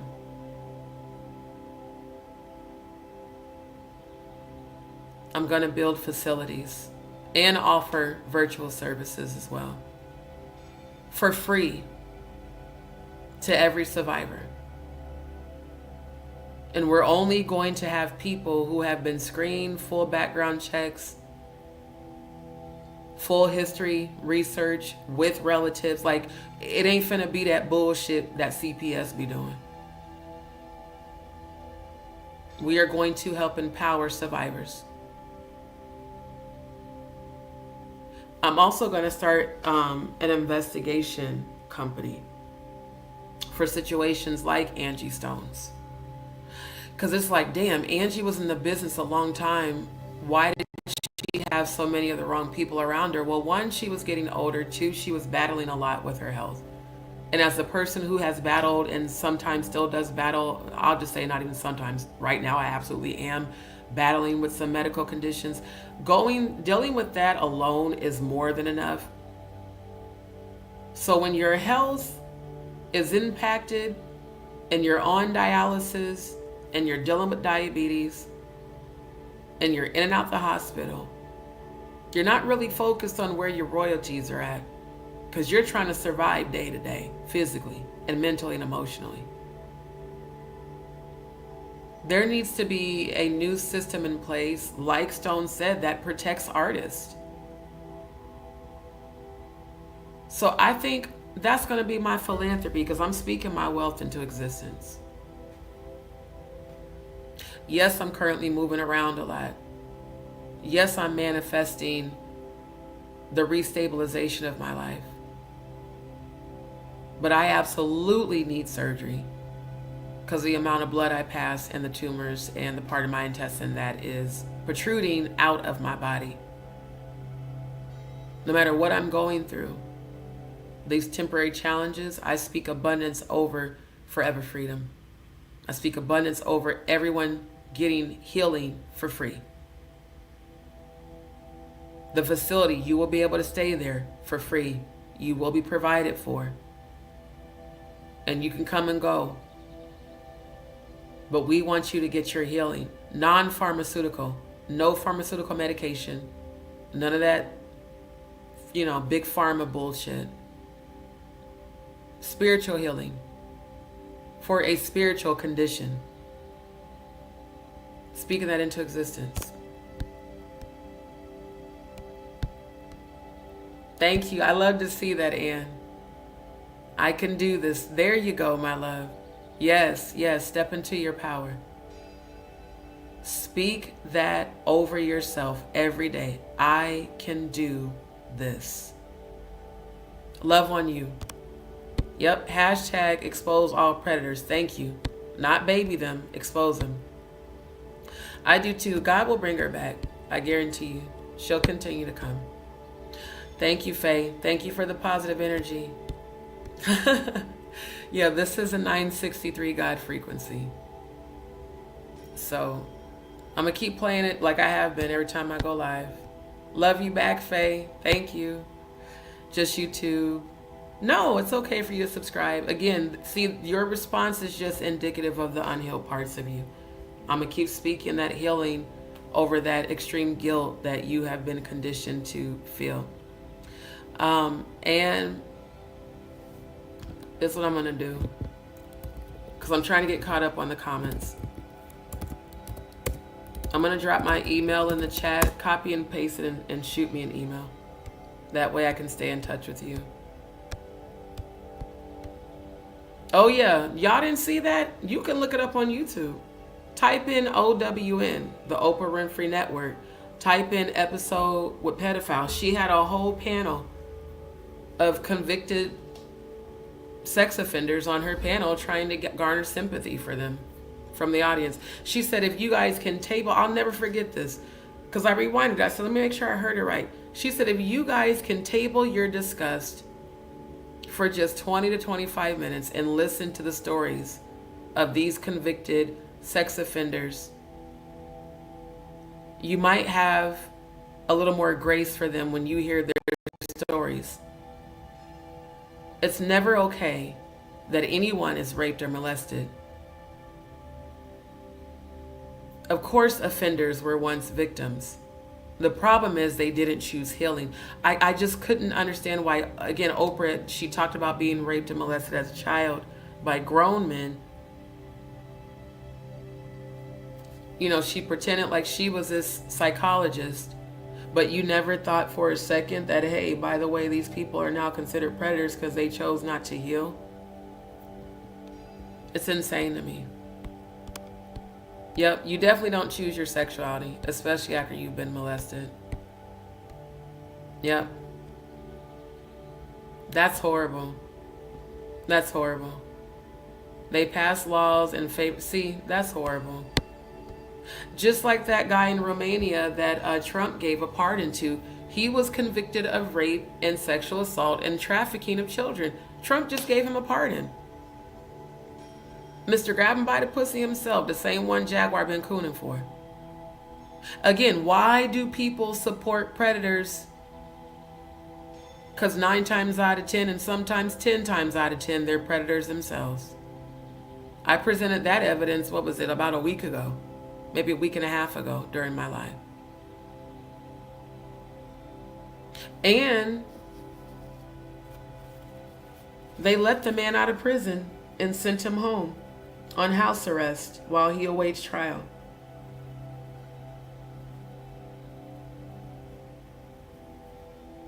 And Trump was like, well, yeah, let him out. Let him go home.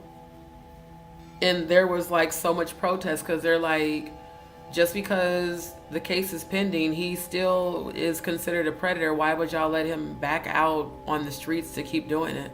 Again, we have to question these things, the motive behind the why. It's real crazy. Yeah. Absolutely, Lisa. Yep. Right. Because we thought church was a safe space.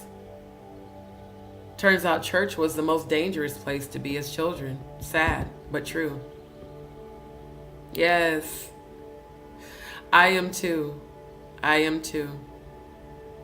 Now, I don't have mods on my channel because, you know, that just got so messy and drama filled, which started all the bullshit with Jaguar. Because she also was a mod on my channel. And it was just weird how everybody got in their feelings when I took everyone's wrenches. Well, I took y'all's wrenches because it was causing too much chaos and confusion. A wrench ain't nothing but a damn to assist the channel in the chat. I love this. See, I thank God for hearing this right now in your chat, that you're actually getting healing. This is the purpose here. So, Anne, please continue to return. I want you to continue to receive your healing, my love. Yep. And Andrew, I want to thank you. Have y'all noticed that out of all the moderators, Andrew's the only one left who still has been here consistently? Which means that the other mods I chose, I was right to take their wrenches. Because if they were here to support me, they wouldn't have turned on me with Jaguar. Yeah, indeed took my wrench. It's just a fucking... It's not like a paid job. It's just something you do to help support the chat. But when I started questioning those that were being inconsistent, specifically Murph, then all of a sudden I'm attacking Murph. No, that motherfucker wasn't consistent. And then when he did finally come in my chat, he came in my chat with a whole bunch of negative ass energy. But that was Jaguar's excuse for dragging me for filth on February 9th. Andrew been here the whole time. Andrew has been consistent. And Andrew is also a survivor of sexual abuse. So I love that we have in our chat men and women who have shared the same experiences, and me seeing us empower one another. That's what it's about. That is what it's about. Yes, yes, yes, yes. Thank you, Lisa. Thank you to all the DzPeepz that are speaking life into the survivors in the chat. Thank you. Thank you, Faye. Thank you so much, my love. Yes, God is good all the time. And God is within you. God is within you. Never without. God is right here. Good to see you, Truth and Consequences. Yeah. Yep. That's where my strength comes from. That's why I sang them songs earlier yesterday morning. You are my strength. Strength like no other. Strength like no other reaches to me. You are my strength. Strength like no other. Strength like no other reaches to me. That strength comes from within. You overpower that darkness. Find the strength within. God's within you, not without. We were taught a lot of lies to look for God outside of us. God's within you. I thank God for the strength that I have now, that I didn't have years ago. I thank God that I did choose healing, that I'm still choosing healing every day. I thank God for my platform, for all of you. I'm grateful to everybody that came to the chat tonight, especially the survivors that are getting healing. I need that for y'all. That's what I want for everybody on here. Yep. Yep. Yep. What happens in this house stays in this house is one of the old scare tactics and one of the worst forms of mental conditioning that they can do. Yeah. Wow. Yeah. Yeah. Wow. So in the later stage of healing, some parents are now taking accountability where I'm from, which is why I can absolutely. And to the parents that take accountability, I commend them. They should. But there's a lot of them that don't. My sister's father died not taking accountability. He died in prison. Yeah. Definitely come back, my love. Have a beautiful day, my good brother. Yeah. Survivor of marital rape is even worse. Like I said, when Bishop Jeremiah Reed would teach that your husband could take it, I was like, man, what the fuck, bro? But it made sense years later when it happened to me and he told me to be silent. Oh, wow.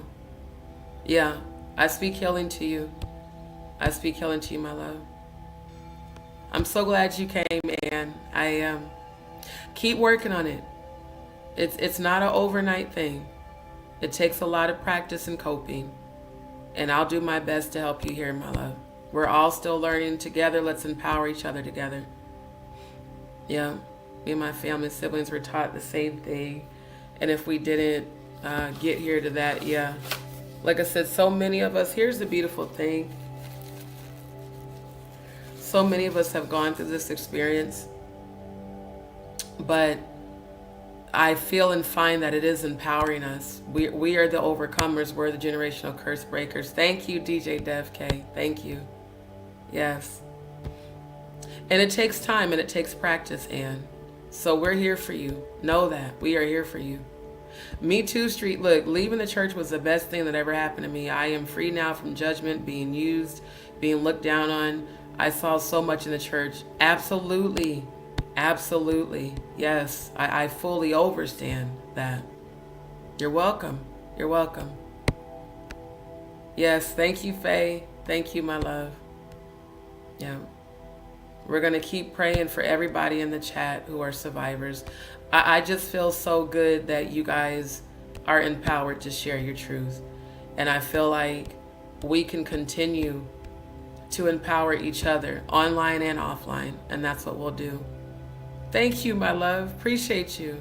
Yes. When you are the person who has experienced that pain, you can become a powerful force to stop it. You really can. So yeah. Serene said this was meant to be watching our Justy. Right. I think me disabling the network kind of helped. And so yeah, but I'm also realizing it seems like their ISP provider, probably what happens, what I know, because like I've done, tech work and I'm a techie. Most ISPs do run their software updates between midnight and 6 a.m. So when they are doing software updates, it interrupts the traffic that goes to the modem. So, but I don't plan to be where I'm at much longer. So I'm just grateful for what I have and doing my best to work with it. Do you have Zelle? No, I don't have Zelle, unfortunately. You can, let me switch my banner because we'll finish Stones live later tonight because it is, I didn't realize it's like almost 7:30 my time. We will finish it later tonight. But anybody that wants to send a donation, my Cash App and Venmo is scrolling across the bottom of the screen. It's also pinned in the chat. So if you don't have Cash App, you can use Venmo as long as you're in the US. It's free. You just sign up and what the links should take you straight to my profile. What I also found, family, is that if you add me as a friend first, it makes it a lot easier for you to send donations. Because when subscribers were first sending donations, they were having problems. And then I called Venmo and they're like, oh, just have them add you as a friend. Then it just automatically goes through. So if you don't have access to Cash App, try to sign up for Venmo. If you don't have Venmo, I drop my email in the chat. Send me an email and I'll send you the private link to my private PayPal. I just don't want to publicly post it. Thank you. Thank you. Thank you. So yeah, my email is in the chat for you guys. You're so welcome. Thank you, my love. This is my purpose. That's why I said, like, me with YouTube, it ain't about all that other shit. I really do want to help people heal. I really do. That's my soul's purpose. That's actually my soul contract. So yeah. Exactly. No grace here for predators at all. Yep. Yep. Exactly. She definitely is not. The fact that she built that all-girls school over in Africa and the assistant principal, who's also a female, got convicted of sexually assaulting those girls. And then it was just so creepy and disgusting when she was like, oh, and if the predator's really good, you won't even know you're being molested, like she enjoys doing it herself, allegedly. Almost like she enjoyed what happened to her. And that's also a normal part of being molested. The longer they sustain that sexual abuse, they will condition you to start liking what they're doing to you. That makes it even worse. That's where a lot of the guilt and shame comes from. The very act of rape and molestation is so demonic, and it's so disgusting when people can defend predators, sweep shit under the rug for them, or promote them on their platforms. It's insane. It really is. Yeah, my voice is almost gone because of the weather. The weather keeps fluctuating. And then, like I said, I did discover there is a little bit of mold in that AC unit. So it kind of goes in and out. Thank you. Because I wasn't quite hitting all the notes the way I wanted to. But thank you. I just want to be able to encourage you guys. Seriously, that song, You Are My Strength by William Murphy, has carried me through my darkest times. The times I felt depressed, the times I felt like giving up, I would listen to that song over and over again. And that song is a scripture. It's Psalms 27. 27 and verse 1. You are my strength, strength like no other. Strength like no other. That's Psalms 27 and 1. Psalms 27 and 10. I would have fainted unless I would have believed to see the goodness of the Lord in the land of the living. It's a mantra of scripture. That's why you feel uplifted when you hear me sing it or when you listen to it. It's to raise your frequency, raise your vibration. So that's what I aspire to do on my channel. Even if I do got to address somebody, even if I do got to check a troll, even if I do have to talk about dark, heavy things, I'm always going to come and end that with the healing frequency. So when you leave here feeling uplifted and empowered. That is literally my assignment from when I was in heaven and I came back down here. So if I got to suffer a little while, if I got to battle with this body a little while, I'm doing God's will. Seek ye first the kingdom of God. All these things shall be added unto you. Everything I need, from my healing to my new permanent home, to new sources of income that I can do from home, to my surgery, my new soul tribe, my real soul family. Oh, all that's going to come in according to divine timing. I must do what the Most High God and my ancestors and angels told me to do on this platform, which is to expose the truth, to speak out. They said to me clear as day tonight, I said, I ain't going to go on live, I'm tired. My ancestors said, D, you have to go live tonight. There are people that need to hear you talk about this, because since I got triggered earlier, I didn't really want to talk about this shit again because it was pissing me off. And I prayed, I grounded, centered myself. I did my saltwater cleanse. Ancestors said, no, you got to go live tonight. And lo and behold, look at all the people sharing the same story of trauma. Look at all the people in the chat speaking life to each other. See, I listen and I obey spiritually. Physically, I'm exhausted. I ain't gonna hold y'all. It's already damn near 7:30. I'm tired of shit. Because I be having to do a lot of stuff. Like, I'm still dealing with my real life outside of YouTube. That's why I always end up going late, because I got so much going on that I'm trying to figure out, day to day, where I'm going to be. Applying for assistance, all of that. Trying to find a doctor that will work with me on the out-of-pocket cost that my insurance is not going to cover for the surgery, for all the prep before the surgery, they got to redo all the tests, especially because the tumors have grown. So I just be, I be dealing with a lot. I just don't talk about it. Because I believe in speaking abundance over my circumstances. I believe in speaking healing when I'm not feeling well. I believe in speaking victory, joy. The joy of the Lord is your strength. And I start going into gratitude, because gratitude attracts abundance. No, I don't have a stable place to stay, but I have some place to lay my head tonight. Thank God for that. I'm not out on the street when I could be. Thank God for the people who have donated to help. I may not have been able to find a colorectal surgeon just yet that will work with me on the out-of-pocket cost, but I will find that. And in fact, the money I need is going to come in for me to pay the out-of-pocket cost. I believe in manifestation. I've endured a lot. 2-time thyroid cancer survivor, 5 miscarriages, survived sexual abuse, survived MK Ultra, cult, brainwashing. Yeah, I deserve to live a good life. So I'm going to call it in until it manifests. That's true manifestation. That's true alchemy. It's not just asking God and begging and pleading for God when God's within you. It's saying to the universe, show me how good life can be because I deserve to live my best life. Then all of a sudden, things will start falling into place. So I just want to be here to be an example of perseverance, healing, and moving forward. On April 30th, On April 30th, an event at the MGM National Harbor will take place called Matriarch with Tina Knowles and moderated by Michelle Obama, a very unusual thing to sell tickets for. Well, it's alleged that Tina Knowles is one of the grandmothers on that Illuminati pyramid, so that kind of makes sense. Also, isn't that date on the calendar? Hold up. Oh, it is. Hold up. Let me share. Okay, I am going to share a screen for this, and then I'm going to do the angel numbers and end the live because I'm so very tired. But give me 1 second. Thank you for bringing that up. Yeah, that's on the calendar. Interesting. Let me pull the calendar up. Thank you, Dion. Appreciate that. Okay, hold on.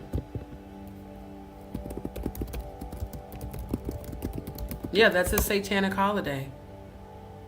See, they've been saying for years that Tina Knowles allegedly is a very dark high priestess, and Beyonce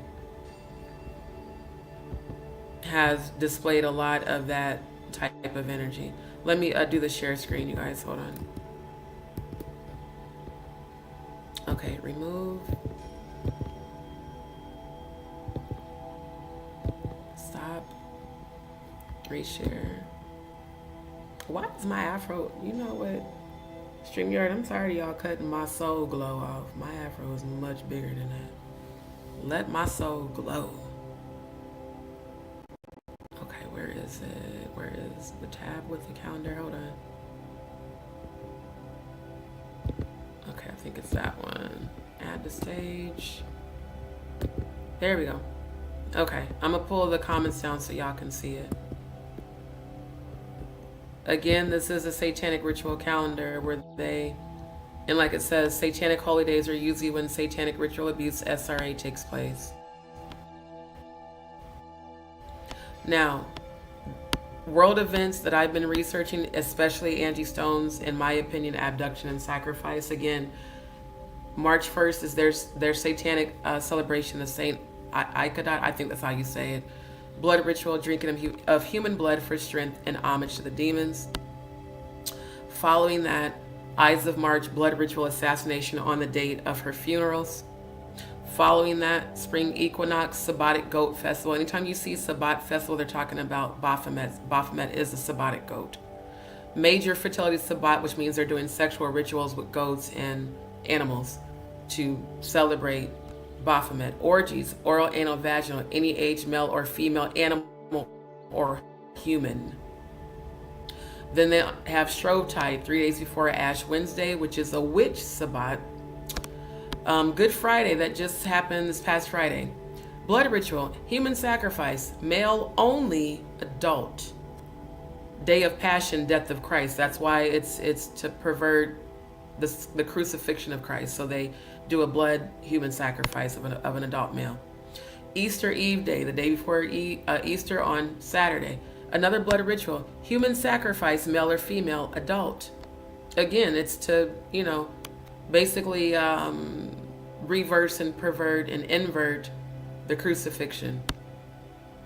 Right now, where we're at, April 21st to 26th, again, abductions, ceremonial preparation, the holding of sacrificial victim. St. Mark's Eve, the 21st, their divining and herb gathering. Grand Climax, April 26th through May 1st, is a demure. My nose is itching. Hold on. I need to take some more of that allergy pill. Demure ritual, oral, anal, vaginal, corpus de Baal. Baal is a demon. Ages are 1 to 25 female. So we're talking a 1-year-old girl to 25 female for their Grand Climax, which of course, Grand Climax, oral, anal, vaginal. That's a satanic sexual ritual. Look at April 30th. I don't know how to say this. So I'm going to try to say it. Walpurch Snatch. I don't know. Rudman's Day. Look what it says on April 30th, y'all. A blood ritual, animal and or human sacrifice, any age. But I'm just a conspiracy theorist, right? That's what everybody keeps saying about me. It's amazing to me how these real life events keep lining up with this calendar. Not a coincidence. Not a coincidence. Planned sacrifices. Angie Stone is announced to be, dead, or in my opinion, sacrificed on a satanic holiday where they just so happen to be doing blood rituals, drinking of human blood for strength and homage to the demons. The date of her final funeral just happened to be on March 15th, a blood ritual assassination. This is why I've been obsessively researching this since March the 2nd. And unfortunately, Jaguar does keep taking all of my research to other platforms and pretending it's hers. She will never take this satanic holiday. She won't take this ritual calendar, ever. She couldn't even stay on the platform with me when I brought it up. But that calendar is exposing a lot. So you got to think about the dates that are chosen for these public events. And as a matter of fact, that matriarch with Tina Knowles, Tyler Perry was promoting on his Instagram.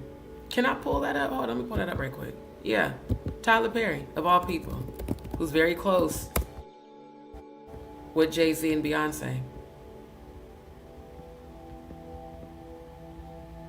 Okay, the internet's moving slow, but y'all can go look it up on Instagram. Just go to Tyler Perry's page. Yeah, because I remember seeing that.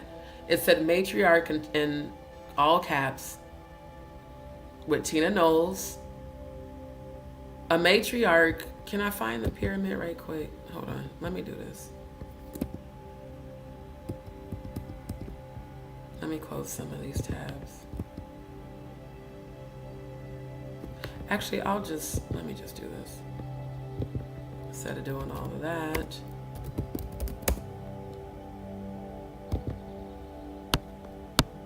Yeah, here we go. Here we go.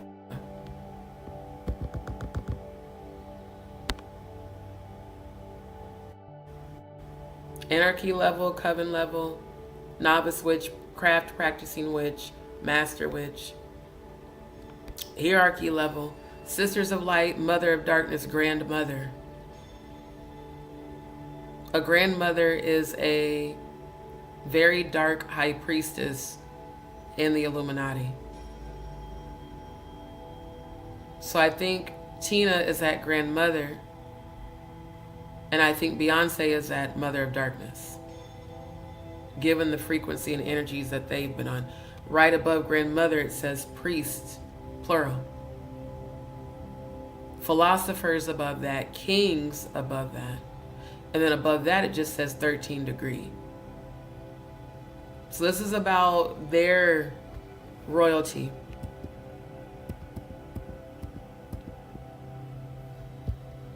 It's about how they move.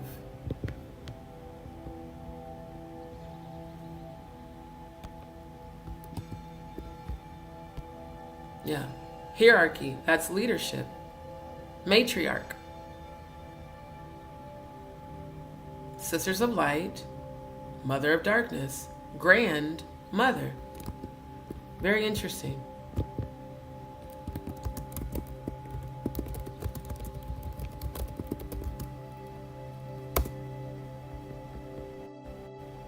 The fact that that one chick, I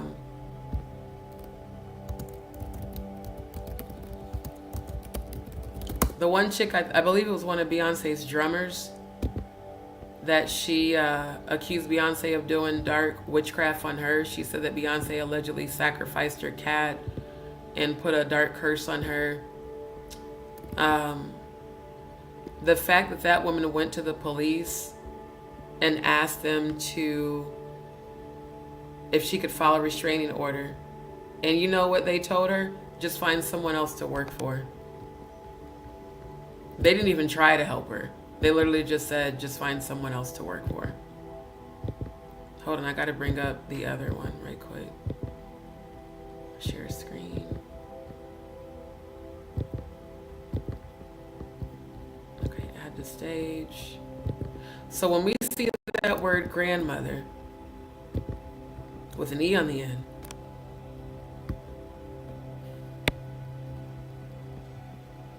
I was researching about this back in 2013. Heavy, because that's when I was heavy into doing the SRA research. The Candy bloodline, one of the 13 satanic bloodlines that rule the world. This is where I found originally the calendar. It says when a member of an Illuminati bloodline reaches the age of 3, and we know the significance of the number 3 in the Illuminati and Freemasonry, he or she is taken to meet an Illuminati grand mother, a high-level satanic priestess. Well, the highest level of a satanic priestess on this pyramid is indeed the grand mother, a matriarch. These meetings are held twice a year and are attended by all Illuminati families and their mothers of darkness.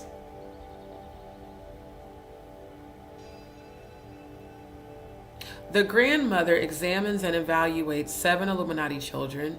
If the child is worthy of entry into the Illuminati, he or she is assigned to one of the Illuminati bloodlines.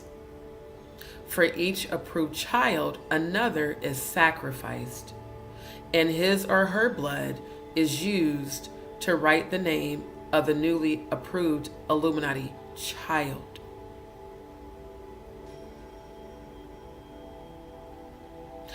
I connected this to the satanic ritual calendar, and all I kept seeing was a direct connection to all the rituals. All the blood rituals, the human sacrifices, the abductions, the trafficking. Angie Stone's gematria revealing child sacrifice in labyrinths and trillion. I showed you guys on last night's live how the underground trafficking is a billion and trillion dollar industry. It's all connected. You can't call it a conspiracy theory when there's actual evidence and proof and connections. Yeah. Oh, they're going to catch Oprah. Oprah, Jay-Z, Beyonce, Drake, Will and Jada, Ellen, LeBron, Russell, even though he took his ass to Bali because there's no extradition laws there, they're all going to be held accountable. Brandy and Rayford, aka Ray J, they're all going to be held accountable this year. And I saw Clive Davis in a coffin with the number 93 on it, and he's 92. I don't think Clive is going to live past 2026. I've dreamt of funerals since I was 8. There hasn't been one funeral that I've had a vision of that didn't happen. That's how I found out I was an empath. You're so welcome, my love. Thank you. Thank you, RJ. Appreciate you, family. Love y'all. Oh yeah, we're going to go over the angel numbers before I end the live, and then I'm going to pray. I received that, Lisa. I received that. Thank you, my love. Thank you, Faye. Very interesting. We're going to see what happens as of May the 5th. I have a feeling a whole lot is coming out with this Diddy case on the 5th. Right? See, and this is why I research this stuff. I connect dots. I don't call myself an investigative researcher and then don't actually do the research. I've been researching all this satanic Illuminati shit for decades. I just did it on my private Facebook page. Again, I didn't start my YouTube channel until about 3 years ago. I didn't start going live regularly until fucking September of last year. But this shit, oh, I've been obsessively researching. So I've got flash drive upon flash drive of all the research I've done about the Illuminati, Freemasonry, satanic rituals, hand symbolism, knowing how to spot, you know, people who are down with the shits. A lot of research. Chelsea, Grand Rising to you, my love. Good to see you. Thank you. Thank you. Thank you. Look, we're going to pray before I end the live, for sure. Yep. Yep. And that's what, Lisa, that's my goal. That's why I plan on getting me a house. I plan on growing all of my shit. I plan on not having to go to the store because pretty soon we're not going to be able to. Y'all do know that they are implementing the beast system. It's not a beast, it's a system. It is the analog UHF grid that they took from the TV. If y'all remember that 2008 digital revolution where you had to get those converter boxes, it's because they took the UHF grid to create the RFID chip. That's the beast system, the one world currency. They're going to start getting, well, they already have been starting to implant people with the microchips in their hands. And they don't have to carry a wallet. They can just scan their hand. The Bible says that. Neither will they be able to buy, sell, or trade without the mark that have to be on your hand or your forehead, your third eye, or in your hand. It's okay. Yeah. And this is my job, is to expose all of it. Yeah. Like I said, those from back home that would say I was a conspiracy theorist and I was crazy on Facebook, I know all of y'all are watching. Not so crazy now. Funny how the stuff I posted back in 2013 in my Truth Theory group on Facebook has manifested in 2024. I told y'all then that they were coming out with that RFID chip by Veritech. Y'all don't want to believe me. There's a whole bunch of evidence of it now. To be honest with y'all, those that are dying right now during this period are the blessed ones. They're not going to have to endure what's coming. But I'm going to prepare us all. Oh yeah, Obama was at the Bohemian Grove in full on Baphomet gear in the color silver. Absolutely. Tobias, and thanks to the exposure, we all know now what chicken pasta. Exactly. We know what this shit means. And I know the rabbit hole really doesn't have an end, but you know where it does have an end, with all of us that stand against it, that come together and expose it and stand against it. We are where the rabbit hole ends. It stops with us. We are the generational curse breakers. Yep. Well, here's the thing about Blue Ivy. I had multiple premonitions about her. Blue Ivy is actually getting ready to expose Jay-Z and Beyonce. A lot of sources are saying that she's investigating about the Kathy White, and that allegedly she's even done some underground interviews about it, and that she allegedly believes Kathy White was her mom, and that she plans to expose Beyonce and Jay-Z. Now, what I saw in the 5D was her exposing both of them as soon as she turned 18 and left home. Right now, she's gathering evidence. I also saw that when she turns 29, she's going to start a nonprofit organization to help survivors, just like I'm planning to do this year. So Blue is the chosen one from that family that's going to come out from among them and be separate, and she's going to expose it. Mark my words.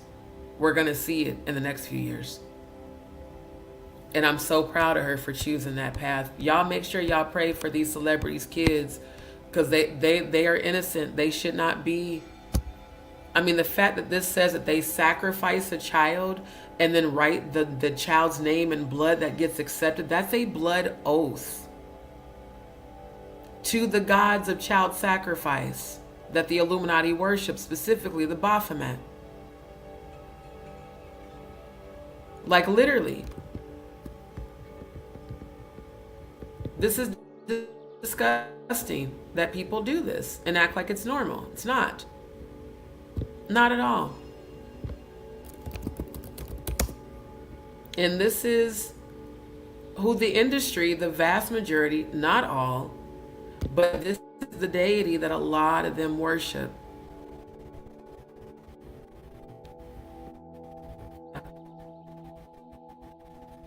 Notice in bold it says robotic goat.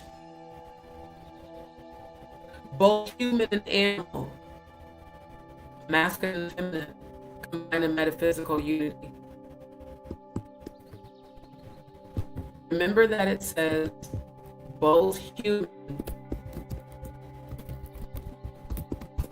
and animal.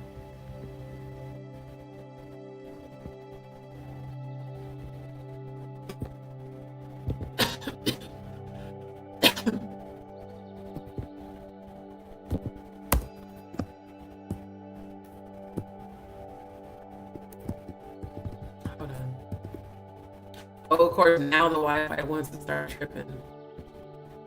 Interesting how that all seems to happen when I start getting on this subject.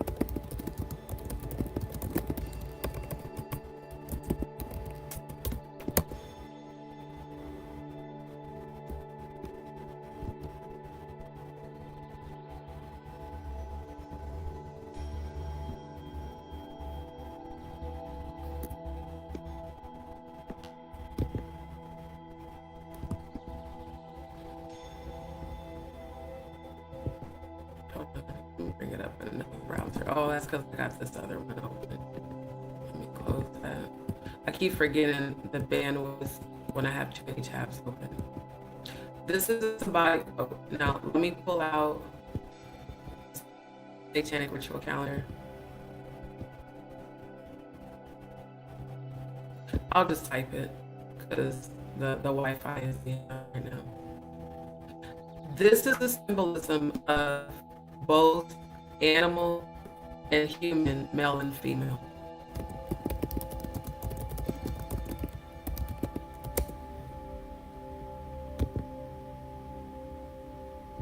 I was trying to bring up the zoomed in version of my email, but it was being annoyingly slow.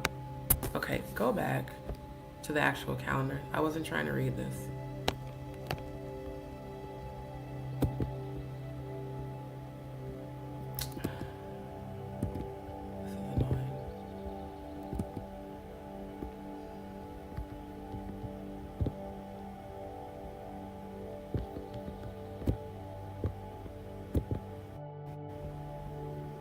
Notice, I know it's smaller on this is the actual calendar itself, but notice how the Candlemas Sabbatic Goat Festival that happened the same night as the Grammys, look at what they do.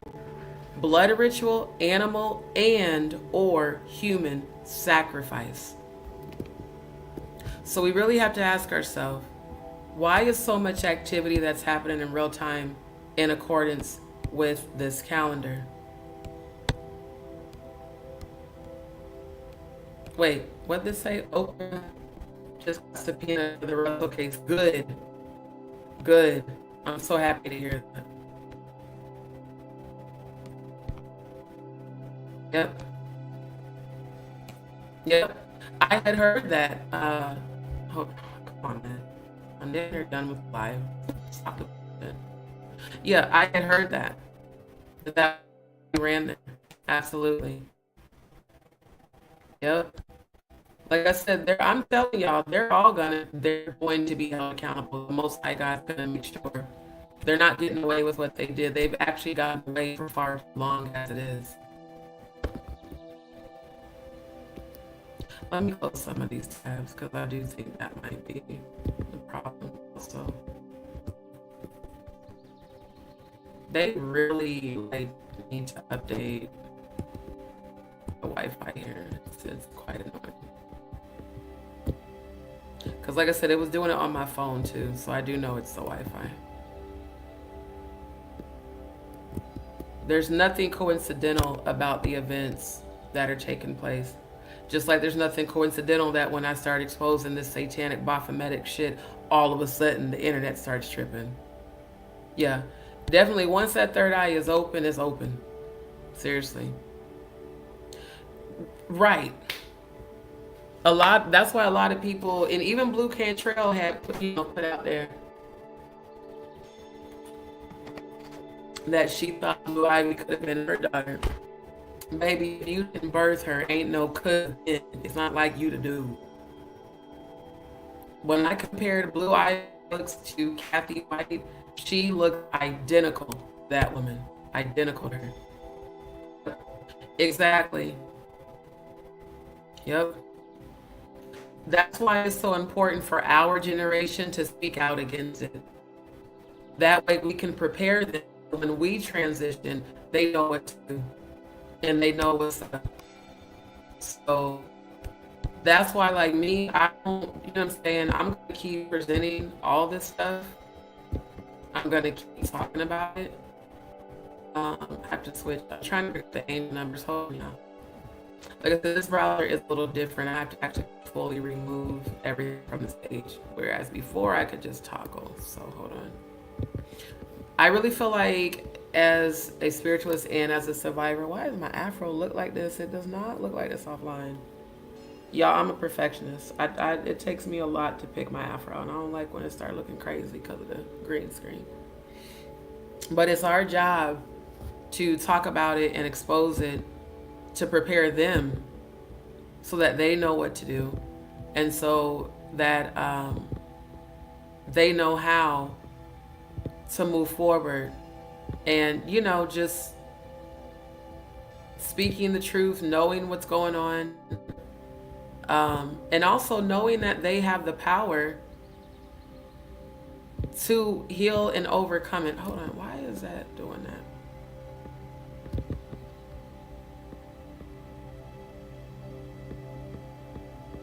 Okay, let me pull this up again. Hold on.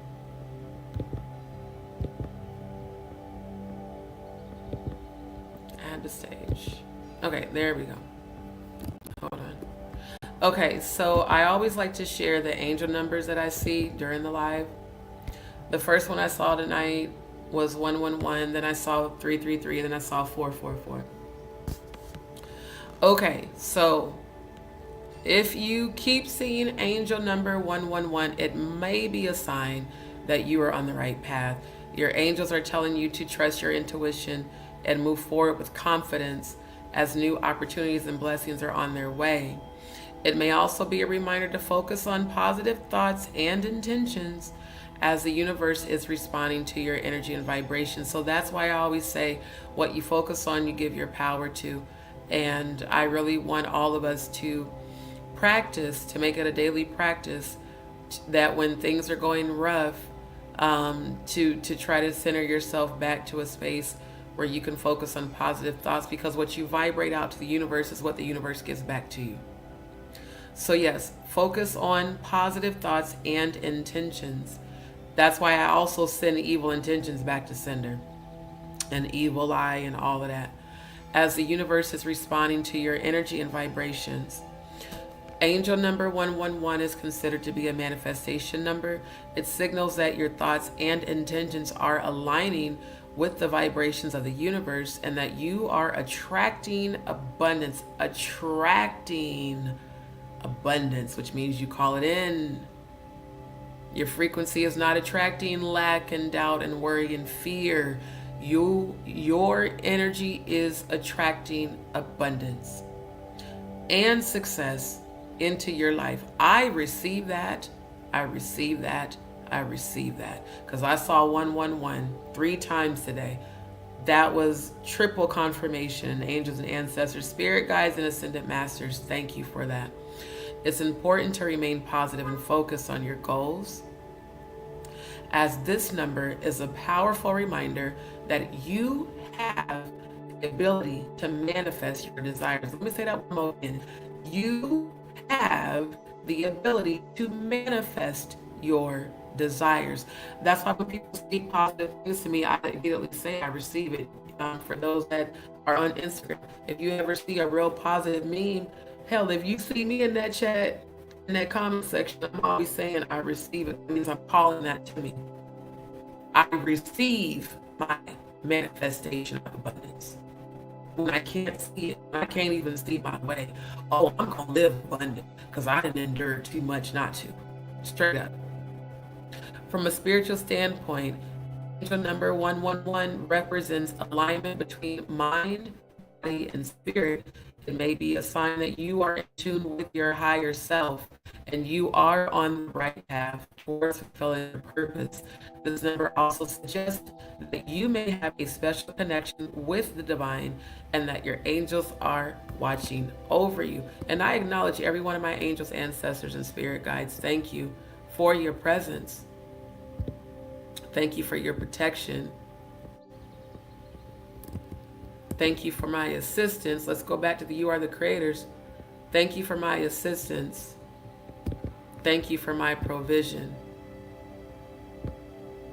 All my needs are met. Oh, I think I just found out how to do this where I don't have to keep doing the separate web pages. Because again, this is a different browser here. Hold on. Yay. Awesome sauce. Okay. Trying to make sure y'all can see this on the screen. Dopeness. Okay, so that's what I have to do. I have to pull it down and then add the tab. All right, so angel number 333. If you keep seeing angel number, let me make sure I'm looking on my phone, make sure it is showing up right.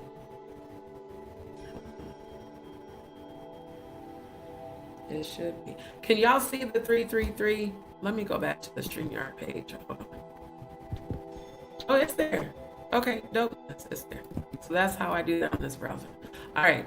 So seeing angel number 333 repeatedly is a sign that the universe is trying to communicate with you. The angels want you to pay attention to your thoughts, feelings, and intuition. Family, hold on, because I'm getting all congested. I do natural healing, so I drink natural raw honey. Y'all bear with me a second. The inside of my nose feels like a billion tiny spider legs are tingling and making it itch. And I'm feeling this mucus come up, which is good, it's coming up, just not why I'm trying to fucking talk. So hold on, y'all.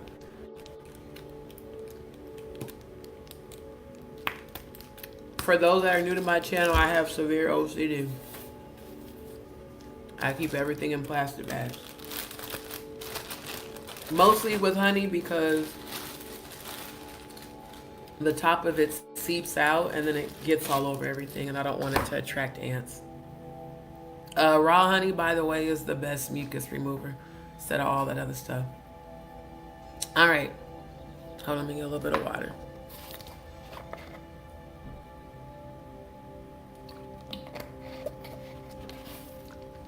Okay. Back to the angel number. Seeing angel number 333 repeatedly is a sign that the universe is trying to communicate with you. The angels want you to pay attention to your thoughts. This is a, revolving theme. What you focus on, you give your power to. Pay attention to your thoughts, feelings, and intuition. They are urging you to trust your instincts and take action towards your goals. When you see angel number 333, it's a signal for you to let go of any limiting beliefs. Pause. We're conditioned that when money starts to run low, to panic. We're conditioned to go into depression when things don't go the way we had hoped. Some of us are conditioned to have anxiety reactions and like that mantra where it said experiencing depression is mandatory because it allows you to see where you are participating in your own misery. Misery is constantly looking at your circumstances and allowing your circumstances to control your ability to manifest.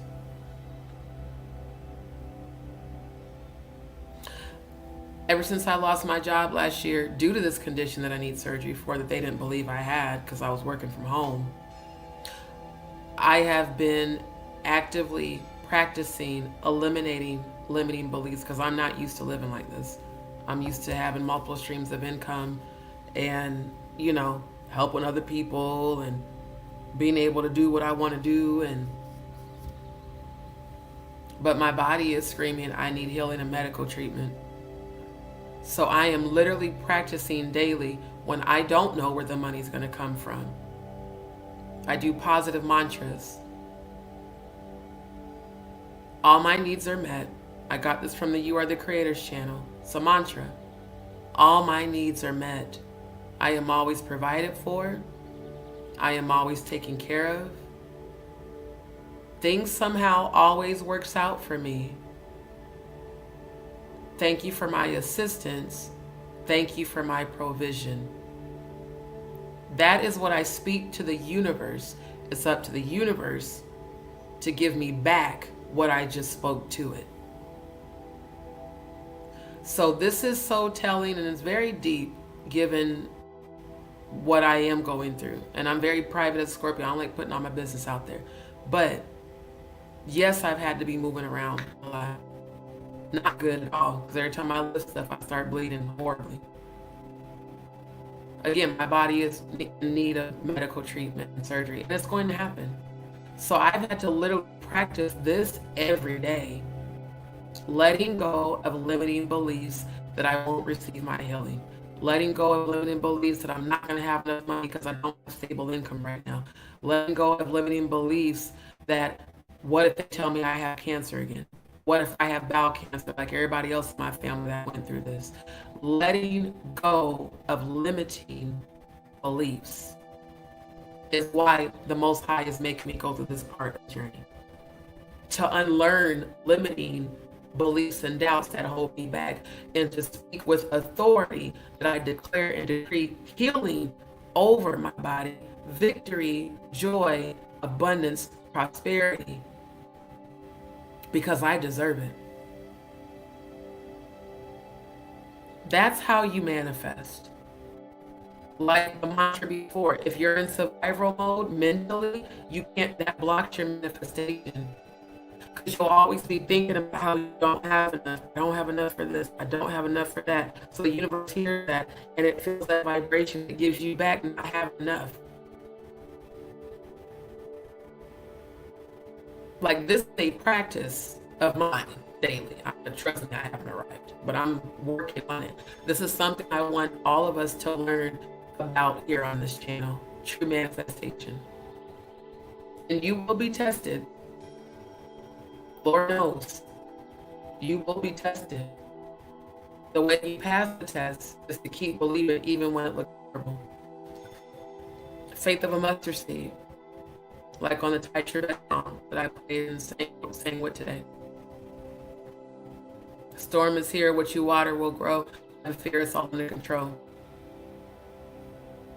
So in tears, what you water will grow. Never fear, it's all under control.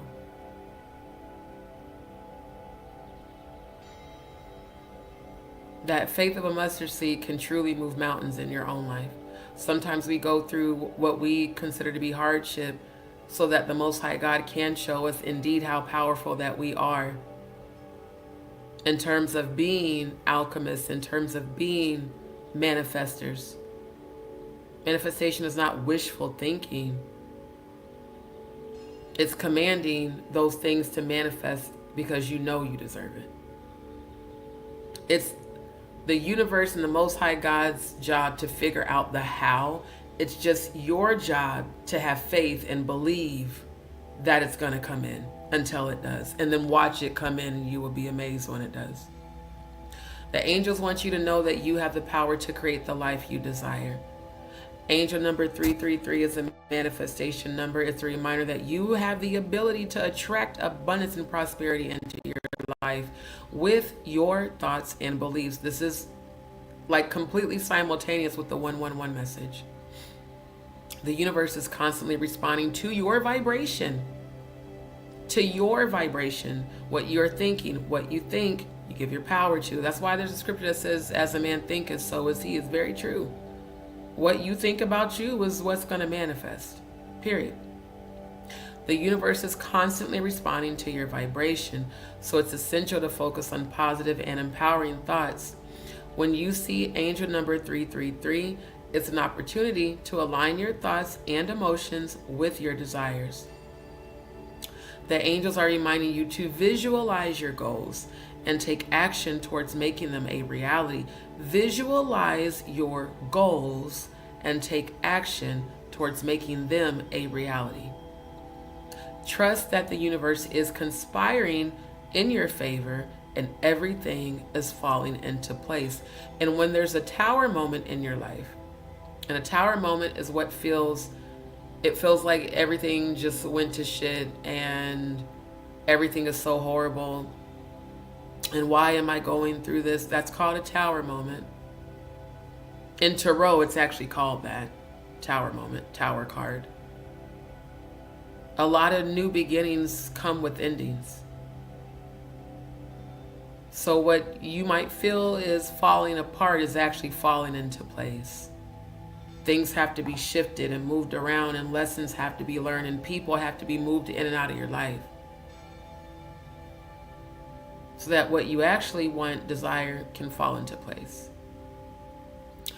Angel number 333 also has a deep spiritual significance. It's a reminder that you are a divine being. You are a divine being because the Most High God dwells within you. It's not an external search. You don't worship God the Father. There is no such thing as God the Father in heaven. I can confirm that because I've been there. That's a Luciferian concept to attach a gender role to an infinite, everlasting frequency that's omnipotent, to try to project the ego state of He as God. You are the divine being. God's within you, which means you can call in and manifest whatever you want. You are here to fulfill a purpose. So to those on the chat tonight that have been struggling with depression and suicidal thoughts, because I'm not going to say names, but I feel all of your frequencies. God led you to my chat tonight / this morning for you to realize that you are here to fulfill a purpose too. Your life has meaning. God has a purpose for you. Whatever trauma, pain you went through led you here.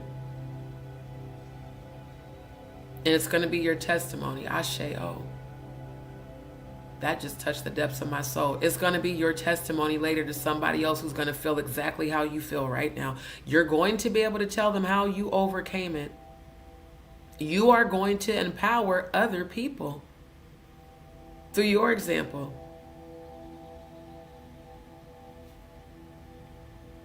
You're going to testify to someone about how you pulled yourself up out of depression and suicidal thoughts.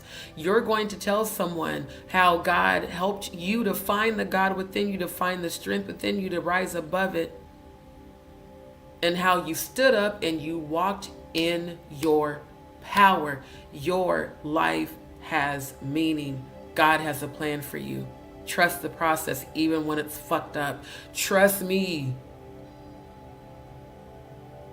If I were to really tell y'all what I for real been going through, oh, you would be shocked. I had a conversation with Dion a few days ago, and I told her some of it, and she just was like, my God, I had no idea. Because I don't dump all that on y'all. I want you guys to come here and get healing. And I'm that example, perseverance.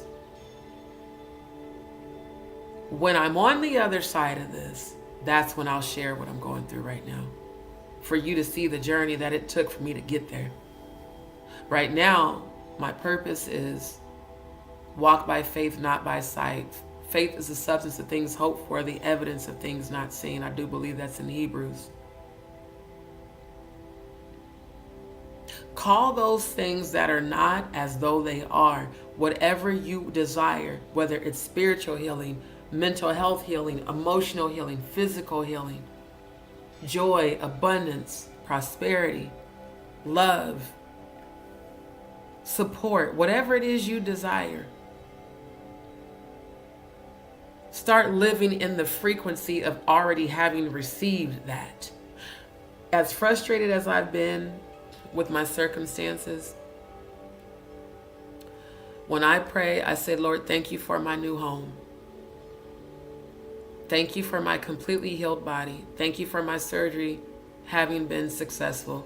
Thank you for my new soul family locally.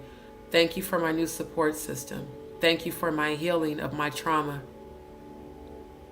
Thank you for healing me completely of PTSD, complex PTSD. Thank you for my new loving, loyal relationship with my future divine masculine.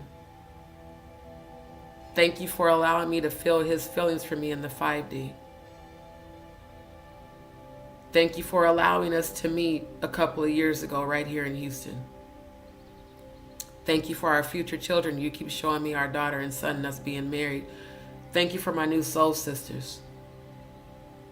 Thank you for my nonprofit organizations that's going to help people heal.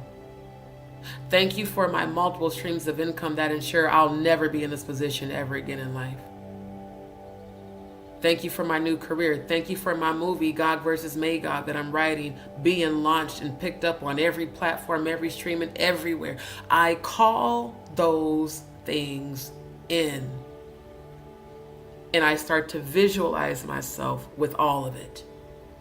Not to mention, I keep having premonitions of all of it. I keep seeing me and my divine masculine working together, like very soon.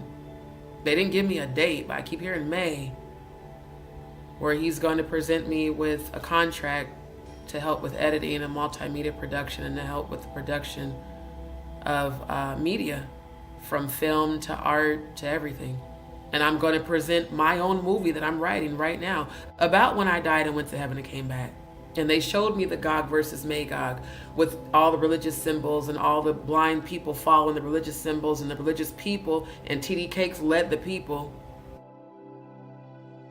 And they went through the double doors and went straight into hell. And then all of those that are the true chosen that truly see, we went into the far right door with the rugged cross over it that said Yeshua, the true Christ, also known as Jesus, the false Christ.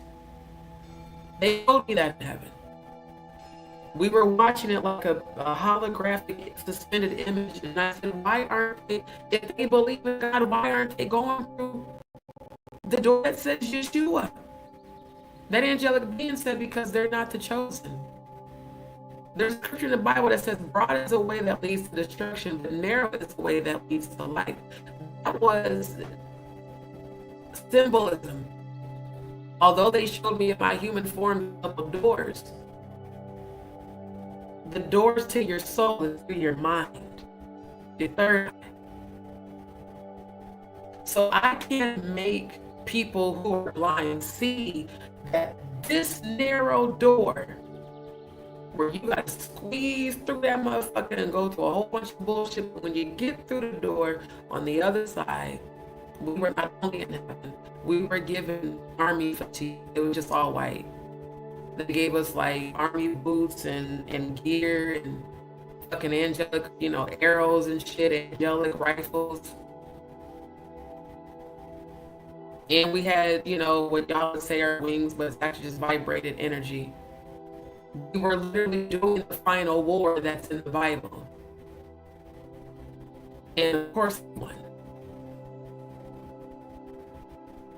There's such a reason that I've been in this position as long as I have, so that I could do this.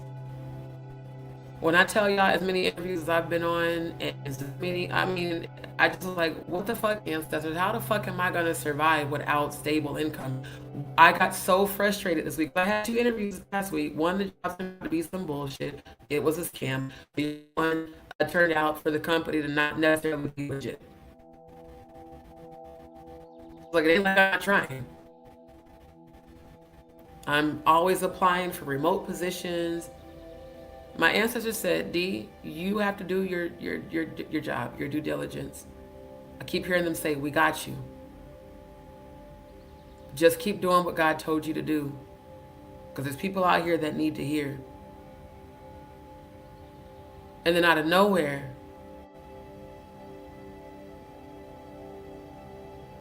D, do you need help? How much do you need? I got you. Brought me so many happy tears because I don't have support like that. But God has brought that support towards me because I prayed for it. And I thank God for the person that sent that donation. That's why I've been able to be in the same place for the past few days. Now, mind you, I am going to have to leave here. So with that being said, anybody that does want to send donations, please do. But that's not the point. The point is, I believe that I can manifest anything. I believe that my body can be healed from Graves' disease that I was born with, condition put on me at birth. If I beat thyroid cancer twice with no chemo, I can beat all of this. No matter how horrible it is right now, this is just part of the transition and the journey. So I fully understand now. I was like, damn, when I said it, I said, I really have not been out since August, like legit. Because I had to keep moving around. Then I wasn't even in Houston. I was living, in a super small town outside of Houston. Then I finally came back, keep moving around. End up in the ER 3 times in 1 week. Had to keep going back and forth. They keep telling me ain't nothing we can do. We can't make you stop bleeding. The rectal exams make the bleeding much worse. I bled through my shorts when I was discharged from the hospital. When I was homeless, like didn't even know where I was going to stay that night. Went and was sitting in lobbies and hotels. Got up, went to the bathroom, the whole back of my shorts full of blood. I've really gone through shit for those who tried to say I was lying about what I'm going through for Cash Apps. No, the fuck I'm not. I have all my medical records. God needed me to be inside,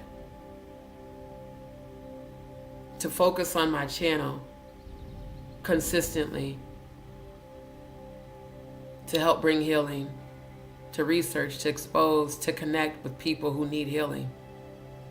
So no matter what I might be temporarily going through, I believe I can manifest anything.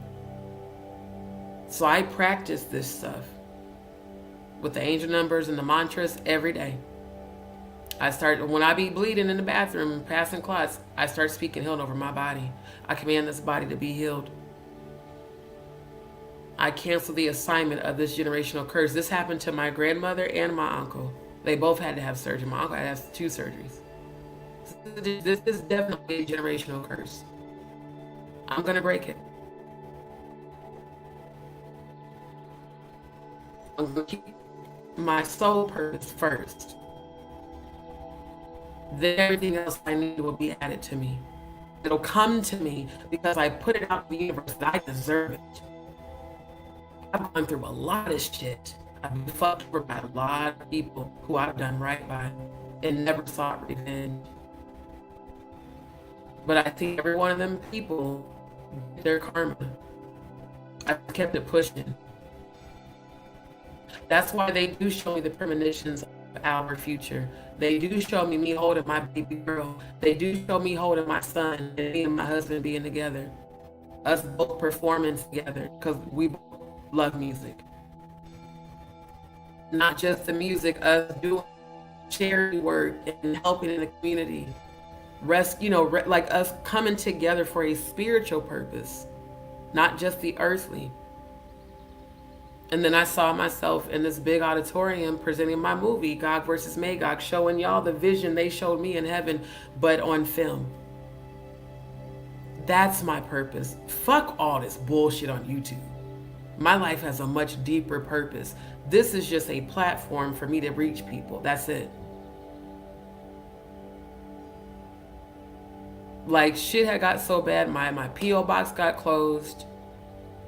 I couldn't get the verification documentation for my YouTube monetization, so there's money there, but it's on hold. See, when you are stripped down to nothing, the true test is, can you maintain your vibration of faith? Everybody has faith when everything's going good.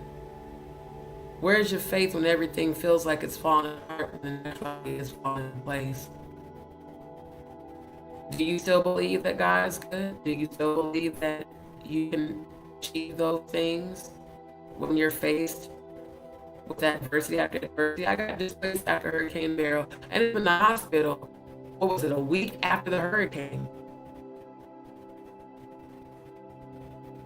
In the hospital 3 times in 1 week.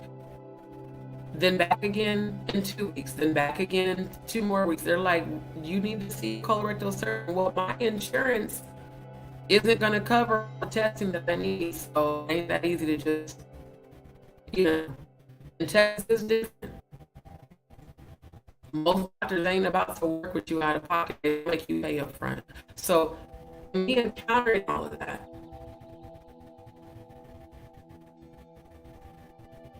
I started having doubts. I started getting frustrated. Understandably so. There's a lot to deal with. Then I decided I'm going to ground and center myself. And I'm going to start visualizing my new life. Right in the midst of sorrow and what I perceived as loss, but actually was just realignment and transition. The Most High God had to bring me to this level for me to see the people I've been claiming that I thought were friends all this time. The answer said, we had to show you. Because anybody that leaves when you start struggling ain't a real friend. That's an opportunist that was only around you for what they could get. I mean, because I'm a chef, so y'all seen my food on my channel. Everybody loves to come to my apartment. You're going to get restaurant quality food all the time. Plus my edible is strong as shit. I ain't been able to do none of that shit. I've only been in a position to focus on my channel and focus on rebuilding my life digitally and remotely. God had a purpose for every single thing I had to go through. But I just believe I should be able to enjoy my life this year. I think this summer I want to enjoy my life. I think this summer I want to go to the beach. I think this summer I want to go on vacation because I haven't been on one in probably damn near a decade. I think I deserve to live well and be healthy. So guess what? I'm going to keep speaking until it manifests. All my needs are met. I am always provided for. I am always taken care of. Things somehow always works out for me. I call upon my angels, ancestors, and spirit guides to assist me. Thank you for my assistance. Thank you for my provision. Gratitude attracts abundance. Complaining blocks it. That's why y'all don't know about what I really be going through. I don't want to complain. I will share once in a while, but I don't really want to talk about it for real. When it happens, it happens. I deal with it, I pray, and I keep it pushing. And they keep showing me these glimpses. I seen this morning when I took that nap, I was working with my divine masculine at this house out here. We were working on some projects, and there was a security guard there in the living room. And he texted me and said, my neck is hurting. Can you give me a massage? I said, yeah. So let's go to the room. And this person has already respected that I'm celibate. We've stayed the night together, and he didn't try anything. And could have, because, you know, he's well known and gets women, you know, be just throwing it at him. He said, I just want you to hold me. That's verbatim what he said the night we spent the night together, and I did. I gave him a massage, tantric massage, and then we went to sleep. And that's what happened in this vision. And he said, I just want you to hold me. So, like I said, I know my future is getting ready to be bright. It already is. Let me just speak it into existence. That is a blessing and having the gifts that I have, is that I can see what's coming towards me, but they don't tell me everything when it pertains to me because they want, you know, me to have some sort of a surprise.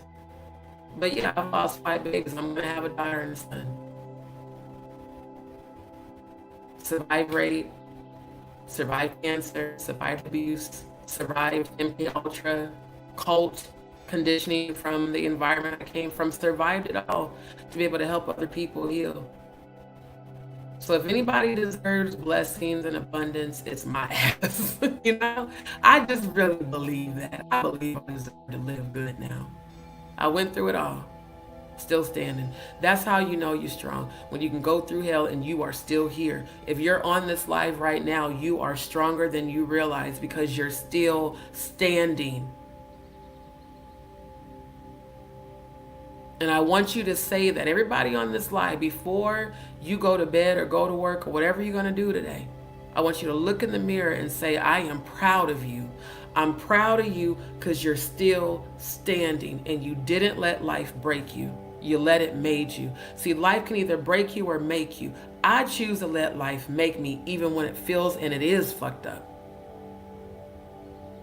Because I've been in environments where people complained about how long I'm in the bathroom, and I'm in there, blood clots, fucking, tumors rupturing, feeling like I'm about to pass out.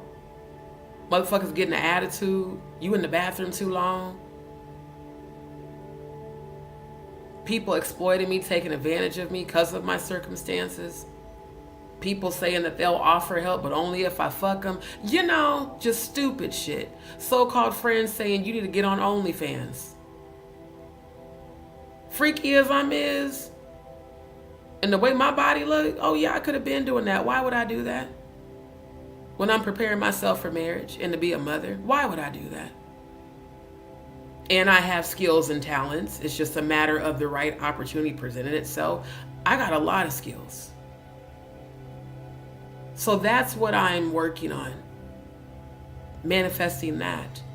I got the tech side from my dad. I got the cooking side from my mom. I got the music side from just my whole environment, dad, mom, auntie.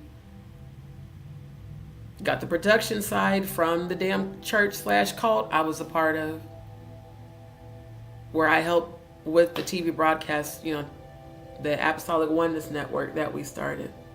That's how I learned how to edit. 2003, that was 22 years ago. Very versatile in Adobe. The entire suite of Adobe I know. Final Cut Pro 2. Other software. I know how to actually edit and create content. If you go look on my channel, you'll see it. Every single video, every single short, I edited that shit on my phone. And quite honestly, 85% of those videos were edited from the bathroom while I was having episodes, by the way. One thing I am is persistent. I would bring my laptop and my phone. That's why I be carrying these damn wooden trays around with me. Those are my little desks. There's one in the bathroom right now. That way, if I have an episode, I can still be productive. That's how bad I want a better life. But I don't want a better life bad enough to sell my soul, my ass, or my integrity. I'm not going to do that. I'm going to believe that the different skill sets that I have are going to bring in what I need them to bring in. And on top of that, I'm a spiritualist. And I do readings. I just stopped offering them because of the troll farm, because quite honestly, constantly moving around, I really don't have time. But I will say this, to the 2 people that readings are remaining, I will get those done this week.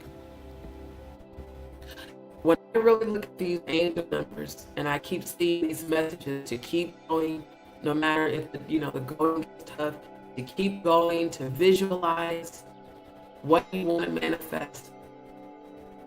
I shift out of my circumstances and I ascend to my highest self, and I start saying, believing, I can do this.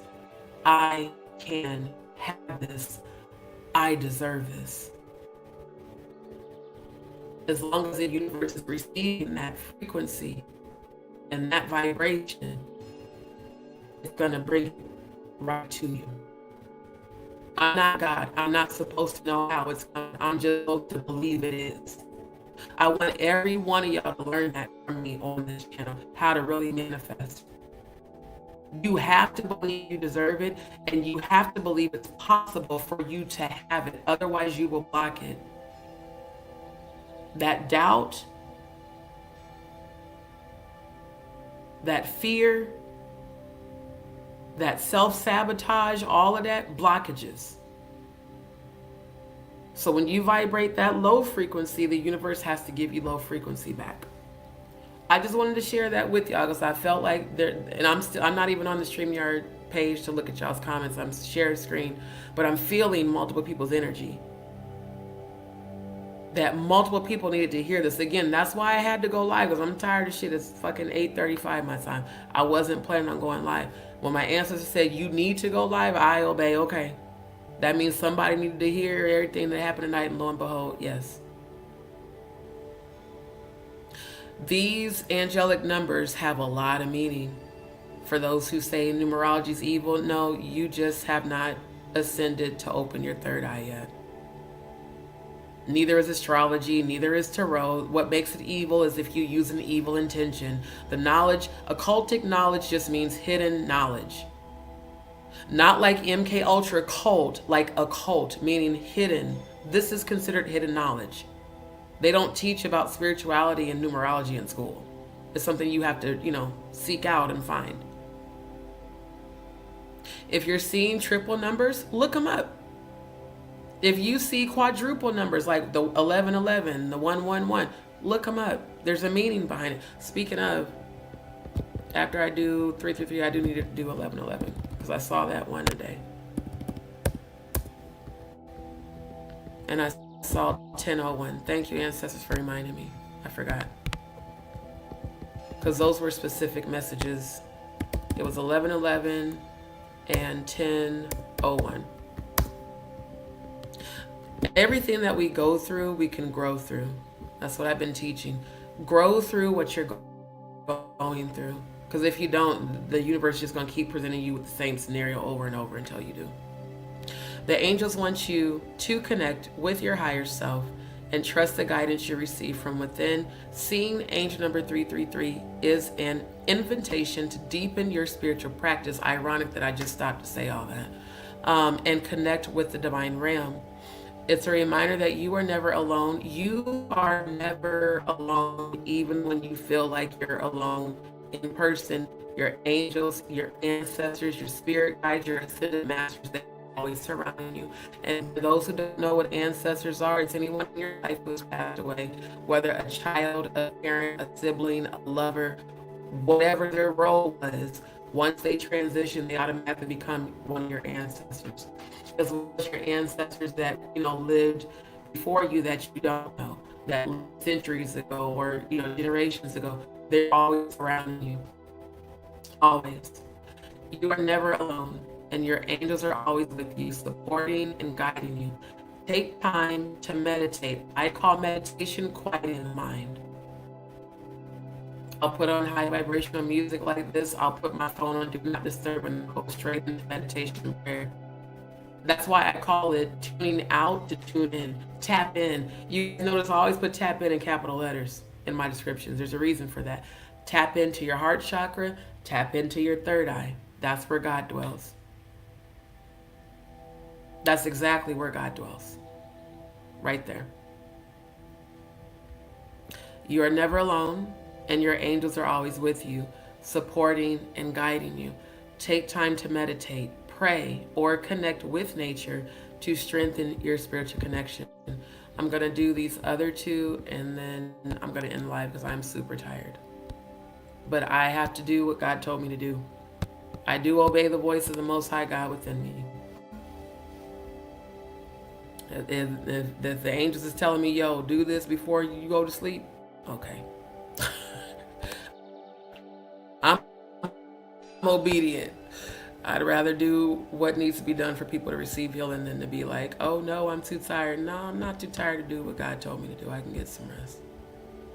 All right, 1111. If you keep seeing angel number 1111 repeatedly, it's a sign from the universe that you are on the right path. I love the consistency with the messages of being on the right path, the confirmation. This number is a reminder that you are not alone and that your angels, spirit guides, and universe are highly supportive of you. They want you to trust your intuition, have faith, and remain positive. Seeing angel number 1111 is a confirmation that you're in alignment with your higher purpose and spiritual journey, that you're in alignment with your higher purpose. That's why you were sent to my channel tonight, for you to recognize that. Angel number 1111 is a manifestation number. It's a reminder that your thoughts and desires have an immense power to manifest into reality. I'm going to read that again. Your thoughts and desires have an immense power to manifest into reality. This number is a message from the universe to focus on your intentions and raise your vibration. Like I showed this morning, me singing gospel music has always rose my vibration. Me writing music, me singing music, me playing music. I was in band since like fucking, what was it, 6th grade. Music is truly my first love. That's why we also are going to review Stone Paxton's jam session. That shit was dope as hell. It reminded me of back in the day when I used to do that, the jam sessions. Like, I'm going to get back into that. I'm manifesting that even. Manifesting that. The things that make me happy, those are the things that raise my vibration. Cooking as a chef makes me happy. Creating in the kitchen makes me happy. It raises my vibration. Listening to high vibrational music or music that I love raises my vibration. Watching comedy movies when depression tries to kick in raises my vibration. Prayer and meditation raises my vibration. Making beats raises my vibration. Researching, doing tech work, editing, all that stuff that makes me happy, doing artwork, digital and analog. I got my whole art kit over there. And I am going to start selling my art, by the way. Do things that help to raise your vibration. I guarantee you, you will never be depressed. And if depression tries to kick in, put on a comedy movie. As soon as you start laughing, frequency shoots through the roof. You forget all about the perceived problems. You just start laughing. Straight up. Straight up. Raise your vibration. Focus on your intentions and raise your vibration. When you align your thoughts, emotions, beliefs, and actions with your desires, you can manifest anything you want in life. When you align your thoughts, emotions, beliefs, not limiting beliefs, beliefs that you can, will, and deserve it, and actions with your desires, you can manifest anything you want in life. From a spiritual perspective, angel number 1111 represents spiritual awakening, enlightenment, and connection with your higher self and the universe. This number is a reminder to trust your intuition and inner guidance and to follow the path that resonates with your soul.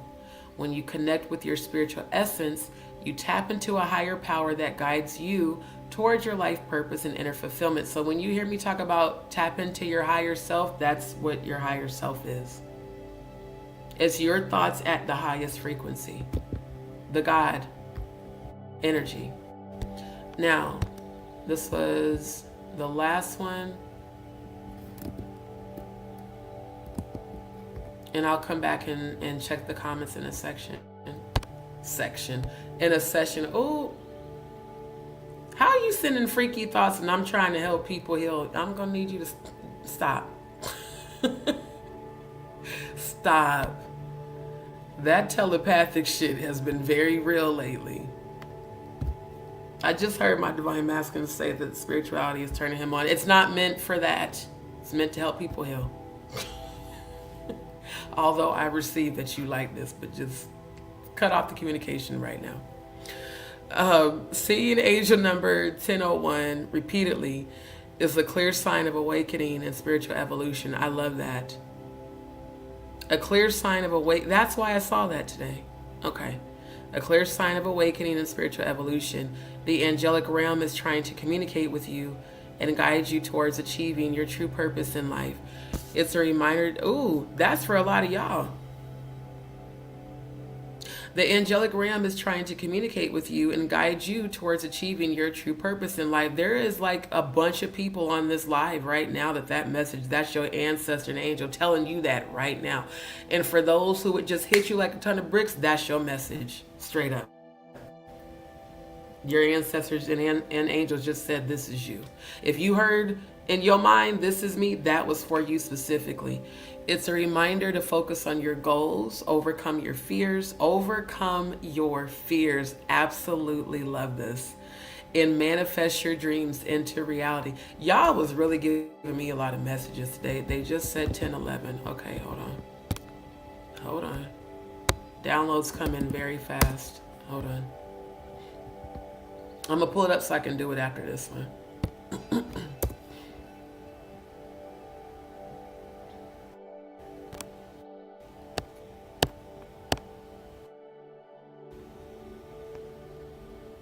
Did it not come up or what? Hold on, is the Wi-Fi doing dumb shit now? Okay, let's type it again. 1011. Is there not any? Oh, there it is. It's just moving slow. Okay. Let me close this tab since I'm done with that one. Okay, I'm gonna come back to that one because I don't know why that's loading so slow. I'll get that one last. It's important to be mindful. Actually, let me start over with this one. Angel number 1001 is a powerful manifestation number. It suggests that your thoughts and actions are aligned with the divine plan and your affirmations are in harmony with the universe's energy. This is crazy because I just was talking about that. Therefore, it's important to be mindful of your thoughts, emotions, and beliefs.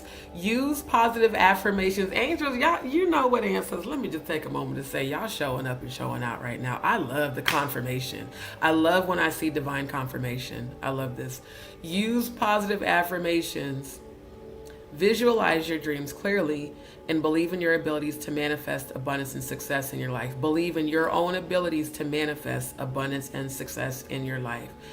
Angel number 1001 or 1001 holds deep spiritual significance and is a sign that your angels are guiding you towards spiritual growth. It's a reminder to trust your intuition and seek guidance from the divine realm. So the mantra from You Are the Creators, thank you for my assistance, thank you for my provision. That's a way to call in positive affirmations for them to assist you and to guide you. The number 1001 also suggests that it's time to let go of your ego, embrace humility, and follow your soul's path to bring greater meaning and purpose to your life. You know why I thank God for letting go of the ego is because when I prayed today, or earlier today, when I was getting frustrated about something, my ancestor said, "D, remember, the ego seeks control." See, I could look. One thing about Scorpios, we are control freaks. That's the truth. We are. We like control because we know that we can manage things very well. I have intentionally been placed in this position in life to release my ego because I can't control what happens to me at all. I can only control how I respond. Now, I'm so serious. I left home 6 days after I graduated high school. I have taken care of myself and siblings and their kids and friends and let people stay with me. I've never, ever had to go through this. Not like this. Take that back. I went through cancer surgery. I did go through this because, they fired me knowing I needed the surgery. Because I was working for this small company back home in Omaha. And the boss was one of those racists that pretends in public that she's not, but when you're in a meeting with her, she uses words like nigger and colored. My thyroid specialist at the endocrine center wrote a letter to my employer that I needed the surgery because, the thyroid cancer findings. My surgeon wrote a letter. My primary care physician wrote a letter. And that lady said, well, we can't hold your position while you're out on surgery because you're going to have to be gone for 4 to 6 weeks and you don't qualify for FMLA. I said, what about short-term and long-term disability? Oh, well, we just eliminated that, even though it was coming out of my checks. Still. I got fired for having to have thyroid cancer surgery. Then she tried to lie to the unemployment division and told them that I had excessive absenteeism and that I had 3 no-call, no-shows, but she didn't know that I was very intelligent and that I was, making copies of all of my time off requests, which were for my doctor's appointments. I will never forget when the unemployment mediation person was asked her, ma'am, why did you lie and say on specific dates that she she had no calls, no shows when she had sent us evidence of those very dates having approved time off. The irony that that's verbatim exactly what Progressive did to me last year. They didn't believe that the episodes I was having. So they took my PTO that was already approved and recalibrated it so that they could say that my attendance was over what was allowed and fire me. And I did win that unemployment hearing, but I had to go 4 months with no income and had to stay in very horrible, horrible environments. Again, the different tests and trials showed me what I needed to learn, showed me how strong I was, and really empowered my faith and made me stronger. Some people today ask me, D, how are you so strong? Because I've gone through hell, bruh, behind living in this avatar. I call bodies avatars.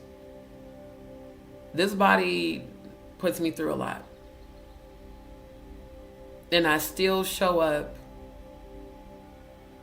doing God's will. I still show up trying to encourage. I still show up trying to inspire people.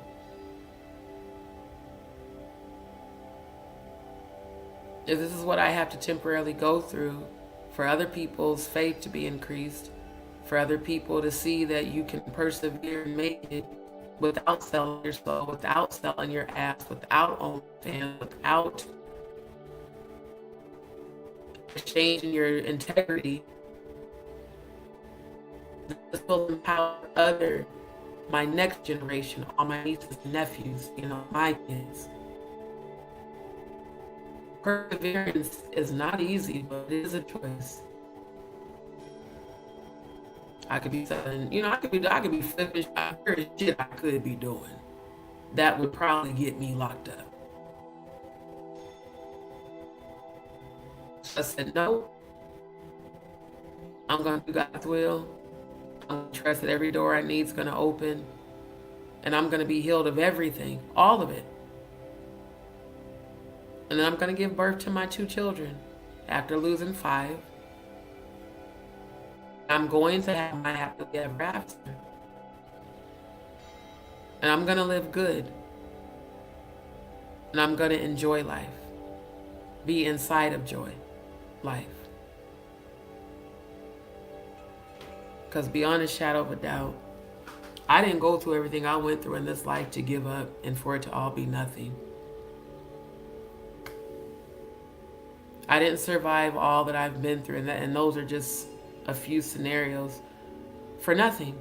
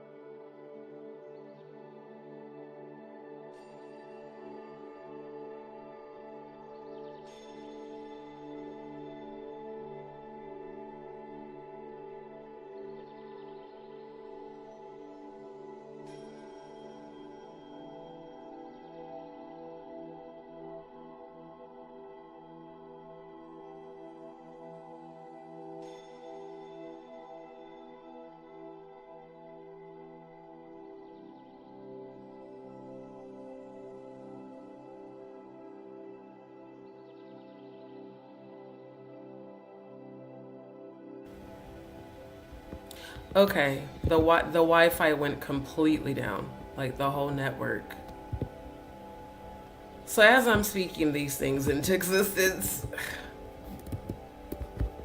I'm gonna finish and then I'm gonna end because yeah, it is like 9 a.m. As I'm speaking these things into existence, I'm grateful for leaving here and going somewhere where the Wi-Fi is more reliable. I'm gonna come at your guys's. I didn't mean to do that. I'm gonna look at your guys's comments in just a second because I do want to finish. I wanted to share my testimony with you guys because I know there's people going through stuff right now,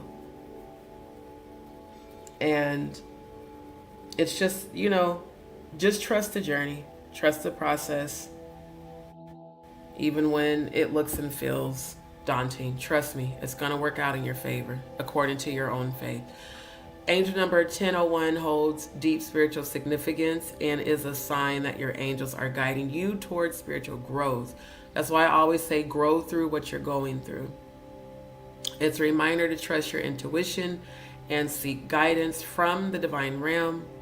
The number 1001 also suggests that it's time to let go of your ego, embrace humility, and follow your soul's path to bring greater meaning and purpose to your life. So again, that is what I know my angels and ancestors were letting me know. Like, hey, you're not going to be able to control everything that's happening to you, but you can definitely control the way that you respond, for sure. So, okay, I do want to give this last one, because these were all the angel numbers I was given earlier today. Okay, so when you consistently see the number 1011, the universe is trying to hint at something important in your life. The number 1011 is a gentle reminder that you are in the right direction and to keep pushing forward. And I hear my dad saying, daughter, push, pray until something happens. Thank you, Dad. See, an example of an ancestor. It is a message from the universe telling you that you are in harmony with your life purpose. In addition, the number 1011 is also a call for you to have faith in yourself and the universe. Asheo, I receive that. Angel number 1011 is a manifestation number that embodies the energies of manifesting our dreams and desires. When you see the number 1011, it means that the universe is conspiring to make what you are manifesting a reality. Thank you. Thank you, angel, ancestor, spirit guides. I receive that. The universe is conspiring to make what you, I feel so many goosebumps, oh my God, to make what you are manifesting become a reality. I just want to take a moment to acknowledge my angels and ancestors that are in this room with me right now. Thank you, thank you, thank you. See, that's why they try to distract with all the technology stuff. No, they're not stopping this message. This is a divine message for all of us that are still on this live. The number is urging you to trust the universe and the powers that be are in your favor.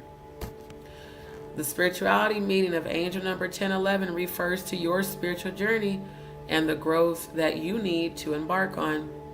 If the number 1011 keeps appearing in your life, it is a wake-up call for you to embrace your spiritual side. So this is for those in the chat that have spiritual gifts that have been afraid to embrace them. You are not evil. Your gift is not evil. Unbreak the yoke of oppression of religion that has you thinking spirituality is evil. When I died and went to heaven and came back, the angels and the celestials said God wants you to tap into your third eye and your spirituality and stop following what another man's interpretation of God is, and that's all religion is. And all religions do have a foundation in Freemasonry and Luciferianism.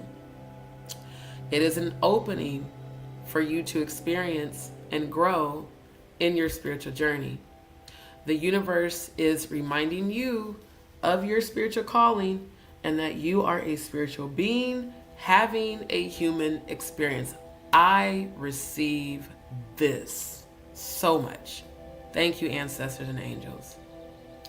The way they just gave me that download. We are spiritual beings having a human experience. Straight up. We're spiritual beings having a human experience, which means we're capable of manifesting anything. So family, everybody on the chat, thank you so much for tuning in. Thank you for rocking out with me this whole time. Thank you for listening. Thank you for your positive energy. Shout out to all the DzPeepz in the chat that have been speaking life to the new DzPeepz. Shout out to all the new DzPeepz, the new subscribers. Y'all don't forget to turn on your notification bell. That way you get notified every time I upload or go live. I will be back on live again this evening because I want to continue to review the rest of Stone's live. I want to show you guys the video content about the details about Lethal and Angie Stone. And we're just going to continue on this journey of exposing the truth and bringing healing to all survivors of sexual abuse, all victims and survivors of sex trafficking, and to really get down to the bottom of what happened to Angie Stone and all the others, not just her, Whitney, Kim Porter, Kathy White, Bobby Christina, Phyllis Hyman, so many others, all of them. We're going to work together. And as y'all seen tonight, I have a very analytical brain. I don't just be on here gossiping. I research. I show you guys, what I'm researching. I'm connecting the dots. And I just want to thank all the new DzPeepz. Chelsea, thank you so much. We got some new DzPeepz in the building, so I'm starting from the bottom and scrolling up because I know I missed a lot of comments when I was presenting screen. Ann Jones, Libra Justice, welcome to D's World, my love. Thank you. Thank you for subscribing. Chelsea, you got this, D. We all have to trust our journeys in life. I love that. Grow through what you're going through. Exactly. I'm going to start practicing that. Oh, I love to hear that. See, that's the purpose in me going through this, is so that you guys can learn about manifestation and how to call in your healing. So I love that. All right. Truth and consequences. It's a pleasure. Okay. I love y'all for sticking it out. Thank you. Thank you for your patience. Nyla, Yemen, welcome to D's World. Look at all the new DzPeepz. I love it. Yes, yes, yes. And Ann Jones, I'm so happy you're here. I'm so happy you're here. Make sure you keep coming back, my love, okay? Thank you. I receive that. Blessings to you as well. Yes, blessings to you as well. Love it. Love it. Love it. Was just trying to send money. It says something a little concerning. Can you request it from me? Let me look at my phone.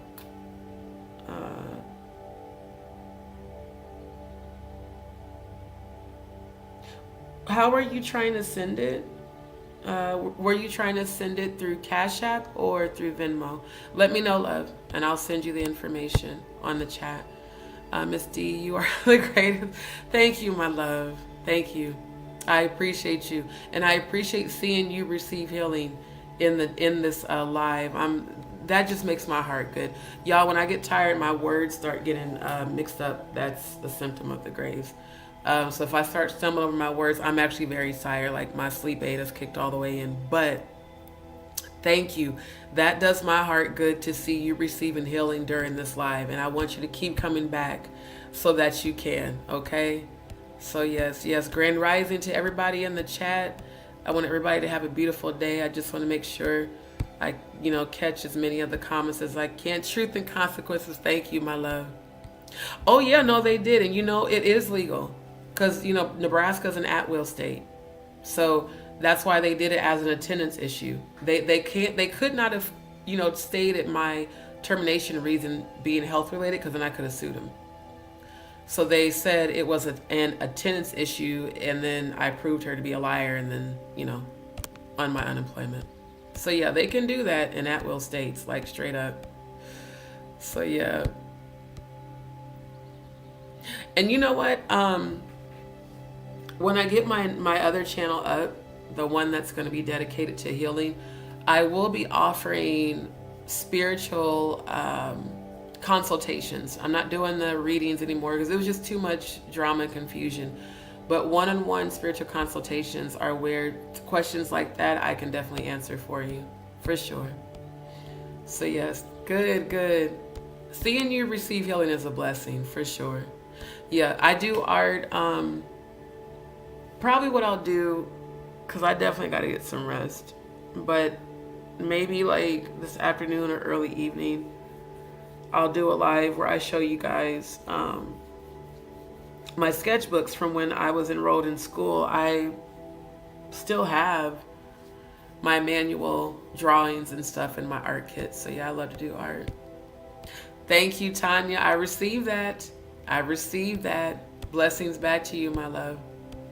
Dee Dee, yes, you are needed. Thank you. Thank you, Dee Dee. Love you so much. You are always being so positive and uplifting. I really appreciate all of you guys. Yep.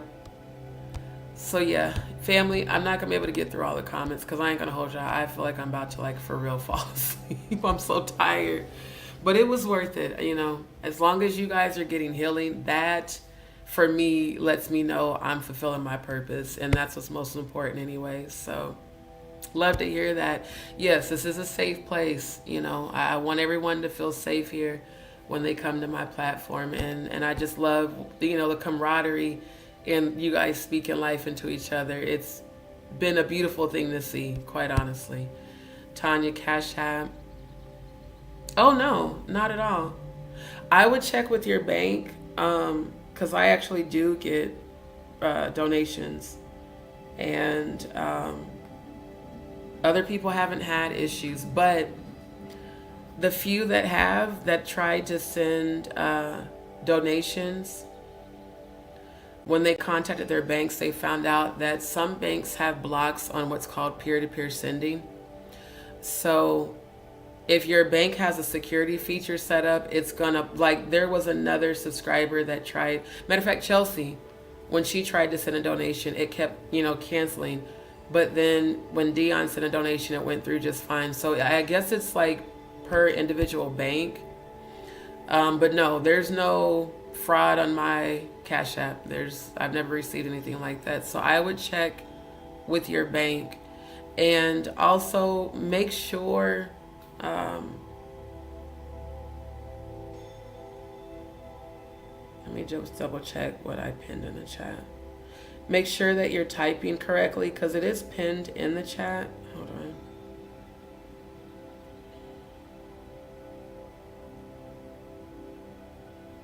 Yeah.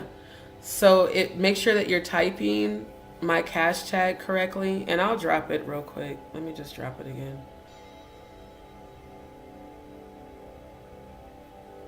So it's in the chat now. Make sure that you're typing it correctly, but if it cancels the payment, it's probably your bank that has a security feature. There were 2 subscribers that they contacted their banks, and then after the bank unblocked their peer-to-peer sending, they were able to send donations just fine. So yeah, Tanya, check with your bank and let me know.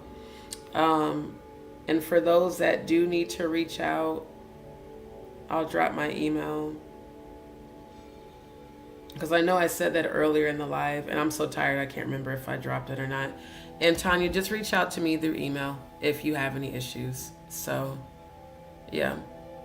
And I appreciate that. I appreciate everybody who, you know, sends donations, that wants to send donations. I appreciate all of y'all's positive energy and your prayers. I just feel like, you know, even though the subject at hand is heavy, I do feel a very uplifting energy right now. And family, before I end the live, I do want to end the live with a prayer for all of us and for all the viewers that are watching and or that will watch. So Most High, I just want to take this moment to thank you right now for this live. I want to thank you for every subscriber and every listener that has listened today / this morning, that's listening now. I want to thank you for the healing frequency that we are all feeling. I want to thank you for the healing that I even witnessed with Miss Anna. I want to thank you for allowing me to have the gifts that I have and to use them for my platform, for your will and your glory, and for healing. I want to thank you for strength. I want to thank you for keeping all of us safe and in perfect peace. I want to thank you for choosing me to be a vessel for you, for your people to receive healing. And as much as circumstances have been challenging, I want to thank you for the journey, because the journey has led to healing and abundance and being that example. I want to thank you for healing and victory and abundance and joy, which is our strength. I want to thank you for comforting the hearts of all of the survivors of sexual abuse, for comforting the hearts of all who are still battling with trauma. I declare and decree victory and healing over their trauma. I command that strongholds be broken and chains of shame and abandonment and fear and embarrassment be broken off every single person who's a survivor of sexual abuse, that they will step into their power, that they will call their power back from the four corners of the earth and remember who they are, and that you have a divine purpose for them. I declare and decree victory over everyone's trauma, my trauma. I even declare and decree victory over Jaguar's trauma. I speak healing to Jaguar right now in the name of the Most High God. I speak healing to everyone on this channel who is battling with demons and unhealed trauma, that they will choose healing, that they will choose you, and that they will be set free. And I just want to thank you for the strength. Thank you to my angels, my ancestors, my spirit guides, my ascended masters. Thank you for your presence. Thank you for filling this room right now with your frequency of love and divine protection. Thank you for protecting me from all who are working against me. Any energy rising up against me shall fall immediately and be destroyed, and chaos and confusion will come about their lives, and death and hell will follow their own evil intentions back to them. And even those that send evil intentions, I speak healing to them. I declare and decree victory, joy, abundance, prosperity, healing, comfort, and above all, peace and divine protection. I thank you right now for everyone's healing. I thank you for the healing frequency. I feel people being uplifted. I feel the yoke of bondage being broken. I want to thank you for that. I feel heavy burdens being passed over to you, and I just want to thank you for everyone's healing that's on this live right now. Most High, I thank you.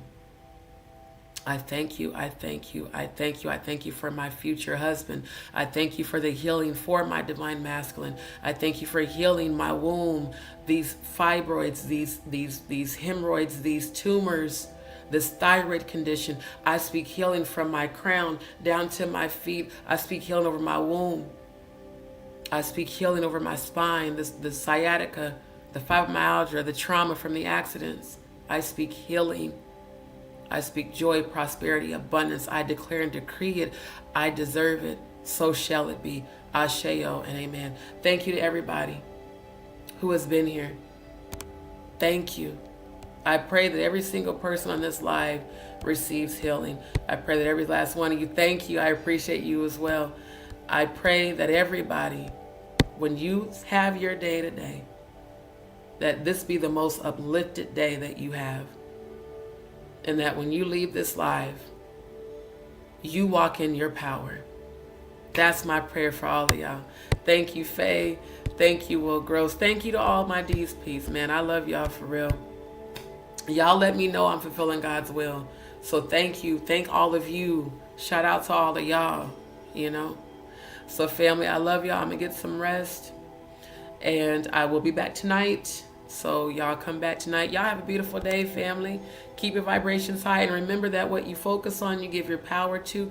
Grow through what you're going through and believe in your manifestations. And they will show up. Thank you, Chelsea. Thank you, Ann. Yes, yes. Asheo. We receive it. All right, family. I love y'all. Have a beautiful